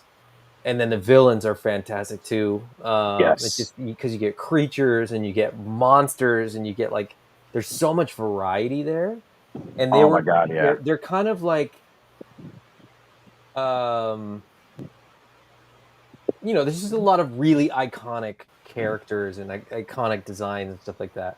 And then when they reimagine them in like different scales and like different this, that, and the other, and the fact that they've had 4 different TV series and different iterations of the comic book, and like there's just so many that you can get. Which one is that? There is a series of Ninja Turtle for everybody. Yeah, like and the one you were talking about, Cub. Yeah. Yeah, those are the Medi ones. I forget what it's a different line, but it's Medi toys. I think that was the line where I realized I wasn't as big a Turtle fan as I wish I was, and I kind of like hit the brakes full stop on Turtles because I was like, okay, I got the Super 7 Ultimates, I got some of the what are they called, the remastered or the really bad Mattel ones. I got the 2003 Turtles. Ones. I got the Joy Toy ones. I got Mecha, the Heat Boys Mecha Leo, which was amazing. Oh my God, yeah, the Leo. But I also was great. realized I didn't need that. Like it was so far removed from anything else that I had. I actually sold that. It made my top 10 of like 2023. Yeah. And then I sold it. I was like, I don't. What am I doing? Well, because you can't just buy one, right? Like you got to have the whole with team. The Turtles, you can't just buy one. Like that's part of the problem. Unless you just pick one turtle and it's like, I'm going to get every version of I this. mean, I do that. Yeah, I would buy every Jesse version of does that. Donatello, but then I feel like I was missing out on 3 other turtles, you know? So I can't for myself. I can't because I play with them because I'm not necessarily Yeah. collecting them to like have a collection. I'm collecting them to like play with toys, and then it's like, okay, I have Donatello. What's he gonna? You know, if you have Donatello, you can't not have the brothers. Like it feels It feels feels like a awkward, disservice to Donatello, right?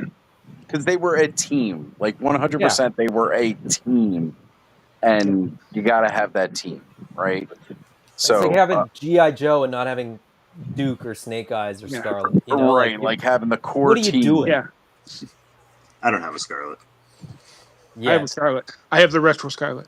I have See, like I know, 4 Scarlet. I know Bud. Bud is a team collector. Like he's got to have the full team. Yeah. So, like when Turtles of Grayskull came out, I knew it was going to be oh so important for Bud to get all 4 as many times as they were going to release them. I haven't gotten any of the newer ones yet, or the Stealth Leo, but they are on Oh, man. Where was I just recently had the raffle? Kind of cheap. No, never mind. It wasn't really that cheap. But, shoot. I like the second version of Donnie a lot better than the first version. Oh, yeah. I like the second I version of definitely got Raph him. better than the first version, too. I didn't get any of those either. As much as I like. really love the transparent blue armor on the third version of Leo. Yeah, I was gonna say the translucent stuff that they did with that series was pretty cool. They that kind of dropped off though too, didn't it? Like the mutated versions. Yeah. They I kind mean, of they're like pretty much done except for the Skeletor Shredder thing. I think for that's San kind of like Diego the Comic-Con. final I thing think to they come announced out. that's the last figure for the line. And sadly, Seems like a weird thing to do for a San Diego Comic-Con exclusive. Agree, 100%. Here's the end. If you've been collecting up to this point, you're never gonna get. You're this never Yeah. going to sucker. complete it because it's I'm not at liking that retail. because now it's like I'm forced to buy that. And I'm pretty sure I just saw there's going to be another drop that day that Joshua Sky put He a did. post He saying, hinted at. Oh, yeah. hey, the 25th, this is coming out, be ready. And it's like, And the oh, worst it's going part to be a is, vintage. it said prepare for battle or something like that on there. For what? What's And that? so Mattel Creations on their calendar for the same day for San Diego Comic-Con, they revealed that there's going to be a new figure drop. Of course they did. And it's got the $double price tag, so it's not going to be like a super expensive thing. But he also said what was the phrasing he used? I can't bring up the chat. Something like ready for battle, brace yourself, or something like that. Be ready for battle. So the specific using of the term battle brings 2 things to mind. Those robots that punch each other? No. Rock'em Sock'em. Yeah. When it comes to He-Man, Skeletor, Rock'em Sock'em robots. And you know, I already it have very those. well could be that. I already have those. But They came out in the little people or the smallest, Right? world's It smallest. says be battle ready and brace yourselves. There you go. So when I hear battle, it automatically triggers Battle Ram. So maybe we're gonna finally get the back half of the Battle Ram, or That'll piss me off. Battle Bones. Bud's just angry that they're releasing I something. am, because like I was looking so forward to the Skeletor Shredder because I had this cool idea I was like gonna paint. I'm like, yeah, that's the figure I'll get next month. Cool. And then I saw the deal for the Horde Prime Trooper and the Necroconda, and I was like, oh, but I'm probably not going to see that again. I don't know. And I kind of talked myself out of it. And then now I was like, okay, now I'm going to focus on Skeletor Shredder. Nothing's going to stop me. And then I saw that post. I'm just like, well, fuck. Okay, but if it's the Battle Ram, is that what you guys are thinking it might be? If it's Battle Ram, you know, what about those? What about those? The artwork of the battle, like the battle chest ones where Skeletor and He-Man, they open up and they have the little guns. That they were on the cover of the Fright Zone. Oh, they just made sketchbook 3D prints of it. versions. Aliencito just did it, which makes sense. Because That could be it it's too. like a weird, what is it? I don't know how many sides it is, but it opens up and the gun comes out. It's like a sketchbook. Right, because Battle it was the armor. original concept for them, which turned into like, well, of course, naturally, the Rio Blast, gimmick came from that. Yeah, it could be. Maybe it could be a They're battle both pack battle of that. armor. Yeah, that might be something it is. I didn't even think about that now that they're doing sketchbook series. And honestly, that wouldn't be a bad thing for some people because they could definitely skip that if they wanted to. Well, I just really hope it's not There it is. But here's what I really was getting at. They haven't sold out of the single figures, the last couple of figures they've done, right? No, like they it's haven't. taken a minute for those to sell out. Vehicles, oh yeah, don't no, seem the to vehicle. sell out. Fright Zone sold out like in Yeah, minutes. the Fright Zone just went quick. So I didn't even get a chance to get a Fright Zone. Yeah, Panther didn't sell out on Masterverse, but it's Masterverse. Is the Fright Zone okay? So here's as not a Motu guy. Me Fright Zone sold out, but if I'm not mistaken, it's still available on Big Bad Toy Store. Yeah, it just sold out from Mattel Creations almost. So for less money, you can buy it from another retailer. Yeah. Like but I wanted to get it from Mattel Creations so that I could pay up front and not have BBTS But and I was opposite. My point is artificial scarcity. Yeah. Yeah. My point is, I think they just didn't want a bunch in their warehouses. Like honestly, what it was. I think they knew 100% that they were going to offer it to retailers, and that retailers were going to be the ones that were going to do the heavy lifting, and so they had to put it up on Mattel Creations to because they always do. Hammond Collection, right? There's Mattel Creations does not have a Jurassic Park page, or you have to just search Jurassic Park in the search bar to get anything that's related to Jurassic Park, but they're always sold out on there because they put a minimum quantity up on there just to sort of have them on the page. I think as collectors go and look. Well, yeah, because a lot of us, it's like we sign up for the newsletter and we get the email, and then we go to purchase and maybe we can. Is this one of those things where like it's going to be something that not everybody needs or wants, and it's going to be there for a while? I would say, I'm just saying, maybe I'm speaking directly to Bud. Buy the SDCC one. Don't worry about the other one. There's a good chance it might be available. And even on the secondary it's market, depending what it is. For your sake, Bud. And we'll know 24 to 48 hours before. We'll know if it's beforehand. like one of the original vintage characters, yeah, I'm going to go for that because that is the main focus is to finish up. But have they the vintage line. have they done like have they dropped characters without giving any sort of indication? Or there's usually kind of a build up, right? For like usually a Coldar. they have like their event calendar. So if you're looking at their event calendar, you can see when things are going to drop. Mm-hmm.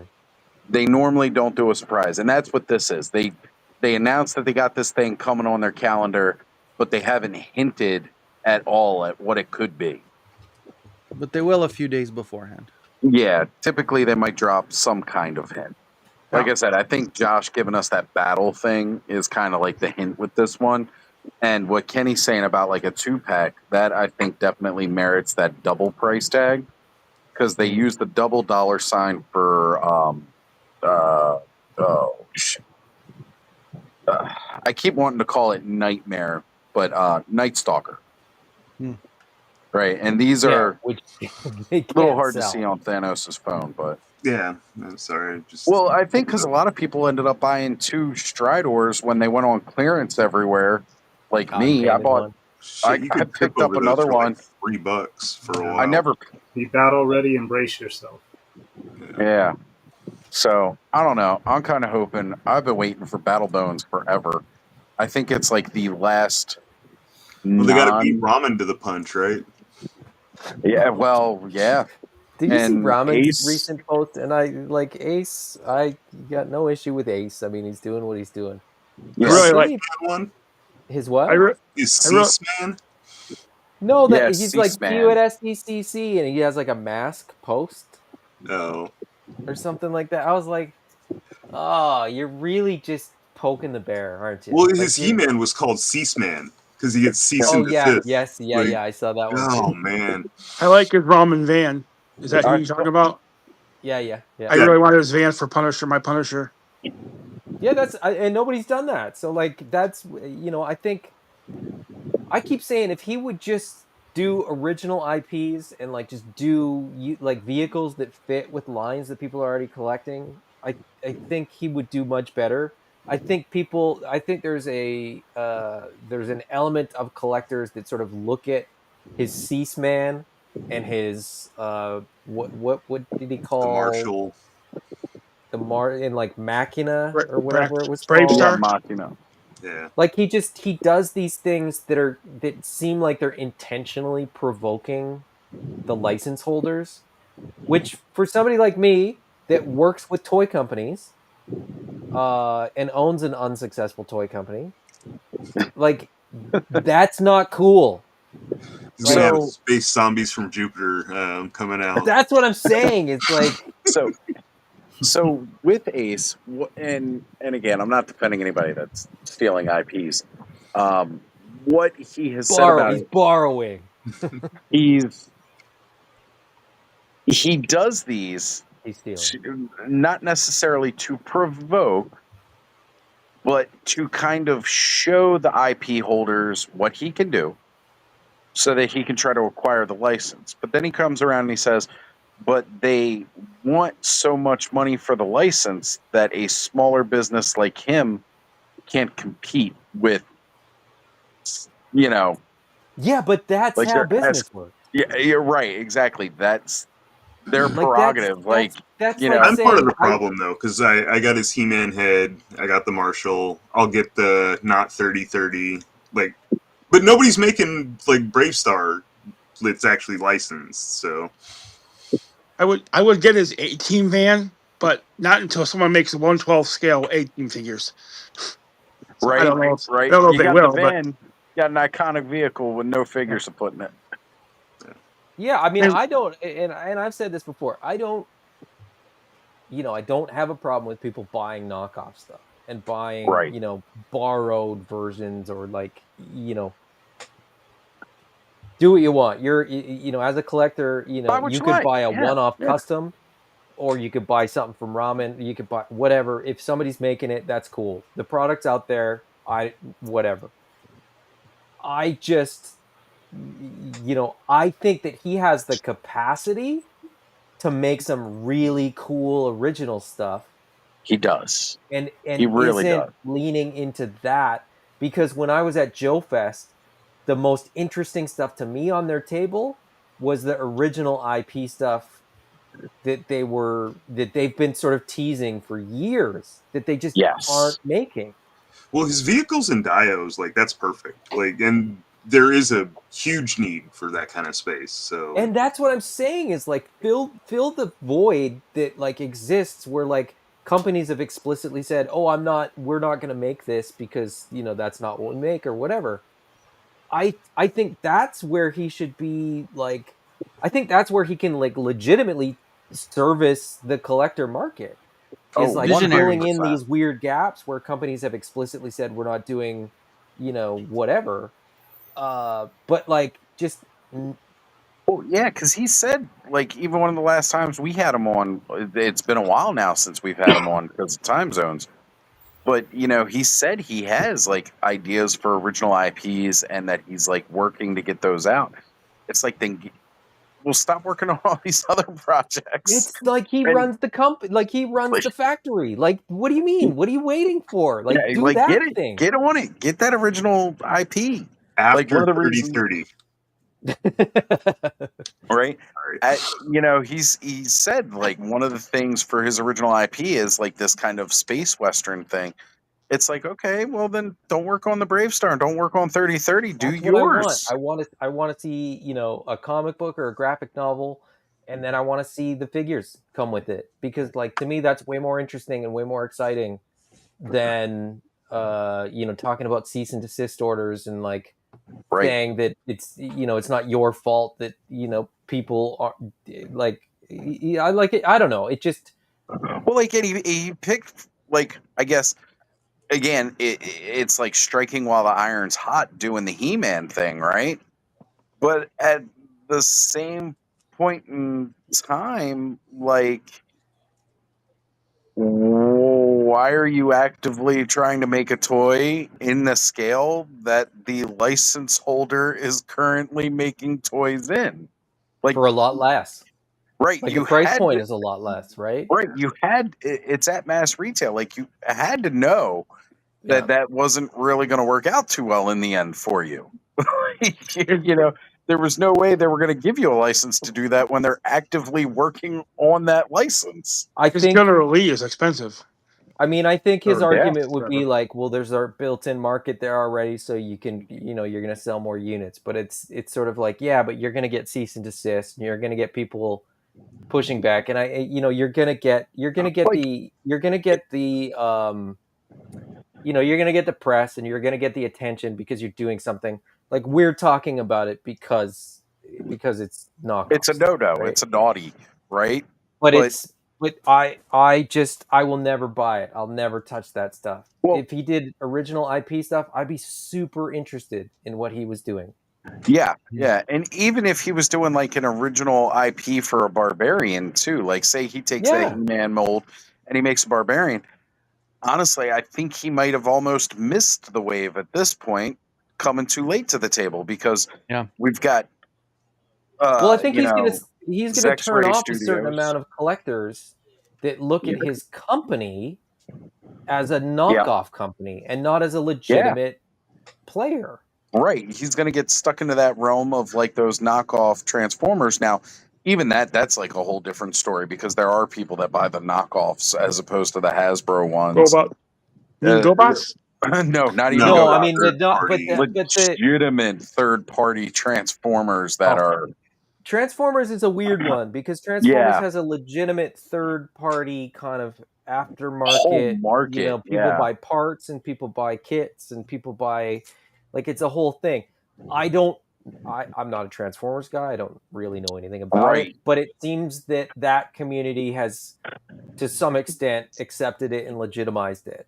Right, in a way, like it's that's quite the same with it's not what we're talking about. I think it's kind of weird, like the whole like tour going around on all the cons and just trying to take pictures with everybody and jumping on everybody's channel and all that. It's like, I don't know, it's weird to me. I think it's weird. That's marketing. He's getting himself out there. He's getting eyes on him. He's making himself ingrained within the community so that we're more likely to do business with him. I wonder if those interactions, though, have kind of pigeonholed him into I'm the guy who makes the thing that isn't getting made. And that's kind of like where he's like stuck himself. You know what I mean? Like, right. Because, well, like, and again, when we talk about that space, right, like nobody's doing Dino Riders. So Creative Beast Studios is doing Cyberzoic. But here's the thing. Cyberzoic is not direct. Oh, this is Dino Riders. Yeah. It is, they've said it is inspired by, and it is a love letter to Dino Riders. But it is not Dino Riders. And they have the lore to back it up. Like that's the other thing is that like it's not a, they're not, and full disclosure for anybody that doesn't know Creative Beast Studios, they've done Dino Riders homage, packaging and designs and stuff like that, and acknowledged that that's what they're doing. Right, very much like again while that not trying to Triceratops. sell people Dino Riders that aren't Dino Riders, and that's where there's a differentiation where they're not, I don't know. Like, it's Flip War is an original IP. 100%. It's totally original IP. Yeah, and I back Flip War, and I'm all for that. That's what I'm saying is that like I would back that stuff. I'm there for that stuff. I'm there for small business I'm there for like, you know, original IPs. I'm there for like creators, but you know, don't steal something and say you're not stealing it. Don't steal it and say, well, they're not using it. That's the equivalent of saying like this rich person's house is better than mine, so I'm just going to move into it. You can't do Well, if that. it's That's like a not summer how it home and works. you're crashing for the winter, I mean, But that's like it's not a gray area. It's like as No. much as people want to normalize it and like rationalize it because they want to buy his toys. I'm sorry, Thanos. They're knockoffs. It's like I know, but I know nobody you else is know. I making know it. you So. know, and I'm just, you know, you're here, so I'm using you as an example. But when people kind of like justify it or like rationalize it because like, oh, well, nobody's doing mask. Loyal Subjects is doing mask, and they've probably been Now, processing the whole right? idea for years and working out the licensing agreement and working out For like the sure. molds and like on and on and on and on and on. And so when somebody says like, yeah, I know, John, when somebody says like, oh well, you know, we're going to do masks because nobody's doing it, that's not true. You don't know if somebody's working on something. If you're just the first one to market, that doesn't mean that you have any right to it. Was that the other argument Brave that Star? argument is a fallacy. Was the other Brave Star that came out actually licensed? What was the company that did that one? I don't know. I It mean, was the I same don't. one that did the Kenshin before SHF was doing it. I can't remember the name of them now. Oh, yeah. I know the company that did that Kenshin. Because they, Super small company. Yeah. yes, that's why they only do like one figure every 2 years or something, Yeah, which is why yeah. SH probably was like, we'll take that. Yeah, and then made we'll bad do it. figures. But So, Henri was mentioning Flip War is a parody. I think that falls in a different category. Well, the truth is, Flip War is its own individual thing. It's not even just a parody of Masters or anything like that. yeah, there's no copyright infringement there whatsoever. So Right there, that is strictly, you know, Mad Hatter and Ramen Toy, like Champions of Nefarity, is their IP.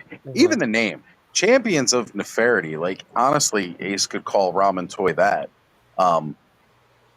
In a way. And again, this is not any kind of dig at Ace whatsoever, because I like Ace. He's a great guy. I'm actually mad I didn't get to spend more time with him at Joe Fest talking a bit. And I did meet his brother this time, which I hadn't had the opportunity to do before in the past. So, yeah, and have, like I said, I have no problem with Ace. I have no problem with none. Like the product I that like he's Ace, making right?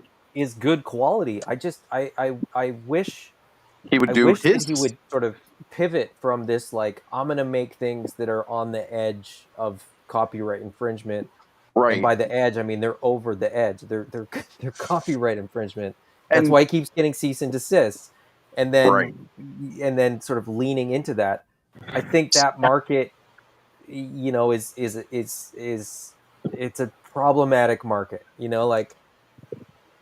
But anyway, that's a whole other conversation. Yeah, no, and I Getting feel people to you buy on your that, product Adam. because it's infringement is like a weird I just way thought to go the about C-SPAN things. was like a extra little jab there. It's like, really, Oh, dude? Yeah, I don't know. I mean, that's like let him do what he's doing. Like I said, and again, to me, that like before I was, you know, and it again, I may got and excited when I saw Battle Bones. I got excited when I saw his like very early prototypes of these way back at PowerCon in 2023. I got excited and I got on that bandwagon.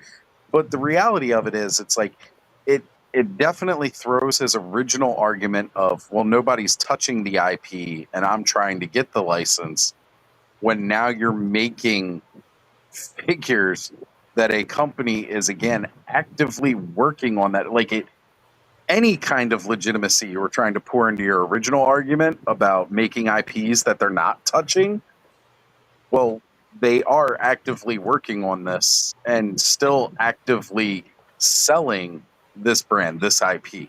Mm-hmm. So like you're really just throwing any kind of legitimacy you were trying to put behind your initial statement out the window, because it's not even about that. And it's like you're not doing it in 1/6 scale. You're you know, because first off, Mondo's already doing that.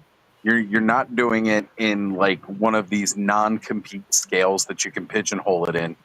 You're doing it as a direct competitor to the officially licensed product, which then is 100% a knockoff.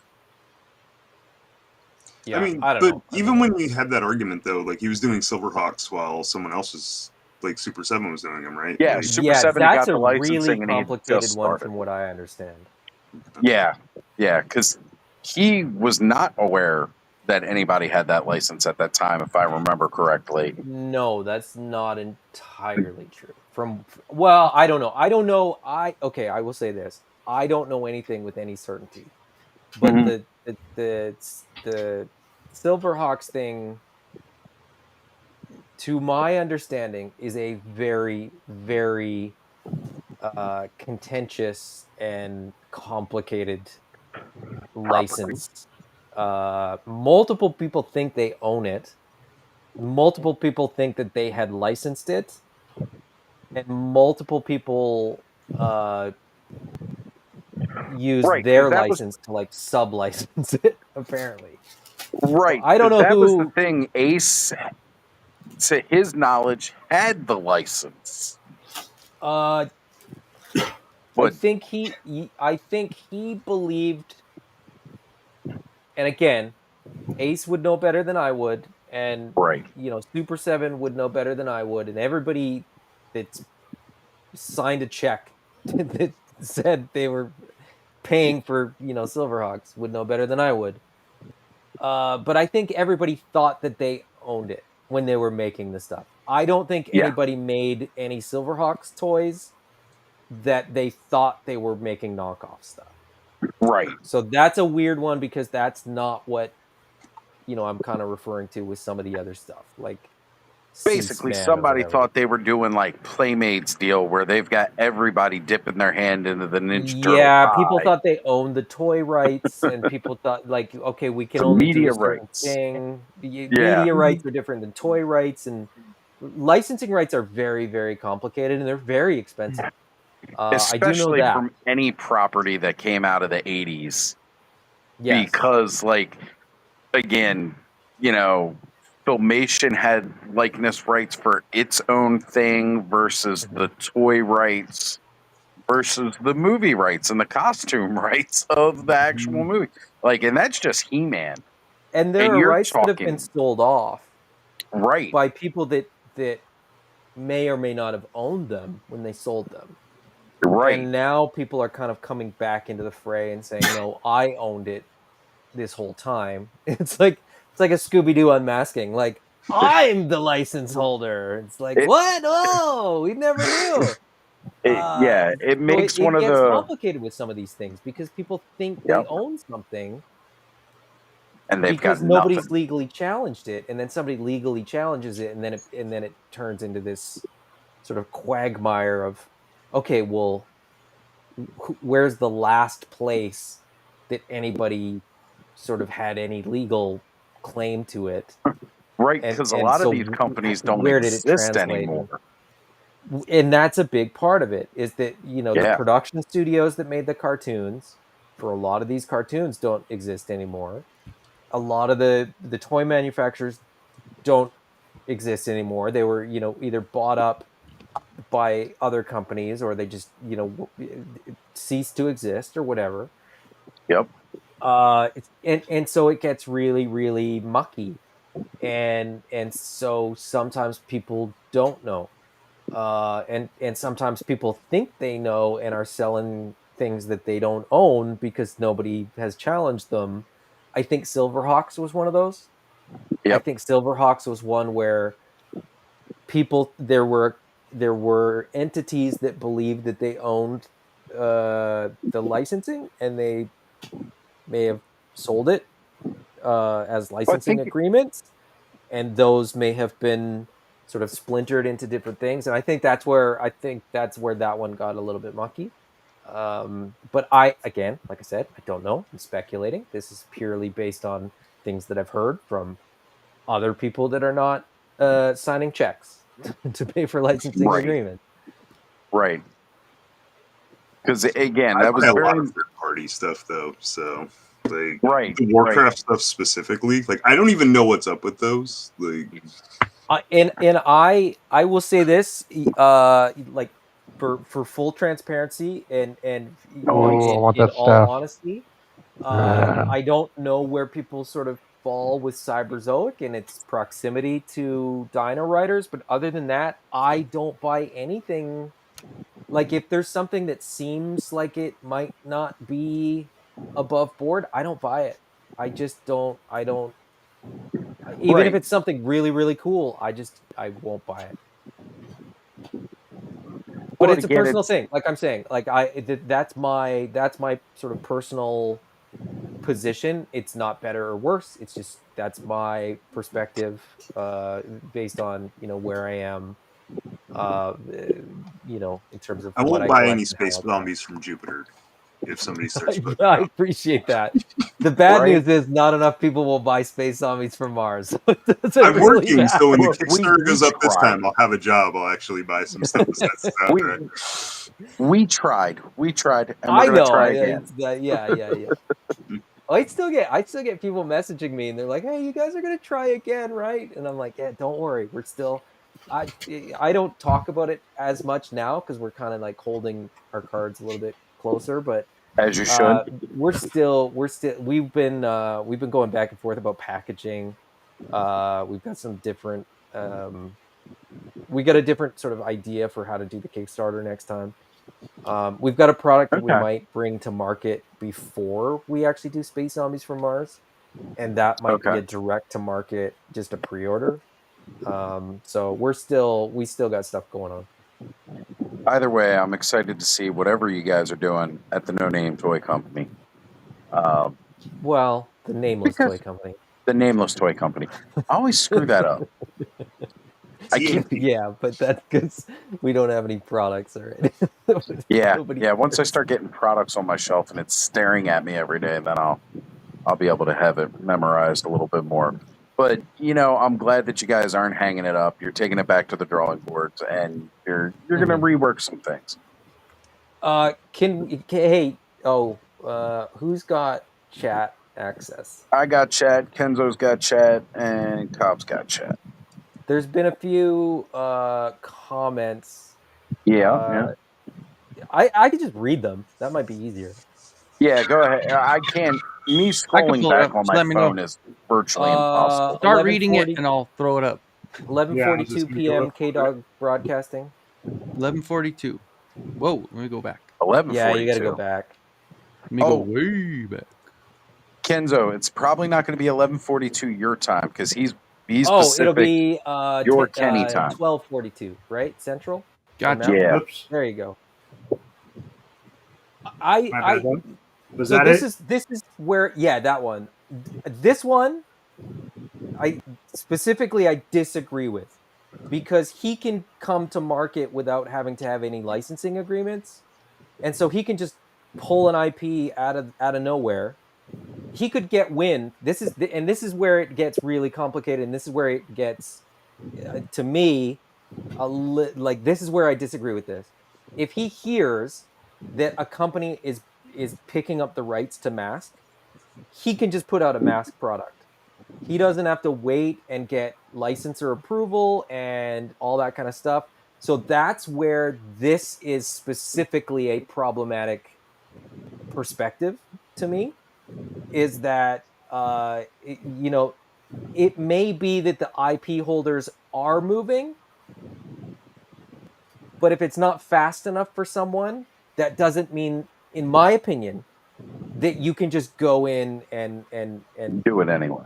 do it anyway. Like, I'm sick of waiting for this, so I'm just going to do it. Now- You don't know that somebody that owns that IP isn't trying to do something with it and isn't waiting on some other piece or waiting on some other IP that they own to sort of get a little bit more traction before they move to that. And so this one specifically, I very strongly disagree with, which is why I wanted that one to get pulled up. 2 comments down from that one, Mr. Okay. Madgist. Real quick, what if you like to just customize and stuff and you're making it for yourself? That's okay, right? One-offs, completely custom different. stuff, You're like not that's selling. to me that's I'm a just totally kidding. different thing. Like to me that's like that's Right. You're not selling it, so it's a different That's like the story. exact attitude even that if you customizers are, do, but we do it for even if you ourselves. are selling it, it's a one-off. It's not a it's Well, not yeah, a and it's a there's passion project. It's cottage industry, and I think that like most IP holders that see cottage industry stuff, it's propping up right. their IPs. Mm-hmm. It's not They're trying to supplant them. It's not trying to like right. take over the market. Like it's There there are customizing. legal precedents of it as well, where it does fall under non-compete. Mhm. So Stan Solo put out a bantha from original Star Wars, like back with A New Hope, the bantha. He created an original retro version of the bantha, like hair and all, woolly, like an actual bantha figure, which was never released in the original line. Had no permissions from Hasbro or, again, previously Kenner, to be able to do this IP on his own. But Mhm. doing it himself on his own, he priced it at like, and again, this is retro style. So we're talking like 5 POA style, like the old Tauntaun or Dewback from the original Kenner line. Not even like Power of the Force 2 versions that came out later in the 90s. We're talking original style with original vintage box art that looked just like the vintage box art, like totally. But he priced it at $400. Yeah. So what he did was he sold it at a high enough price point that it falls under non-compete, because Hasbro as a company knows they could never sell that item at retail market. Funny people- aside, I've heard that Mondo's 112 Ghostbusters, that's part of why they're so expensive. Right, because even though Hasbro has the license for the Ghostbusters, they are technically actively working a 1/12 scale series still, because like now they just put out that new 4-pack for the rooftop plasma series. And yet Mondo can do 1/12 scale because their version of the figure is $100. Yeah. Which Hasbro's crazy not to going to me. be releasing plasma series at $100 a figure. Yeah. And I say the 100 because it's like that single figure price point, not the 2-pack for 200. It's the single price point. And it's also like a lot of people thought it was weird that it was specifically $101. Like, think about that, Price is Right. Whoever got it closest without going over, they had to go over, basically. So that's why it's like $101. So it falls into a non-compete because Hasbro knows they would never sell a Plasma Series Ghostbuster for $100. And they were like, well, we'll make it 101. And now, boom, you have 112. And again, similarly, why we're getting 112 2000X version He-Man, because Mattel doesn't think that they could really sell the 2000X series at 112 scale. I think they could, but they have so many different lines already. Do they really need to put an extra? Do they need to focus on it? Right. No, they don't. Let Mondo do their thing. Will I be able to afford it? No. I hope. But will I enjoy seeing it in everybody else's collection? Totally. I know when they're making classics too, they said they really had to stay. They wanted at the time to stay away from 2000X because it just kind of flopped. Well, Like, classics was kind of a holding on to that. continuation of 2000X in a way, like the lore anyway was. The way Scott Knightlick was writing it, yeah. But they said when they're making the figures, they couldn't make them like the flowy hair or like right some of the way that they looked. They wanted the figures to like kind of stay away from it. Adam, going Yeah, back the to your lore's all there. original It's question, crazy. Mythic Legions, sir. That is mine that I like that I won't buy. Just because I'm so far Oh, out yeah. of it that I just can't afford it, and I have too much shit already, and adding that would be a nightmare. So Oh, I it like is a it. That's all I right, nightmare. won't collect it. Kenzo. That's all right, Kenzo. Just wait until Ace comes out with Mystic Legends. Right. I'll start getting those. But I, he's not going to I, charge I, any less, though. That's the problem. I collect that line, and I still struggle with it because it's like Mm-hmm. there's so much stuff. I was just saying Every when time he they was put showing stuff that, I was out, like, I I'm want like, some of those man, parts, but not the figure. I'm always like, I hope I don't want it. I know I Yeah. want it. I want That's the waves. worst I part want whole about waves collecting that I just them. have no I'm gonna have interest to do in because I Kenzo like I love was them. doing. Thank you. Like Sitting in my my whole play one. first year getting into it, I was like, will these guys just produce a figure that I don't want? Like one? No. Mr. Maggot said, let's get some Cadillacs and dinosaurs. I would love that. Now that I've got Cyberzoic dinosaurs, I'm going to try to That's find what you some want to highlight, 1/18 right? scale Cadillacs and some figures to go with those because That I would be cool. love that show. That was a I great felt like show. I felt like Fun that was comic. like such a great successor to like Dino Riders, and it's such an original concept. The comic books are crazy. The cartoon was crazy. If you It's haven't so seen it, check weird. it out. It's on YouTube. I'm gonna scroll through these comments really quick. The ones that I want to talk about, I'll just read them. Yeah. K Dog Broadcasting said, "Contentious questions. You guys think, or what do you guys think about Valaverse doing Action Force and Steel Brigade? I don't think they're stolen. I think they let them lapse. That's on Hasbro. I don't think that I think he legally got the paperwork to say that he's allowed to call stuff that. I'm okay with that. Now, do I think that he isn't a little bit hypocritical when he says certain things about like copyright infringement and like stealing other people's ideas and then Or how buying creative he is Action Force and Steel sometimes. Brigade? I don't know. It seems a little bit there's I don't know. I'm not going to get into it, but But he made a figure of me until I shaved. So yeah, there you go. Coolest figure he made. And may I say, your beard is fiercely trying to like grow out of your face. You shaved it like a day ago. Somebody said something about like Joe style cops and Big Bad Workshops doing that. If you mean 6-inch scaled, highly articulated cops and Kurtz figures, they're doing that. Check them out; they look awesome, and I'm there for that. And this one. I don't know. I mean, like, and this is where it's like, does somebody own Thundar? Does somebody own the rights to Mad Max? That would be cool. Like, but do you need to call it Thundar? Do you need to call it Mad Max? Like, do you need like? I don't know. It is what I'm saying. It's the ones that are like clearly, doing things that are kind of a one-to-one representation that I have a problem with. I know how much Thanos wants Thundar. So I have Ukla and Ariel. I don't have a Thundar. I'd like a Thundar too. So I mean, for you guys, I hope want somebody John makes it. Blackstar and his But freaking Dynamite dragon. is doing not Thundar, but like Herculoids and like Space Ghost. Like I would love to see some of those Hanna-Barbera ones that are like currently have comics get new toy lines.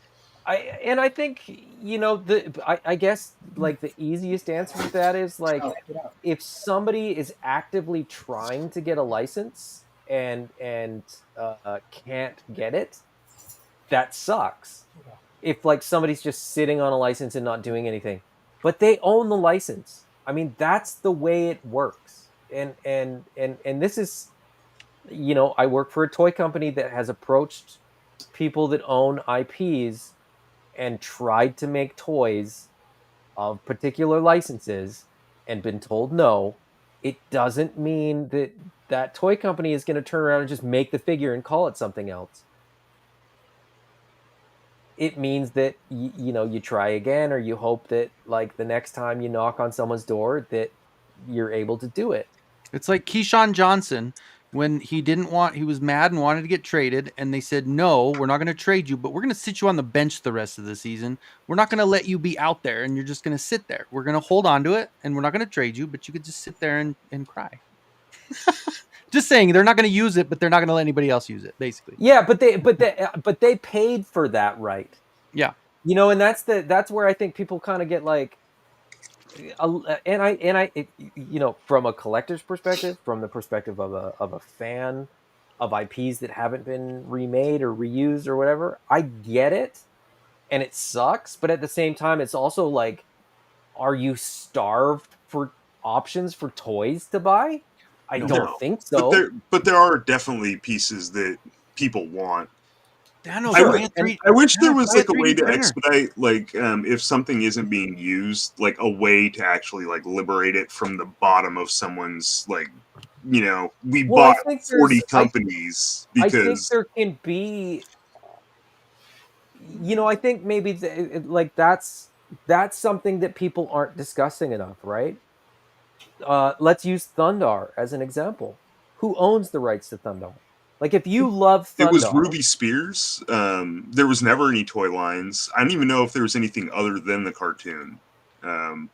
So who owns the rights to the cartoon? Like, my point is, figure out who owns it, and lean on them, and lean on a toy company that you love, and like try to get the lines of communication open, and like see if these things can't happen. Warner Brothers owns Thundar. Okay. But Warner Brothers had so much shit that they literally have stuff festering. That's what I'm saying. Like the big companies that have bought out like so many things over the years. Yeah. Like we got your entire library that we're never going to do anything with. There needs to be some avenue for people to actually liberate some of those properties, even if it's just putting them into like public domain at a quicker rate. You know what I mean? Like I was just thinking. Yeah, I mean, public domain. Look, let's not get too deep into talking about if you don't like the rules, you can just say that they don't matter anymore, and you can just do what you want. Well, I mean, I think the rules need to evolve at a certain point for like the way capitalism eats itself, and companies just become these megaliths with like, we own all these properties, even if we're never going to use them. Like there needs to be some kind of avenue. Like I think, I don't know how you go about that, but I mean, but again, like I said, you're talking about legal precedents and things like that. If you don't like those, then that's a political thing. Call your for us it's our member of parliament. Call your local representative, or call your state representative, or whoever. Yeah, but see, I wouldn't even know how to go about doing something like that. But that doesn't mean that, and I'm not speaking directly to you, but like to that point, it doesn't mean that you could just say, I don't care about this rule anymore. I don't care about legal precedents or the legality of it. You can't just say, I don't like it, so I'm not going to abide by that. And that isn't just true in toys. That is true in the world that especially you guys live in. I'm in Canada, for anybody that isn't aware. We are still law-abiding, but we got to be the country we are by breaking rules that need to be broken. True. So maybe Thundar needs to be, maybe that process needs to be expedited. Send a letter to your president. Maybe he can just break the rules and get Thundar made. Yeah, he likes to make rules. Yeah, he likes to make rules. All right. Maybe there could be an executive order that just also overrides anything that has existed before. But my point is, things can change. Like licenses can change hands. If people aren't doing their due diligence, that doesn't mean that it should just be allowed to be free reign. I think it's like I think people are looking at older IPs and people are looking at things that they want subjectively and not objectively looking at the impact and the ramifications of copyright theft and copyright infringement. But because it starts with Thundar and it ends with Space Zombies from Pluto. And then the independent guys, the little guys that have been working really hard the Animal Warriors of the Kingdom type things start getting knockoffs, and people go, it's fine because we've already accepted all these other things from the big guys. Yeah. That's where I get that, but like with the older IPs, if they don't farm that nostalgia now, nobody's going to give a shit about Thundar in like 20 years. There's a window. Yeah, there's a window. Yeah, I agree 100%. Like that's what I'm saying is that like from the perspective of a collector and a 40 plus year old person like that loves these IPs and loves these things and wants to see these made, I 100% agree. I think there's gonna be a missed opportunity, and I think it's kind of drying up a little bit. Like I think the market is getting smaller. I think it maxed out during COVID when everybody was at home and had a little bit of extra money, and I think that it's gonna be harder and harder going forward to see these IPs actually get made. Now, to that point, the other side of that coin is that the valuation on some of these IPs, I think, is diminishing. So for an independent creator to reach out to WB and say, "Hey, we want to make Thundar toys," I think if they're not making it, and they don't license it out, no one's going to make it, in a few years. It sounds like completely counterintuitive, but it almost feels like if you wanted Thundar toys, try to launch a Thundar show and then merchandise that show would be the better avenue to go with a property like that. But yeah, I don't know. I mean, I'm sure there's people that have looked at Thundar as an IP that could potentially be, licensed, a license that could be picked up and tried to be marketed. And, people run these numbers and they go, I don't think the numbers bear what people think they might. If He-Man does really well like the movie, then a lot of these properties could have another window coming up too. So. Although I do need to say, if you do a show, don't do it Thundercats Roar style. No, that was so bad. I didn't even watch anything of it. I was like, I saw the intro and I was like, no. And then I turned on the 2010 version. Steve, I don't know if you got a link before, but I sent you another one if you didn't get one. K-Dog mentioned Winnie the Pooh too as people sort of, I mean, people don't understand public domain, and that's easily dismissed. Like once it's public domain, you can do whatever you want. And make a terrible movie. That movie was just god. And if Thundar was public domain or Mask was public domain, I would have no problem with it. It's public domain, do whatever you want. And there's a lot of really cool stuff in public domain that people aren't making. So there's sort of like, okay, if you want to make Ace, jump on those things if you want, right? That's what I'm saying is like, if you want to make something that has huge, nostalgic and sort of cultural cachet, there's plenty of stuff out there. It's not from the 80s. It's much older, but still. And to K-Dog's point there too, I don't necessarily want anything to stay with one company forever. I think that's a little bit damaging in some respects, because I think people have different ideas. But that's where you get licensing agreements where, competing companies make, the same IP sometimes, because somebody goes, hey, we want to do something that's completely different from what you're doing. And here's what we want to do. And sometimes, they let them and sometimes they don't, but, that's up to the license holders. I do agree though, Thanos. I think like the crux of it is that a lot of people that own IPs aren't the creators, and they just own it for financial reasons. Not for creative reasons. Owned because we bought your entire library because you were folding, and we used 2 properties out of it. The rest are rotting somewhere. I think that is a problem with a lot of intellectual properties. And I mean that's I don't know. There's no perfect solution, but there's a lot of gray. There's a lot of gray. Gotcha, K-Dog. Check messages. Hey, did Hasbro lose their rights to Sergeant Slaughter? Because I heard he's with Valaverse now. Well, Sergeant Slaughter owns his own rights. Oh, okay. He licenses his rights out. He was made in the Masters, the WWE crossover. There's Sergeant Slaughter WWE Oh, that figures. figure. There is a Valaverse Sergeant Slaughter figure. There's classified Sergeant Slaughter figures.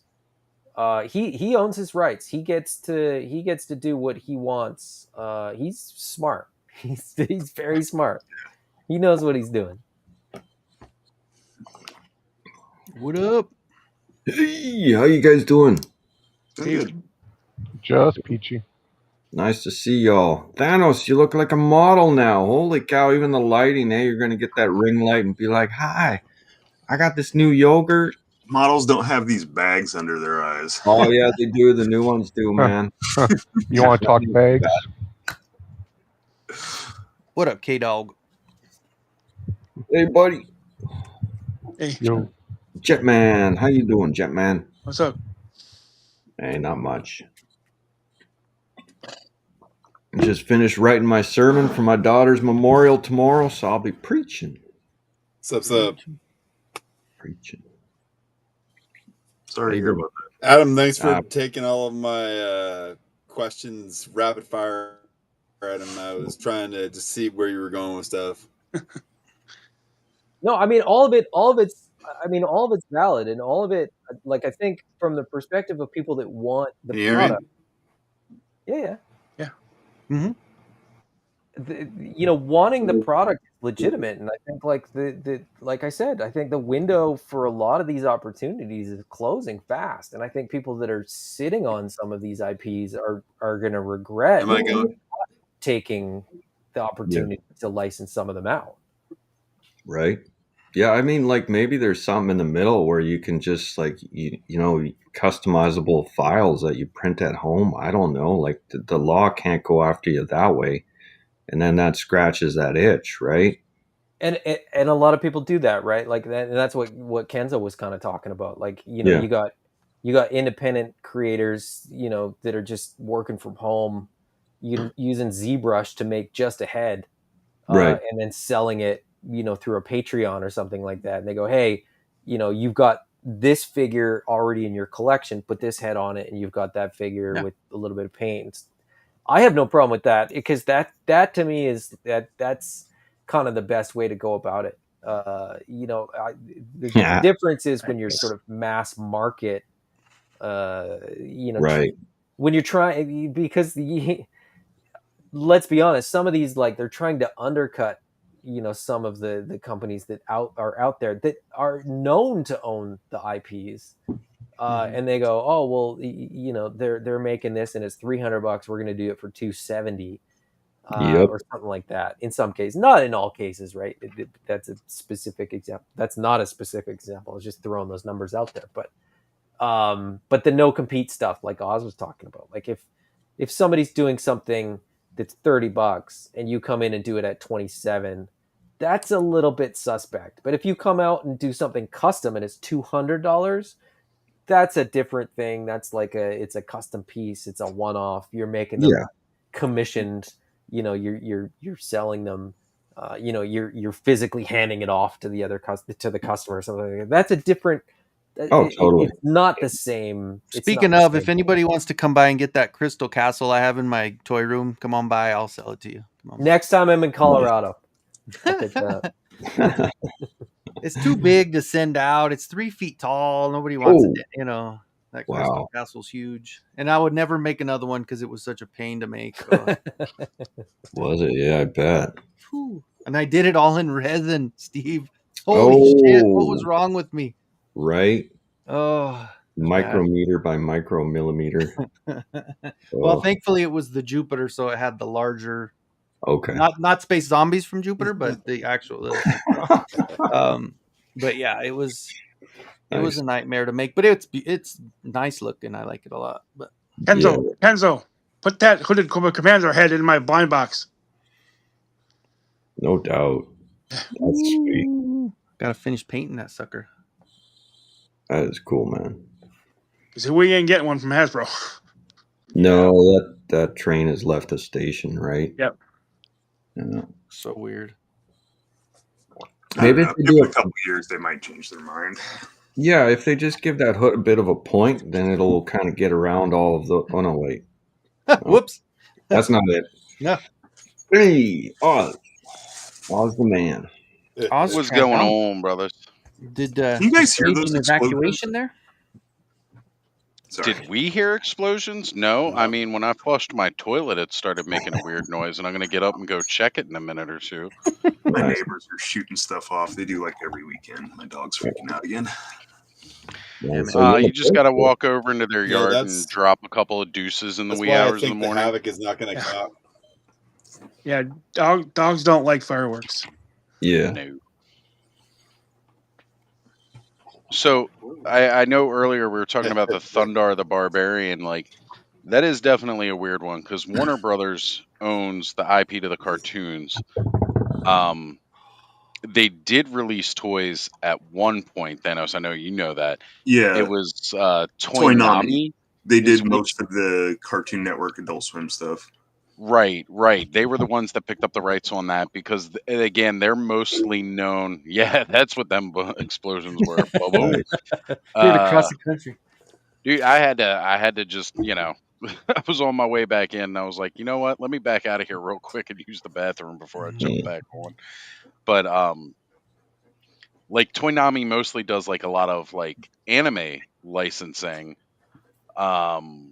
And there were a couple properties just thrown in that were not anime, but it's interesting though cuz I did look them up to see if maybe they still had the rights to the Thundar toys. And it's crazy they don't. But you know who they do have rights to for toys? Godzilla. Oh.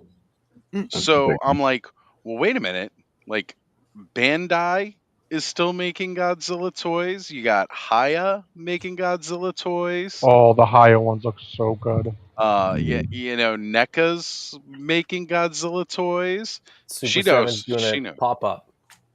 Right? Like, and I'm just like, so exactly what version of Godzilla does Toynami still have? It's the old animated series Toynami, which makes sense because that was another Ruby Spheres property. So they've got Ruby Spheres, but you know what they don't have the rights to do for anymore? Thundar. So it's crazy. They still have rights to some of those Ruby Spheres properties, but not Is all of them. Godzilla really? Is he what? You cut out there, K Dog. Like you were coming in, you were like, "Is Godzilla really?" And then it cut out.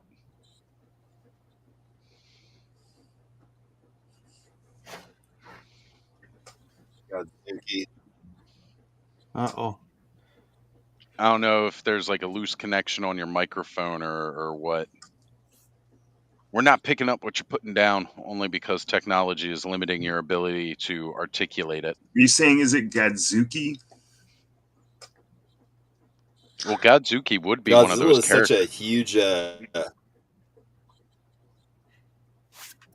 got it. Keep going. Kaiju. Can you hear me? No. Monster. Yes, now we can hear you. Now. I think you Am I here? You're cutting out like. Did I You drop? need like a little extra delay on the pickup so that it doesn't cut the end of your sentence off. Hang on, I'll bounce back. Yeah, he's going to come back. Shit. I mean, I really would like Thunder stuff, but I was using it as an example of something that's just kind of been abandoned. Right. Yeah. And again, there is a lot that is. I know we were picking up, talking about a lot of public domain stuff. And one of the biggest You can hear me? reasons that. Yeah, we heard you that time. And now he's gone. Now we can't hear you at all. You're not even It's here. like me earlier. You're right. I Yeah, just we're couldn't having talk. but technical difficulties. So one of the main reasons that things last copyright the reason that copyrights one of the main reasons that copyrights last long is that Walt Disney and Disney Company went and they actually had the laws changed on how long somebody can own the copyrights to something and how those copyright laws work. And like what it means to actually be doing something with a property versus what it mean, to just have a property sitting to do nothing with.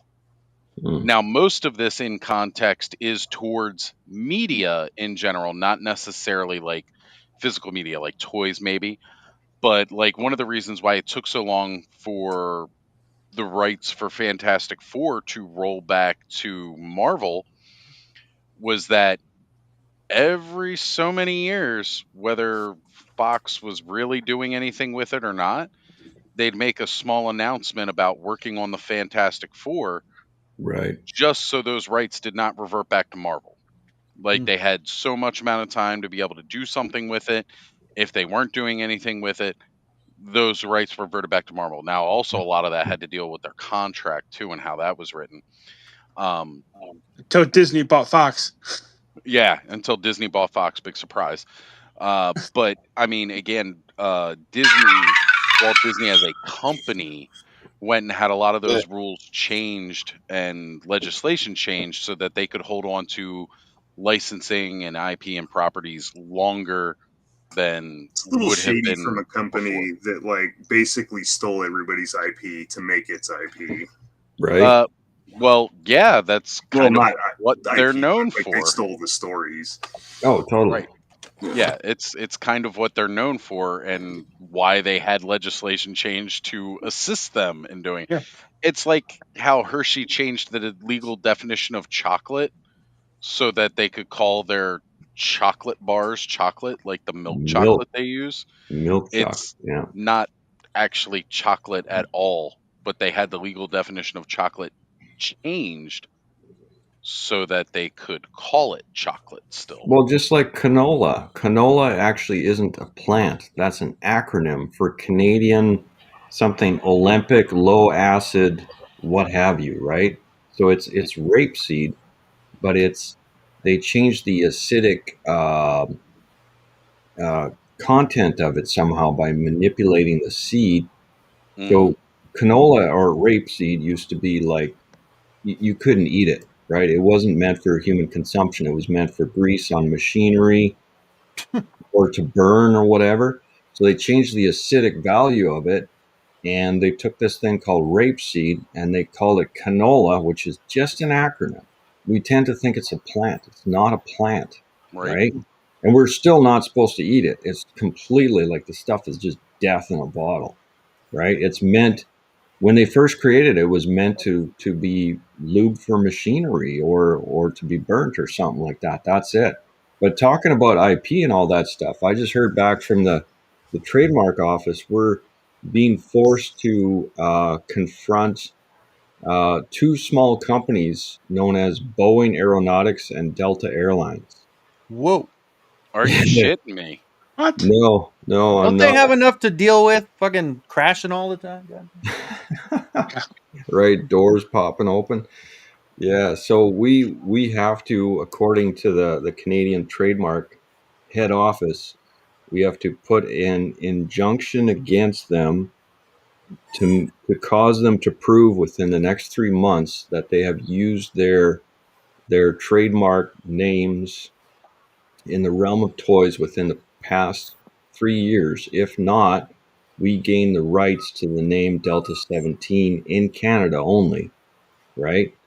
And the American trademark is being put on pause until the Canadian one gets cleared, but we can't be cleared until they respond. So thankfully, I don't have to do anything with lawyers outside of I just passed them $1,300. Like, we're not going to court.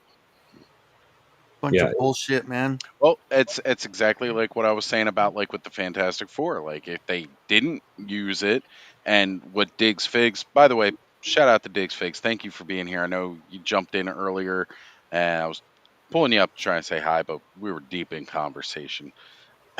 But Warren Beatty does the same thing with same things with Dick Tracy. Like ever since he had his hands into the movie, they haven't been able to do shit with that property since, other than release the old comic strips. That's it. Wow. But are you guys familiar with what Warren Beatty does with Dick Tracy? No, he's too old to play him now. Well, that we know. Right. Yeah. That's what you think.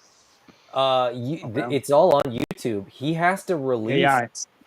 No. He. So there's like Dick Tracy specials that he releases, but he releases them in such a limited way that no one ever sees them. But if you look up like Warren Beatty, Dick Tracy, like 2024, like you'll find the video, and it's super cringy. But he's literally figured out how much or how little he has to do in order to Maintain, right. retain the trademark and how to like retain it. Like super clever, but it's Hey, Joe. fascinating. It is a fascinating example of how it works and what it means and basically, from my understanding, and I'm not a huge Warren Beatty fan or a Dick Tracy Right. fan, but my understanding is that he is so passionate about Dick Tracy that he doesn't want somebody to ruin it. Yes, that is what. That's bullshit. They all say that, right? I'm so passionate about my money that I don't want anyone else to. He did a Zoom meeting in 2023 as Dick Tracy. Like, I just looked it up. That's crazy. Yeah, he really doesn't want other people to get a hold of it because he's worried about. Is he wearing the yellow jacket and hat? Yeah. Oh yeah. Nice. Probably still. Like I said, the it's costume super cringe and it's super weird, but it's He's enough. probably still wearing the costume from the 90s. Yeah. But yeah, he is a huge fan of that original Dick Tracy.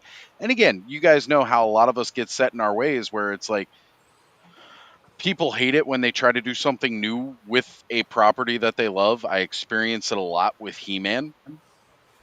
People don't want them to do anything different than Filmation or anything different than this. Even though, I'm sorry, in order for a property to continue to truly thrive and live, it's got to evolve. It's got to change. New things got to happen. You got to bring new fans to it. Kids today don't get the old camp that we loved growing up. Just like not many kids in the 90s really took to Dick Tracy because it was very much trying to cling to the old comic and things like. Mind you, my biggest problem with that movie is he wiped out half of his rogues gallery in the first 10 minutes of the freaking movie. You're not leaving yourself a lot of room for sequels here, people. The villains were the best part of the movie.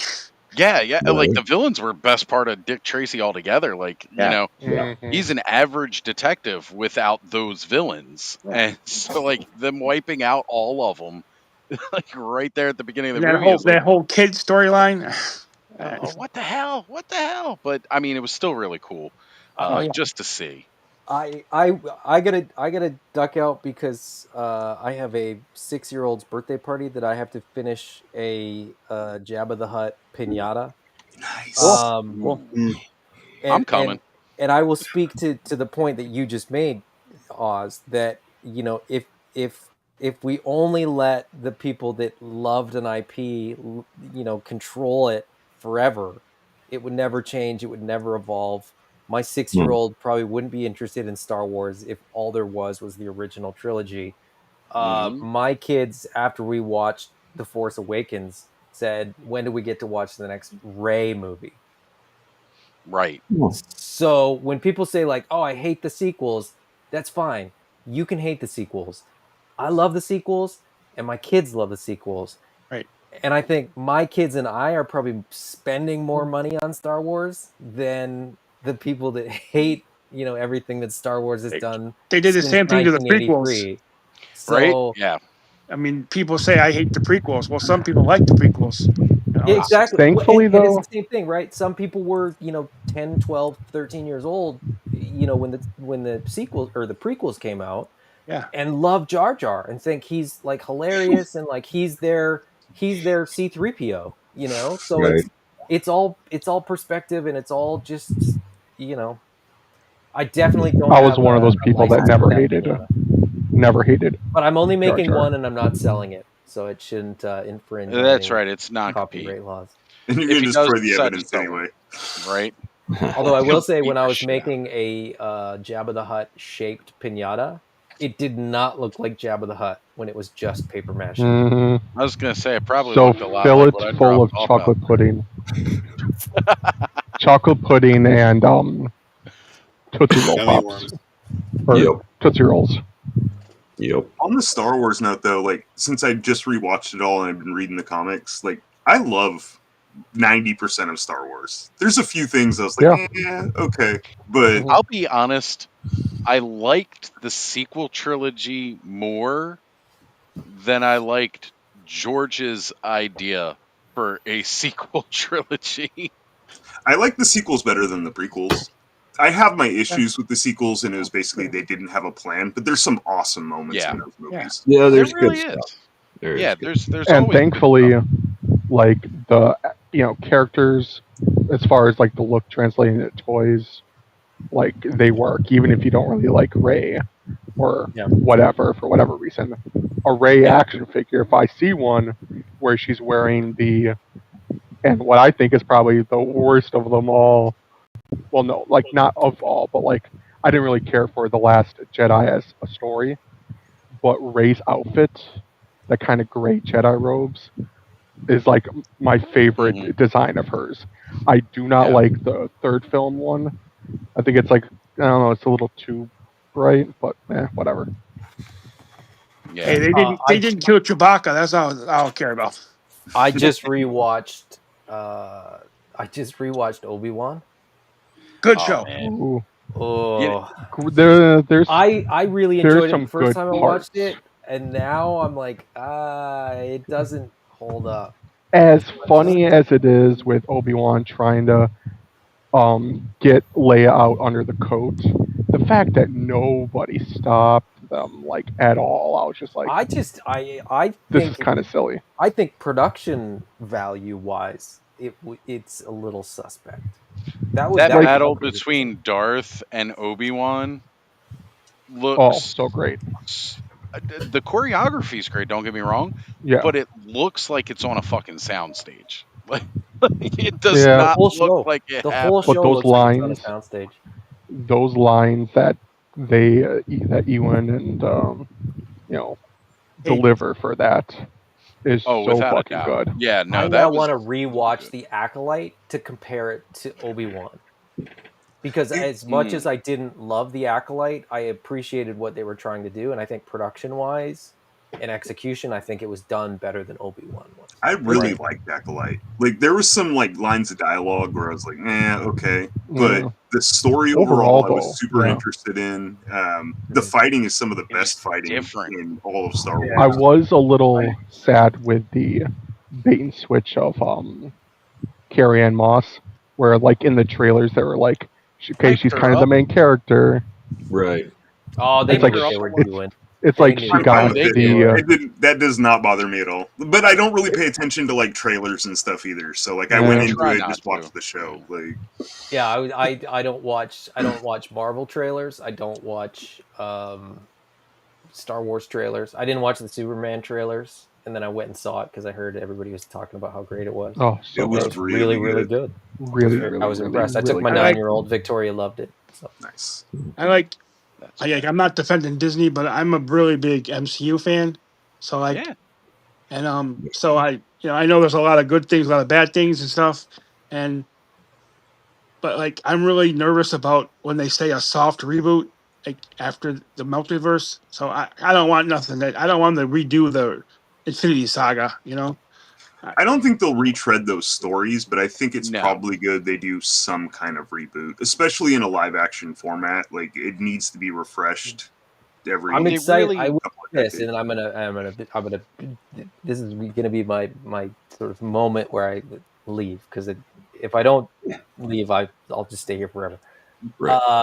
I can't wait to see Fantastic Four. I'm going in San Diego with a bunch Oh yeah, and it'll probably make it better because I'm there at San Diego Comic-Con watching it with a bunch of cool dudes.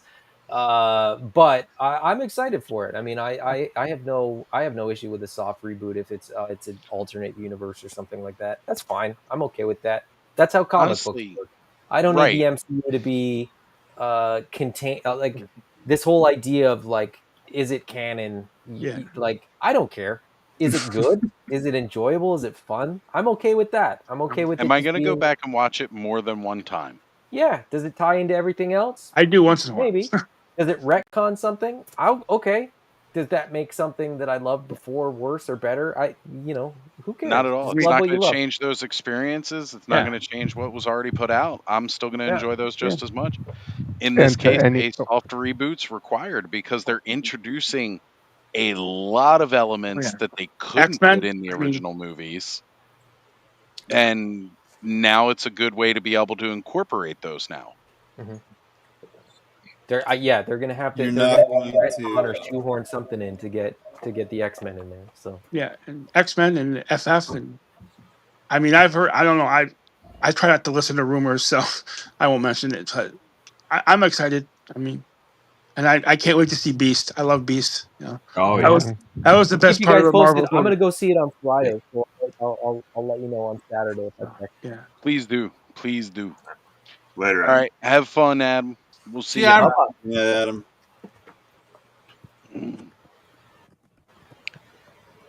You know, like I don't know. I appreciate what I've had and what I've been able to experience and what I've enjoyed in life, but I never get upset with them trying something new or different because I like it for a reason and I like to be able to share that with people.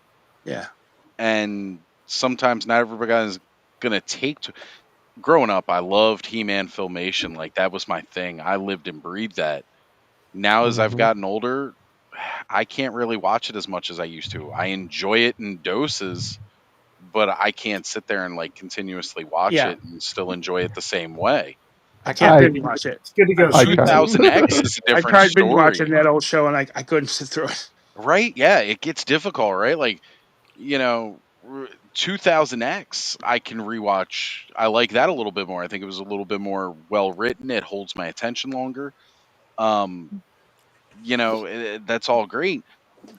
But with the new stuff that came out, the CGI He-Man, I thought that was a great way to start yeah. bringing in new fans, making it appeal to a younger audience. And guess what? If we're bringing new fans into it and we're breathing new life into it, it's going to last longer. 20 years from now, at the next big mile marker, I guess, for He-Man, um, let's face it, we're all going to be in retirement homes, living on Okay, fixed this new movie is income, gonna. if Social Security is still I'm The there new now. movie's gonna be I'm awesome there if now. you launch it You for the know next that's 40 not going to years. exist in 20 years. right. Like, Come on. I mean, that's kind of the reality of it. Like, there are IPs that do a great job of reinventing themselves for newer generations as it keeps going, and that's why they've been a continuous presence the whole time, like we've been around.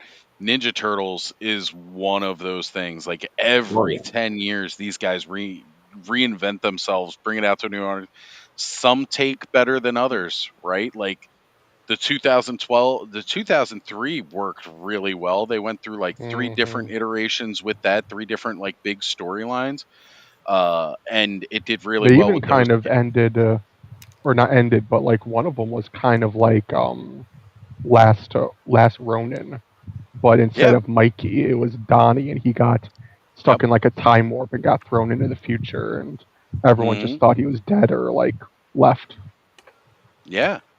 Hmm. Yeah, then they did then after that we didn't have anything for a couple of years, and then next thing you knew, bam, they were coming out with that 2012. Oh, that 2012 is so good. The I first love it. season was a little rough and it didn't really hit, but then by the time Yeah, they got to the second and third like I like seasons, that like that show. really Even caught the its first stride. season I liked. it got I liked all of it. Like the first couple episodes were with some of the new mutants they were introducing. I didn't like the designs of the yeah, mutants it got necessarily, good. but it got better. Funny enough, it got good after Leo got punched in the throat.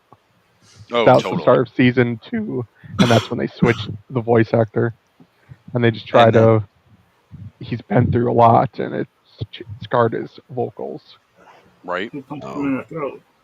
Then right after that they had like that barely finished and then they immediately did that Rise of the Ninja Turtles. That one, there's some cool ideas in it, but it's just there were some cool ideas, but it kind of fell it's flat with people. too I didn't like the animation style. like modern kids have even less attention span, so you need to have quicker, flashier. Everyone needs to be screaming and freaking out and all that. And I'm not a fan of that. Right. It was very much that Thundercats roar kind of comedy and writing. It was very much that. But like that each turtle being a different species, I love that. Cool. Yeah, I thought that Hell was a really unique like idea. Donnie being a soft turtle or a softback turtle. He was a leatherback turtle. Yeah. Yeah, so he had to create like an armored backpack so he could still a drone, fight. which was also like, that's really cool. freaking cool. Mm-hmm. And it's funny because some of that translated into this newest one, which seemed to resonate really well with the kids. So I mean, that's your lifeblood with a lot of these properties. It's the kids. It's not so much us. It's the kids. I was bummed the new Transformers isn't getting a sequel because I thought Transformers 1 was like the best Transformers movie. Yeah, for some reason they're just not moving forward with it. Yeah. Really? Did it not do well? It didn't resonate with people. I guess not. I don't know. I didn't see. It was really good. There was a few moments where it's like a little too kiddie, like for me, but it was still a really enjoyable movie. Like the live action movies you're talking about, or Transformers? No, they did a CGI one. Last Merrick, year. I watched that with Merrick. He really liked it. It was fun. I like the fact that they were going to dive into that history because we got a lot of that. There was quite a bit of that history explained with the Generation 1, like especially with like the comics and stuff, especially between like Optimus and Megatron and everything like that, that like they never really explored in a lot of these other later series as much. And it was nice to see them be like, well, let's go back to that lore. Let's go back to this original thing. And they did it really well. How it turned into what it became. Right. Those two being from friends to mortal enemies. Like that moment of like, what the fuck, dude? We were cool. Yeah, we were allies. What the hell happened here? Yeah.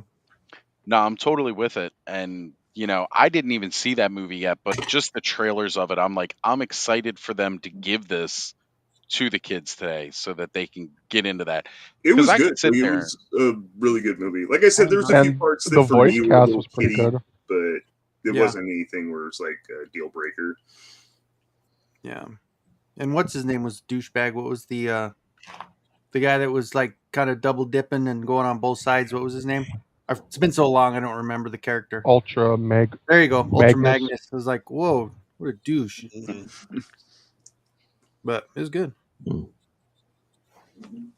Yeah, I haven't seen it yet. Is it on one of the services? Like, is it streaming yet? Probably Paramount. If it's going to be on any of them, it would be Paramount Plus because they're the ones that own the rights.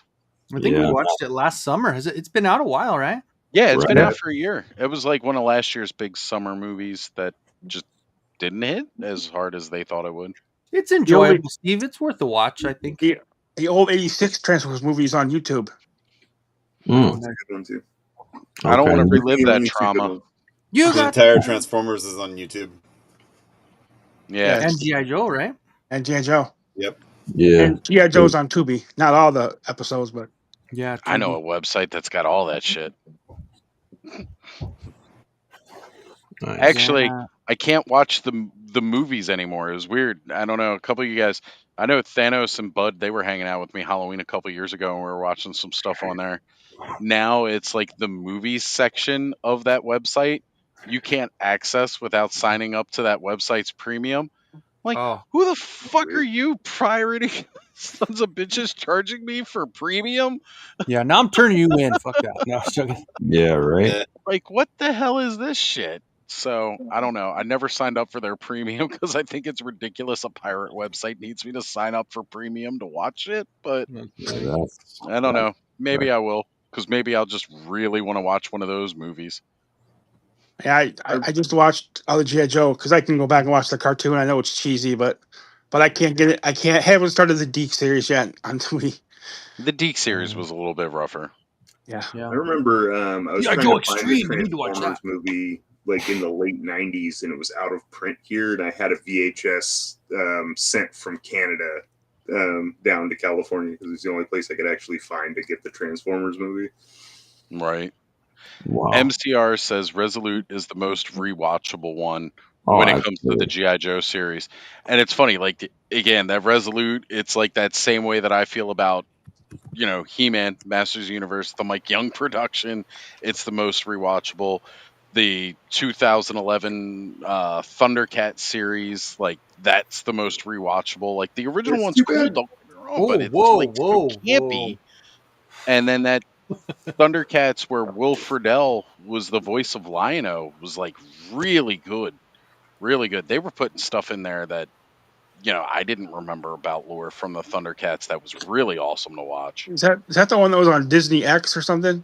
Like in Yeah, 2000? yeah. It was like they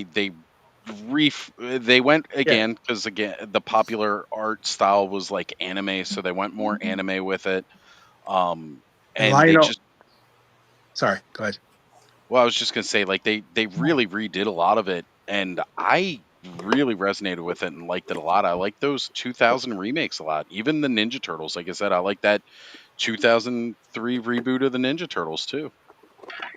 It was just a very good time to remake stuff. 'Cause I remember Lionel being the brother of Tigra in the original cartoon, but Right?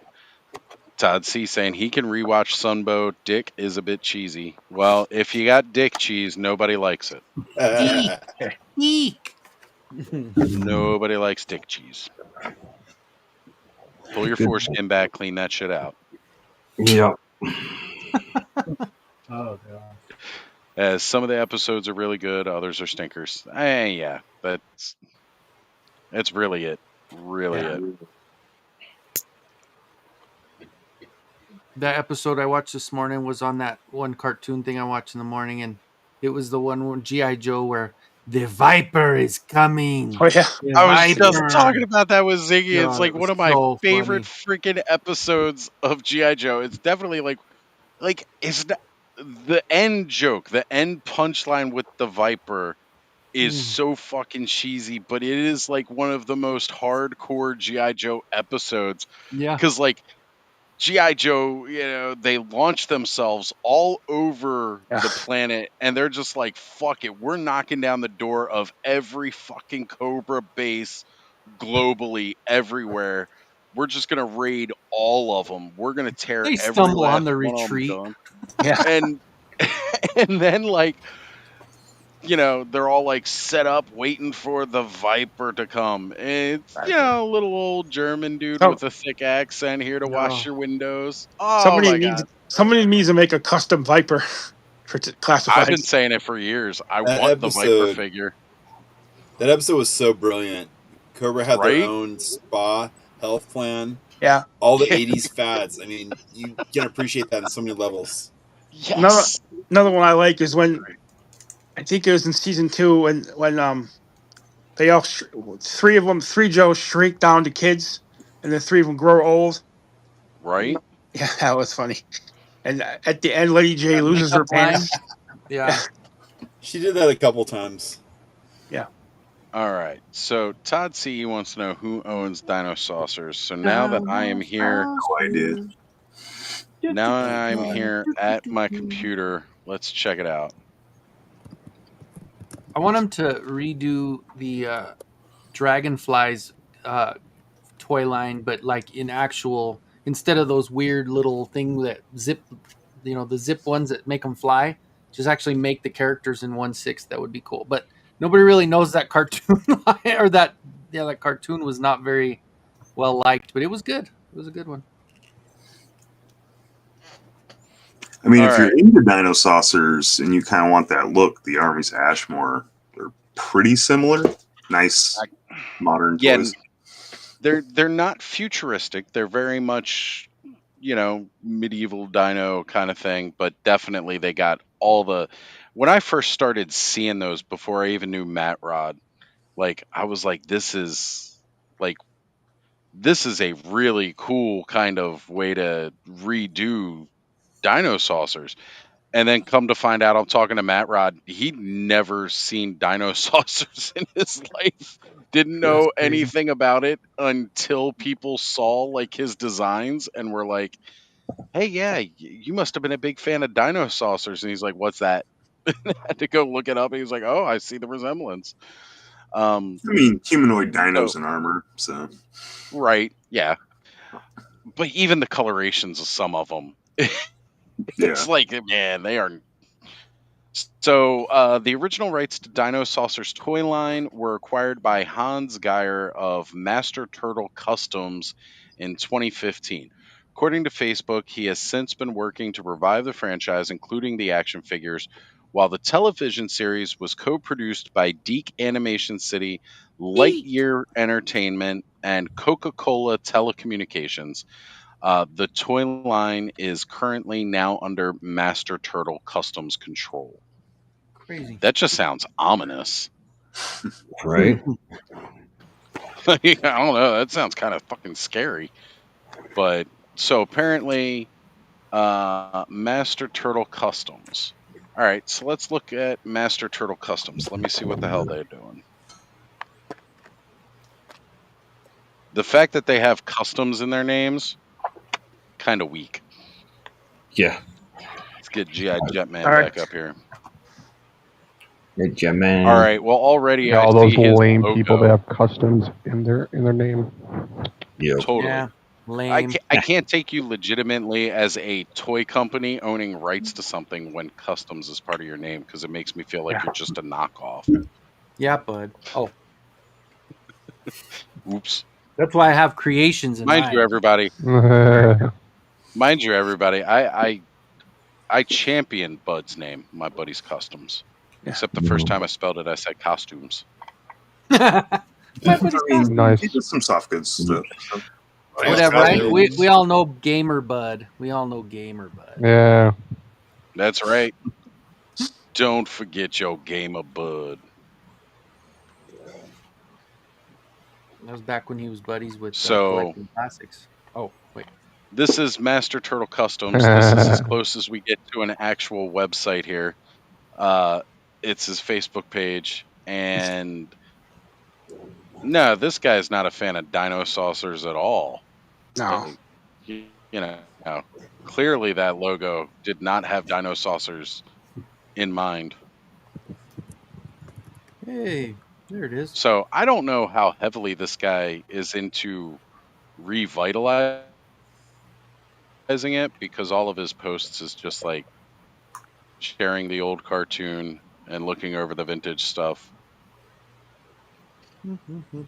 I mean, if he holds the rights, these somebody posts are make from like toys, June, so I mean, Well, right? Ace says all he's got to do is sell or license the rights to somebody. Pretty cool. These are some they're of the old gaining on Galoob us, toys, Bossasaur. right? Bossasaur. And you know what? Like one of the other cool things about this toy line was the fact that not all of the bad guys were like carnivores, and all of the good guys were, you know, Herbivores. Herbivores. It was no, they like. All right, main good guy here, Al. He's an Allosaurus. Because at the time they thought that was like the only guy that could stand up to a Tyrannosaur. So, but yeah, they, the good guys and bad guys were definitely evenly matched. And yeah, I don't know. I was obsessed with this toy line, or not even the toy line. I didn't know the toys existed as a kid. It was mostly just the intro was cartoon. one of the best intros ever. Oh yeah, I wasn't even aware of this thing until like only a few years back. Is when I ran into it. I was like, "Oh, okay, it's kind of interesting," but I missed it. You ever get a chance to go look up the cartoons? Have fun with them. All right, guys, I gotta fly. Yeah, like you had a Brachiosaur for the bad guys, and you had an. See you, Thanos. All right, take care. We'll see you, Steve. See you, Steve. Later. But yeah, Bronto right here. You know, Brontosaurus isn't even a dinosaur.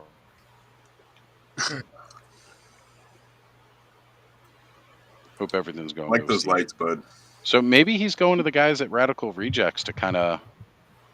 I legit just found out this mode. Pretty cool. Was Dino from the Flintstones a dinosaur? That's what people are always there. I would say yes. No. Dino from the Flintstones was not a dinosaur.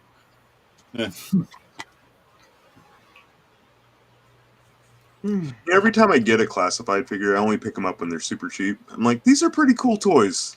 And then, they're pretty cool toys, though. They are pretty cool. Would it fall apart on you? No, it's just I don't really buy classified, but she was $7 and came with like a ton of accessories. So All it's right, like, guys. no, kind of cool. Yeah, it's worth it. Right? And they're good accessories too. They're really good accessories. This was my first pre-order of that. Has anyone seen? Yeah, I gotta say, I'm definitely. This is the first one I got from Haswell Pulse delivered. I never got anything from Haswell Pulse. Has anyone seen Footloose at any of the stores? Nice. I heard he was at Target. Footloose, I have not. Who is it? I haven't. Footloose. I haven't seen Footloose anywhere. I was. Good movie. Well, to be honest, I also haven't been like toy hunting because again, I'm not trying to spend money this month. So. And yet, I've still gotten new toys this month, even with not trying to spend money this month. That having a Ross like on my route to and from work is it's bad because I Not good stop for like you? every day now. Like it's like, oh, they're cheap, but you're buying a toy every day. Not every day, but like when I find stuff. Right. I only have 3 stores that I can get to: Walmart, GameStop, and Ollie's. So that's. Those aren't bad though. Well, Those aren't. Yeah, bad. I was just saying, could be worse. I've been Yeah, lighting Kenzo up because I know his Could be me. Ross is generally pretty good. So like every time I see somebody post in one of the Motu groups about like, ooh, found the new Turtles of Grayskull, at Ross, I'm like, Kenzo. Dude, I see people posting like they found the Dragon Ninjor. I have not seen him, but like I go every day. I'm like, is he here? No, he's not there. But I did find Trapjaw, Roboto, and somebody else from Masterverse at DD's for like $4 a piece. Nice. My Walmart had a whole peg thing of Zodiac when I was there last. Yeah, they also had the Origin Zodak, the Cartoon Collection Tila, and Cartoon Collection Trapjaw DD's. And that Zodak's probably the fan favorite, not the original. Yeah, it was crazy. I walked into GameStop and they had Shira and Zodak sitting up there. I'm like, would you guys have these sitting in the back room? Then I noticed the corner it said fan favorite, and I was like, oh, okay, now I get it. It was like the one wave that I actually did manage to find in store was that wave. If anybody happens to see a Cartoon Collection Ram Man for real cheap, I need his boots. Okay. They had a bunch of them last week. And I'll be all set. They had a bunch of them last week, and now they're all sold out. Yeah? Yeah.